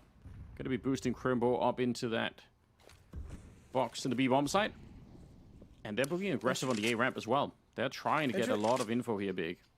It's interesting to see them go into the double up setup right out of the gate in overtime. I don't recall they used it a couple times in regulation, but it wasn't like the main kind of defensive setup that they had to make that long run. Searson, nice angle here with his back covered. Rain, he had the thought, oh, Searson, these are the kills he was lacking in the last 2 rounds. If he would have got something like this, they would have won it already. But that is a classic overtime experience. Finally, you get the last couple of kills that you needed earlier. 29 seconds. Bomb is being attempted here, and Rops is playing a little bit of a bodyguard, taking down Tizian. Great read. Good job. Back into a 3-on-3. Yeah, you have to know if you're Rops, good awareness. If an Opper's that dedicated to peering back towards connector, you have to know there's a second player protecting his back towards T-spawn. Rops reading everything. He should get this kill as well. Crimbo ducks right into it. Tapson trying to move into the bomb site, but Brokey's on point as well, and Keto's left in a 1v3. First kill is his, but you're never going to force these players to peek. You're never going to get them out into the open, and Keto, he's got to know this round's done and dusted. It's over. That has nothing to do. You're absolutely right. It looked like he scoped down to find the bomb, and he just couldn't find it. Not that it made a difference at all. Yeah, he was never going to get them out of that one. So, first round of overtime goes to FaZe. Whew, all right. That's 4 straight, going back to regulation. Yeah, this is it's starting to become a nice little string of rounds they're putting together. And Robs, you're right, the read, especially on the follow-up flank, that's I mean, you've already taken down 2 people on the A ramp. Could have easily assumed that there wasn't going to be a third one flanking that same position. Late smoke towards top ramp for Tizian. FaZe don't take advantage of it. But they are lined up towards this A bomb site. Kerrigan alone in middle. Brokey ready with utility. Here comes the hit. That is a nice grenade. Tizian turning around. Oh, good headshot. But again, Twist has been trading these kills into the A-bomb side. I feel like for 5 or 6 rounds, he just keeps doing it. Rob showing up to try and get a revenge. Nice shot from Keto. Mid-air to pick off Robs. And that's enough to turn the tide in their favor here. Brokey now 1 versus 3. And they are everywhere. No bomb plant. He's trying to sneak through to catch Keto. Must see the, yep, shadow on the ground. But it doesn't matter. Keto's lightning fast. That's nice. Searson has had 31 kills. And they win that round. That's got to be feeling great for Big. Yeah, finally putting a stop to it. That's the one they couldn't find in the final 3. Seems to be like just a heavy op battle in this overtime. I feel like the ops are getting most of the kills. But you're right. I mean, Twisted as a second player in is just so effective. His first, obviously, his accuracy, his efficiency in trading is just so very impressive. Nice shot from Keto coming over as well. All tied up at 16. This time, FaZe bomb's going to be outside of the A-bomb site, but 2 players going to try and take mid control, and Big once again want to get aggressive down the ramp. They almost wanted to go for it. Kind of makes you wonder. And with this aggressive Palace play, they're evacuating the middle entirely. There's nobody there. So that's the huge downside, that if FaZe wanted to go for any kind of a play up connector or boost up in a window or anything like that, they have all the real estate in the world to try and do that with. But on this side of the map, it's a little bit different. Counter nade coming out. Bomb is being drawn back though, so ooh, this play for Big, if they hold on to it for another 20 seconds, they could be in some trouble.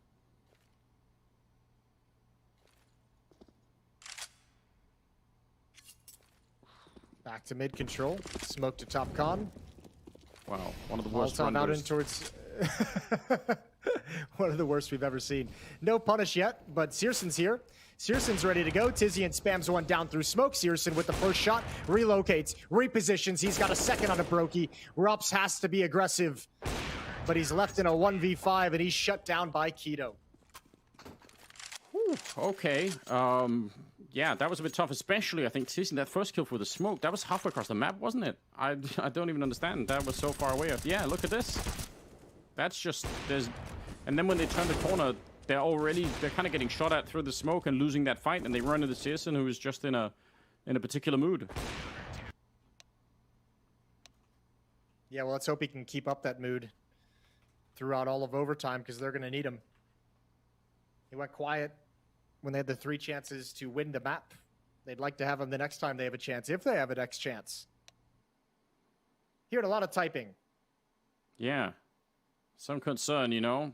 Hopefully nothing that they can't fix too quickly. But yeah, this is starting to get into an interesting space. Tizian having probably one of the harder finals that we've seen yet from him in a little bit. Again, it'd be fun to go back and compare his stats to the semifinal or the quarterfinal even. I'm pretty sure he was there are a couple of maps that I think he almost won where he was like the top fragger for the team. So he's still holding on. And I mean, the last couple of rounds here, he's at least got 1 kill and then been traded by Twist pretty much every single time. But that's still better than how this map started for him, where he basically just had no presence at all. His semifinal series, Tizian against Cloud9 in a 2-0 victory. He was the top fragger across all 3 maps, 47 and 32. He had 25 kills on Dust 2. He had 22 kills on Inferno. So just logged a great performance in the semifinals just to get Big to this position.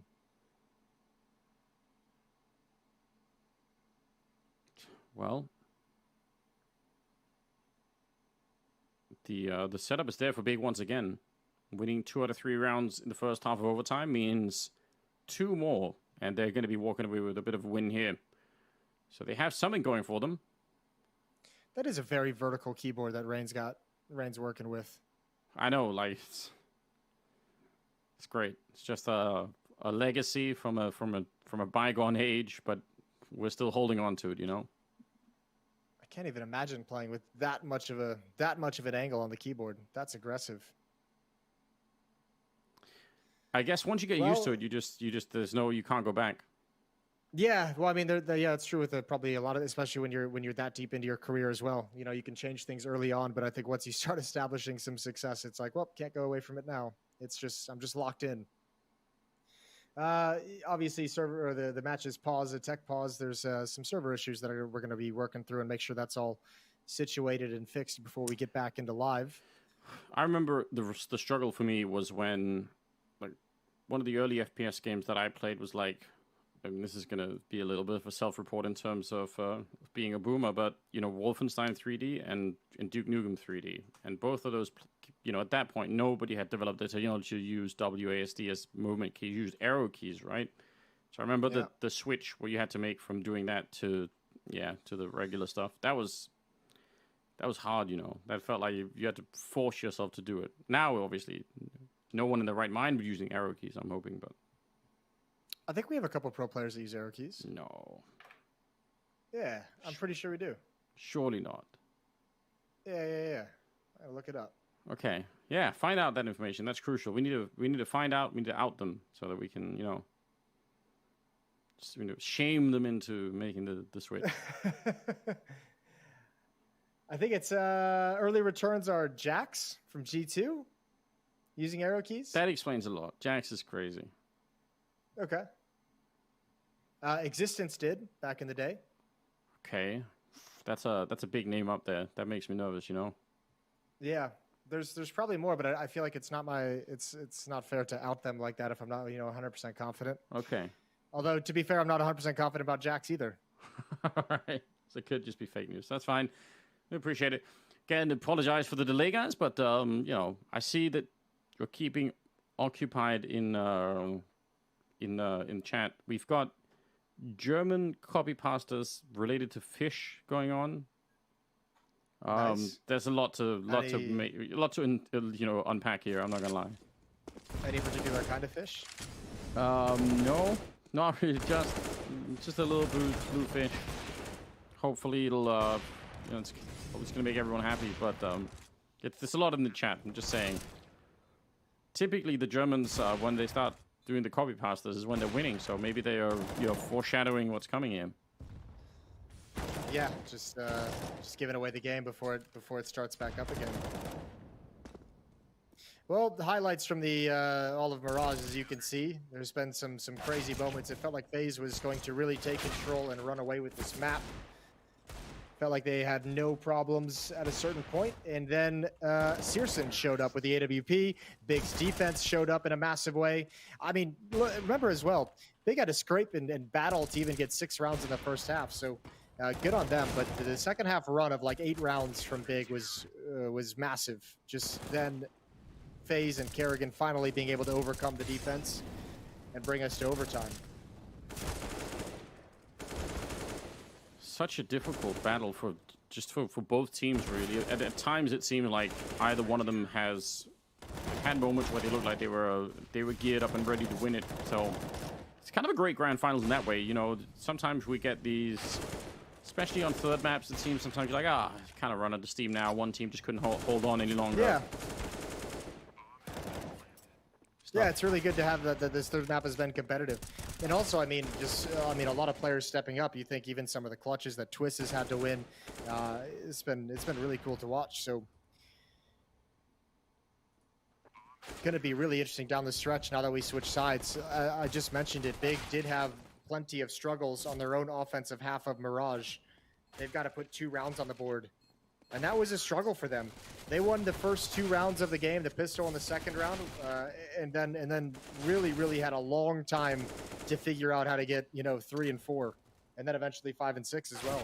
Like, it was not a fun first half for them in any way. No, definitely not. Yeah, searsson, some of the... Maybe we'll create an epic highlight package from this grand final just with searsson kills alone, and maybe throughout the whole series, you know, like the whole tournament. There's just been a lot, so...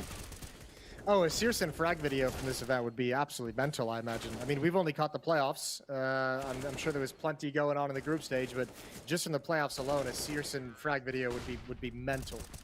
Plenty of material there. What about a like a 3-second video of all the searsson kills in like tiny little tiles, so you get all of them in like 3 seconds? How about that? Sure. I can't even really imagine what that would be, but we'll take it. Just Just a huge, like, overlaid AWP sound that just breaks your headset when the video plays. Okay, So one of loud. those. All right. No, I wouldn't like that. I would not enjoy that in any way. Okay. I'm just coming up with ideas here. Just pitching some stuff, you know? Yeah, it was better when you were going on about LED rage pillows. I think you're onto something there. Yeah, I like that. Okay, we've got You your could give approval. that. You could give that idea over to Kerrigan's store. Take like 10%, but let him do all the work. I know, but Kerrigan isn't really like the model for this kind of a product. Like, I'm thinking of hitting up Nico on that one, you know? Like, Yeah. I could imagine that. You could use that clip from Nuke where he misses the eel shot, and then I think there's Let him screaming into a pillow for all eternity. yeah, there's real potential. Yeah, hit me up if you want to invest into that project. The Rage pillow, it's going to be in the store near you anytime soon. Maybe in the next 10 years. Perfect. We like that. Just as an update, as you can see, match still not back live in the second half of overtime just yet. Just a couple more minutes and we should be underway. Getting where the issues are almost fixed. No idea what it was, Yeah, but it was apparently brutal. but it was a lot to deal with. Yeah, they've had to send out the network engineers to try and glue some of the cables back together, maybe. Good thing Yanko's there. Yanko can fix all those issues. He's got plenty of experience from the live circuit that we've been on for the past 8 years. He's been like our improvised IT guru. He is he really is sort of the what is it, like the Swiss Army knife of esports. He's done everything. Got a huge resume, you know, obviously coach, casting, analyst desk. I think he's probably taken over as a desk host a couple of events. He was my personal shopping assistant at one point in time. That's right. He was like your fashion consultant. Yeah, which God knows I need it. So You do need one. I mean, but you know, you could also say that event really kind of kicked off your career after that. So he did a great job. He made you hireable again, and that's all you can really ask for. yeah, I appreciate that. Shout out to Yanko, picking the right white shirt for me. Which Apparently Woxic uses arrow keys. This is a tweet from a random user on Twitter. Thank you very we much, trust those. Leon. Good sources. Yeah, we'll go with that. We'll put Woxic on blast for the arrow keys. It's good. Yeah, if we're wrong about it, he'll have to defend himself later, you know. Maybe file a lawsuit or something, but otherwise we're going with that for now. Yeah, for sure. Yeah. Well, tech issues, I guess, come in all shapes and sizes. So we'll just have to be patient. That's how it is. I don't know. I guess the worst thing is if it's a whole PC that's just going down, right? That's what you don't want. but I would assume that's not the situation just by it being server issues and not like a player issue. You know, I don't know what it could be, but I don't think we're dealing with anything quite that bad. Nobody's going crazy. I feel like there'd be a lot more panic in production if a player PC blew up and needed to be replaced. Now, if the server PC needs to be replaced, that'd be interesting. Surely that's we're living in the 2022, so we've got cloud servers and all the rest of it. I feel like it can be set up right quick. So hopefully that's not the issue. But well, we just got word in the Discord, should be starting really soon. That's what we're working with right now. Well, that's excellent. What's been the what's the dumbest tech delay you've ever had to deal with in your decade of casting? Dumbest tech delay. I'm trying to think what have been some of the really... Or I think we've had at least a couple of knocking over the energy drink into the keyboard kind of moments, which... Had a few of those, yeah. That's always unfortunate. The hand warmers blowing up, exploding. Oh, yeah, that's a classic. Yeah, they've got a weird powder inside that just goes everywhere. That is another classic. Trying to think of that. I mean, we've had some. I think they're not even tech delays, but just teams literally not even showing up for the matches. I mean, shout out to Navi. Old school Navi. Just literally old school Navi. Yeah, just literally because they were so famous and had like such a huge brand that they just knew that no admin was ever going to call them on it. It's so funny to think about now. If you try to do that, you'd be fined out of existence by the tournament. But back then, it was no. Those were the good old days of esports. Yeah, no little Swedish DreamHack admin's going to be trying to find Markolov in 2013. That's not happening. No, not at all. No one's going to be stepping up to that plate. Or Seuss. Can you imagine that? Like, yeah, that'd be funny as well. I'm trying to think what was the funny one? Remember the chair situation with Michael Ailey back in the day? Yeah, but he played through on his knees or whatever it was. How did he sit at the end? It was so... He stacked at the end. He stacked like 4 or 5 of those hotel chairs all in one. And he was playing on top of the stack. We're back. That's the live server. Shout out to Michael Ailey. He's awesome. Here we go. 23 kills on Searson. We are, in fact, back into the game. Second half of the first overtime. And it is 17-16 in favor of Big. They need to win 2 rounds. FaZe need to 3 rounds. And anything outside of that would be a path to double overtime. We're all caught up. We're all caught up. We saw the frags from regulation again as well. Yeah, 16K start money. I'm trying to think back to what Big did in that first half to claw themselves a few more rounds. Yeah, I feel like they had a couple of solid good hits on the A-bomb side. I can break your brain a little bit here. Woxic not only uses arrow keys. This, again, is from a completely different random user on Twitter. Okay. Thank you, Rizwan. He uses inverse mouse on top of the arrow keys. Then at that point, go all the way and just use inverse arrow keys as well. Just why stop? Oh, I can't even imagine you using an inverted mouse for anything except for a flight simulator. Flight simulator, I get it. Yeah. Although I feel like I know more than a couple of people these days who do it. And I guess your brain just adjusts really quickly when it happens. So, you know, just if you start out that way, you probably don't even really notice. But what must be so weird is that I don't know. I'm assuming, do they use inverse mouse in Windows as well? I feel like I have no idea. Don't. Maybe they do. You'd almost have to. But I have no idea. Well, all right, we're live into it. Round 34, first round of the second overtime. Thank you for sticking with us through the break. Big up 17-16, 2 rounds away from the championship. Oh, yes. And spreading out. It's just a much longer break than we were expecting, so hopefully everyone stayed real warmed up. It all changes now. It really does. Setting up the smoke for the connector is Keto. We'll see how that's going to land in a little bit. Bomb is undecided for now. It's going to actually, they're going to be setting up another smoke in the window from T-spawn. So here we go. A little bit of pressure on that mid portion of the map right now.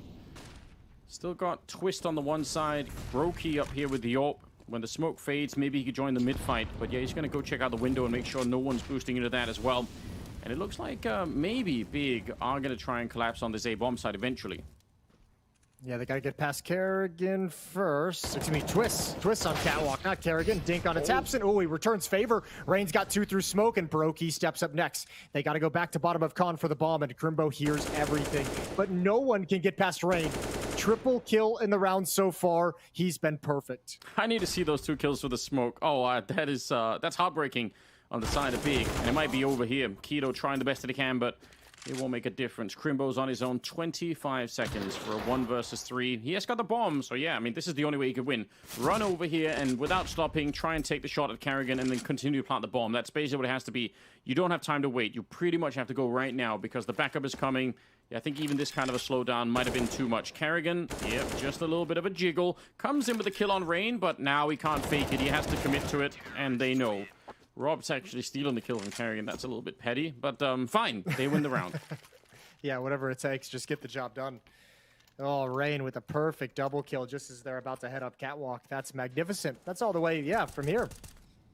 Or excuse me, just as they're about to head up con. Yeah, he didn't even believe it. He's just tapping away trying to get a little bit of chip damage, and he leaves with 2 kills. It's like, oh, okay. Yeah, that's a nice day. 17-17. I meant to do that, you know, just gotta convince people anyway. 17-17. And Brokey's set up in the middle. Not scared of running into Searson, I guess. Who, by the way, is hanging around at top mid, so they could have run into each other. Oh, this is huge from Rops. This timing, so early and so aggressive. Now, we have frequently seen Tapson back in the first half fall back, and he'll check this as he retreats. We'll see if he does the same thing here. Rops has a clear flank. He's calling all the FaZe players to start rotating over towards the B bomb site. Kerrigan and Twist on the initial defense. And here we go. Twist over towards Catwalk, grabs the first one. Tizian makes it to Van. Almost transferred that one, Twist. That's a lot of damage. Tizian's real low on health. Look at the mechanics on Twist. Did he actually dink Tizian as well as he jumped down? I almost think that he did. He's very, very low on health. And that long flank from Robs is going to be coming into play as well. So this is really tough for Big. Couple of rounds here where they've not had many chances in the second half of overtime. Tizian, though, that is a really nice headshot. That's what they need to bring him back. And Searson has still got the health. Yeah, Tizian is out of the round, but that was always going to happen. And now the question is, could they defeat Searson? He's lined up. There's a kill. Nearly could have been a 2-for-1. And now it's Op versus Op to try and see if they get this 18th round. It's going to be Big to pick it up. Searson in a 1 versus 2. His 35th kill. And Big 1 round away from taking it in overtime. Searson's going to get the glory for that 1v2, but that shot that Tizian has on Rops' flank is unreal. That is such an important kill to get. So incredibly massive, just as you plant the bomb as well. And look at the heroic efforts from Twist for all that to just go up in flames. Rops had all the information. He knew what had planted the bomb, and he knew that Searson was scoping up on Catwalk. When he goes down, it makes this a one front fight for Searson, who continues his magnificence. 18-17, Big with their 4th opportunity to win the championship. Man. Robs trusting that smoke to keep looking into the underpass. Nobody from Big has shown up, though. They want to stay far, far away from that action. And I don't know what read this is. Maybe just the amount of smokes in the middle on the CT side made them think maybe they're committed to that. Either way, it looked like they got some sort of insight that made them quickly go here. And it could work. If they keep going, yeah, smokes into connector. That's going to be 3 people locked out. It'll leave Rain on his own. And don't get me wrong, Rain has been real good in overtime, but this is going to have to be a miracle. Tizian entering to take him down. That's a huge kill for Tizian. Keto to follow it up. Oh, no, FaZe. It might be falling apart right at the end here. Crimbo on the other side, yeah, pushed up towards the smoke. No scope by Brokey as Tizian finally out of the round, but he did the opening. That's all he had to do. Brokey and Kerrigan, 2 versus 4 right now. Bomb plant, not even needed right now. They just need to slow down. No more no scopes being allowed, and Kerrigan is on his own, 1 versus 4. And now they're going to go for the bomb plant, locking him completely out of the round. There is nothing that Kerrigan can do to get back into this one. They've got every crosshair trained at this position. He's trying to be a little bit flex with it, peeking out into it. He gets 1 on Keto, but there's so much more to find. It's not going to be doable. It'll be 19-17, and Big are your champions. Oh, that's impressive stuff from Big. What a run through the playoffs as well. The 2-0 win over Cloud9 was massive. This is even bigger. They beat the best team in the world 2-1, a grueling series. First map, 29 rounds. Second map, 30 rounds. Third map goes all the way into overtime, and Big take the trophy home with them. And $150,000. That's not too bad. That's a good day at the office. Really, really impressive. Yeah, you could see the level of homework. I mean, they're playing with a stand-in as well Trace. on top of everything else. Wow. They're not even ready at the desk. That's, you know, shows what kind of work they're putting in, doesn't it? It's just like Trace. He's about as useful as a poopy-flavored lollipop. Yeah, well, there we go. I like that. It's good, Jason. Thanks. Oh, man, they're about to play on home turf as well in Cologne. So Big stepping it up in a massive way here. Credit to them. FaZe definitely, yeah, kind of. I mean, they had a lot of individual, prowess in this one. There are a lot of cool highlights coming through, but just wasn't enough today, I guess. Yeah, I guess the new conversation is kind of going to shift. I think the thing that's really unfortunate for that is now that's kind of going to shadow the story about them leading into Cologne, which is such an important event in the calendar and such an important event for FaZe as a team. And I imagine that they'll probably kind of try and brush it off and say this isn't that big of a deal, but there's no way you can kind of have the conversation heading into Cologne that FaZe actually dropped this grand final after having a series of poor results after winning the major. So it just kind of keeps building this story that FaZe is in a really rough spot, despite the fact that they were the hottest team to start 2022. Well, we'll see how that goes once we get to it. But for now, we have the best desk in Counter-Strike history. Take it away, boys. Wow, Anders have been gassed up a few times, but that takes the cake. And, of course, the Roobet Cup now complete. What do you guys think? Are we the best desk that there ever was? Kind of. Well, up there. Yeah, like top 100 probably, right? At least. Yeah, easily. So we've done it. We've completed the Roobet Cup, and Big are champions.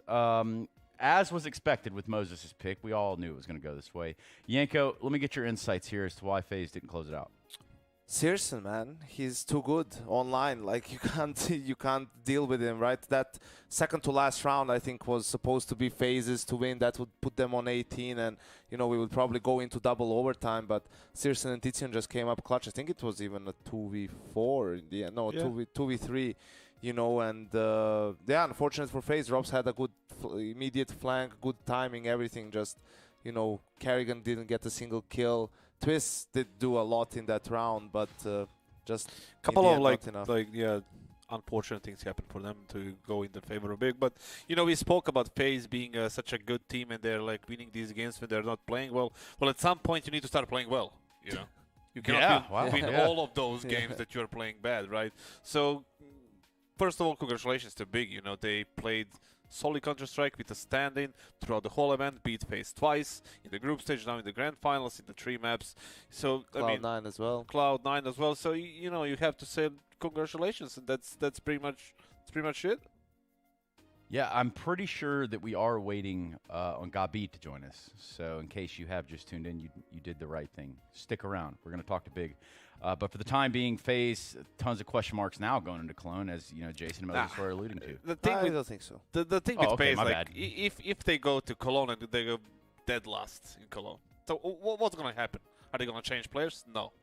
Are they going to do something drastic? No. They're still going to be winning 3 out of 5 big events on LAN that were held in 2022. Well, yeah, but for the it will show signs of worry for the future, right? Like if they go out dead last or don't make the playoffs, like you're starting to have some questions about their form and whatnot. But I don't think that's the case. I think if this game was on LAN, FaZe would win comfortably, and I think in Cologne on LAN you're gonna see the real FaZe, and I think we'll see them make another deep run and definitely be in contention for the definitely.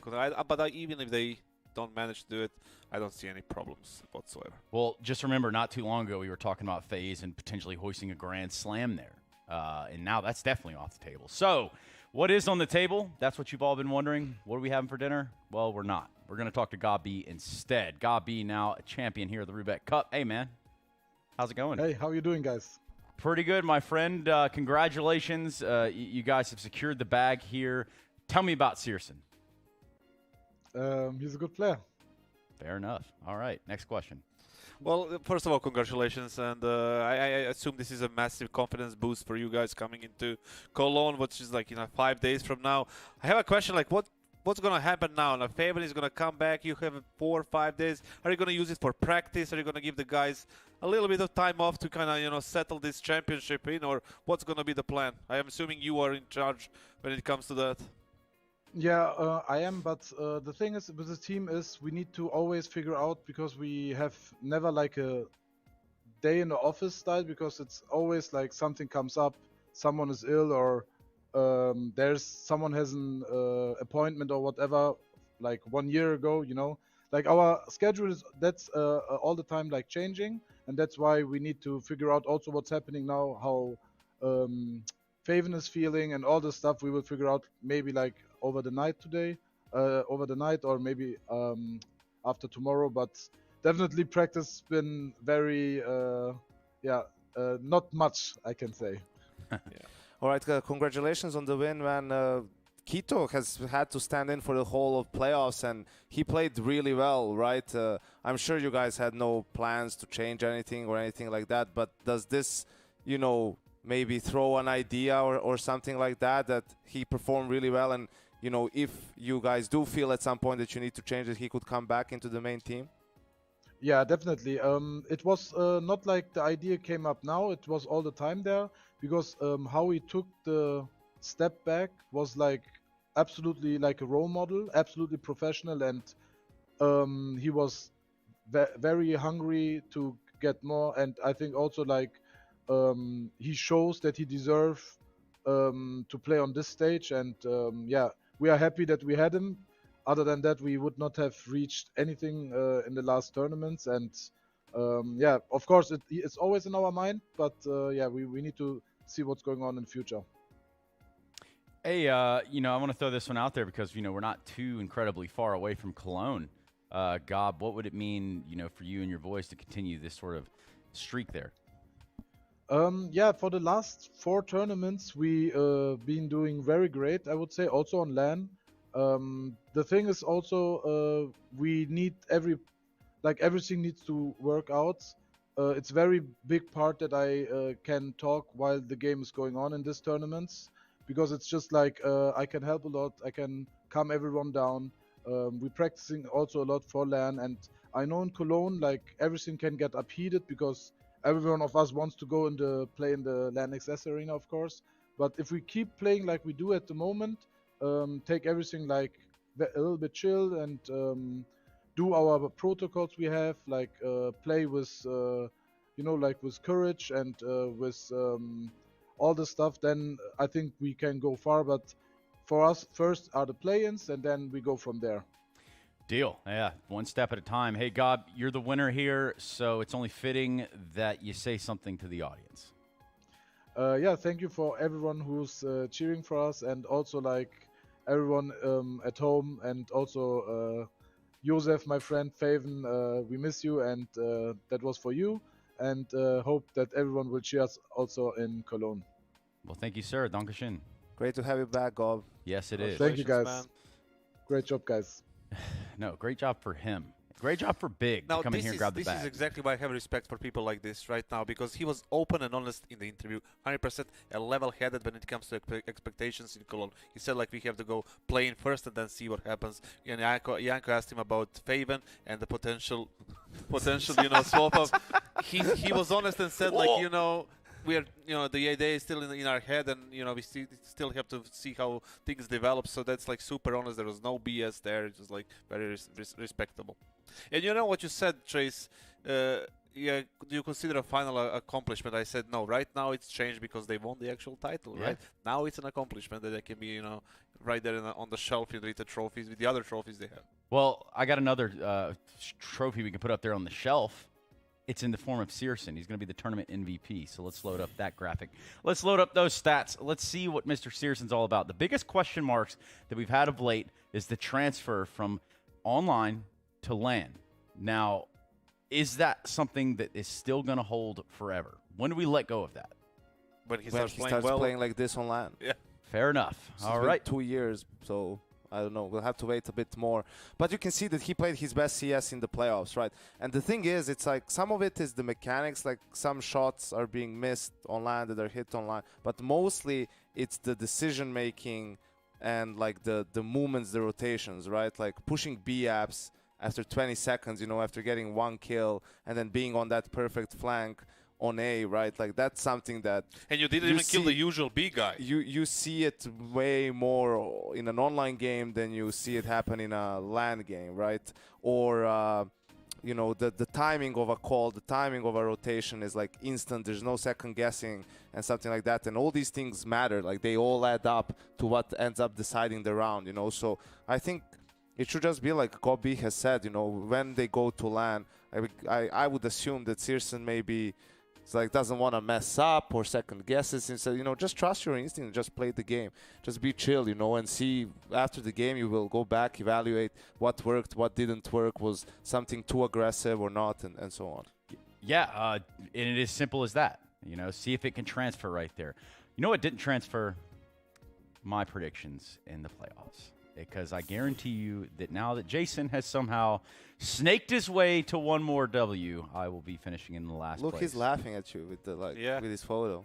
Yeah, and you are cheesing your ass off in that Yeah, photo. and you're begging for some change. Now, begging for some more prediction points, my goodness. Either way, still not as bad as Kassad in the group stage, so we'll take those as they are. But thank you, guys, anything you want to say before we shut this thing down, or what? You cool? No, I hope you guys enjoyed it, the show, and I hope you enjoy Belgrade. You know. I can describe this tournament with one word. No, actually, and since I have you guys here as well as the relog guys in the next room, I want to say don't propose. Definitely not. We've seen how that goes within Counter-Strike. Definitely too soon. I want to say thank you to not only the viewers, not only to my friends here in Yanko and Kasad, but to the guys in Relog for bringing me out to Serbia. I have never been here. I have never been to Belgrade, but I promise you, you're going to want to come check this place out. It's pretty sick. And on that note, shout out to the amenities one last time. Shout out to them damn amenities. Good night, y'all.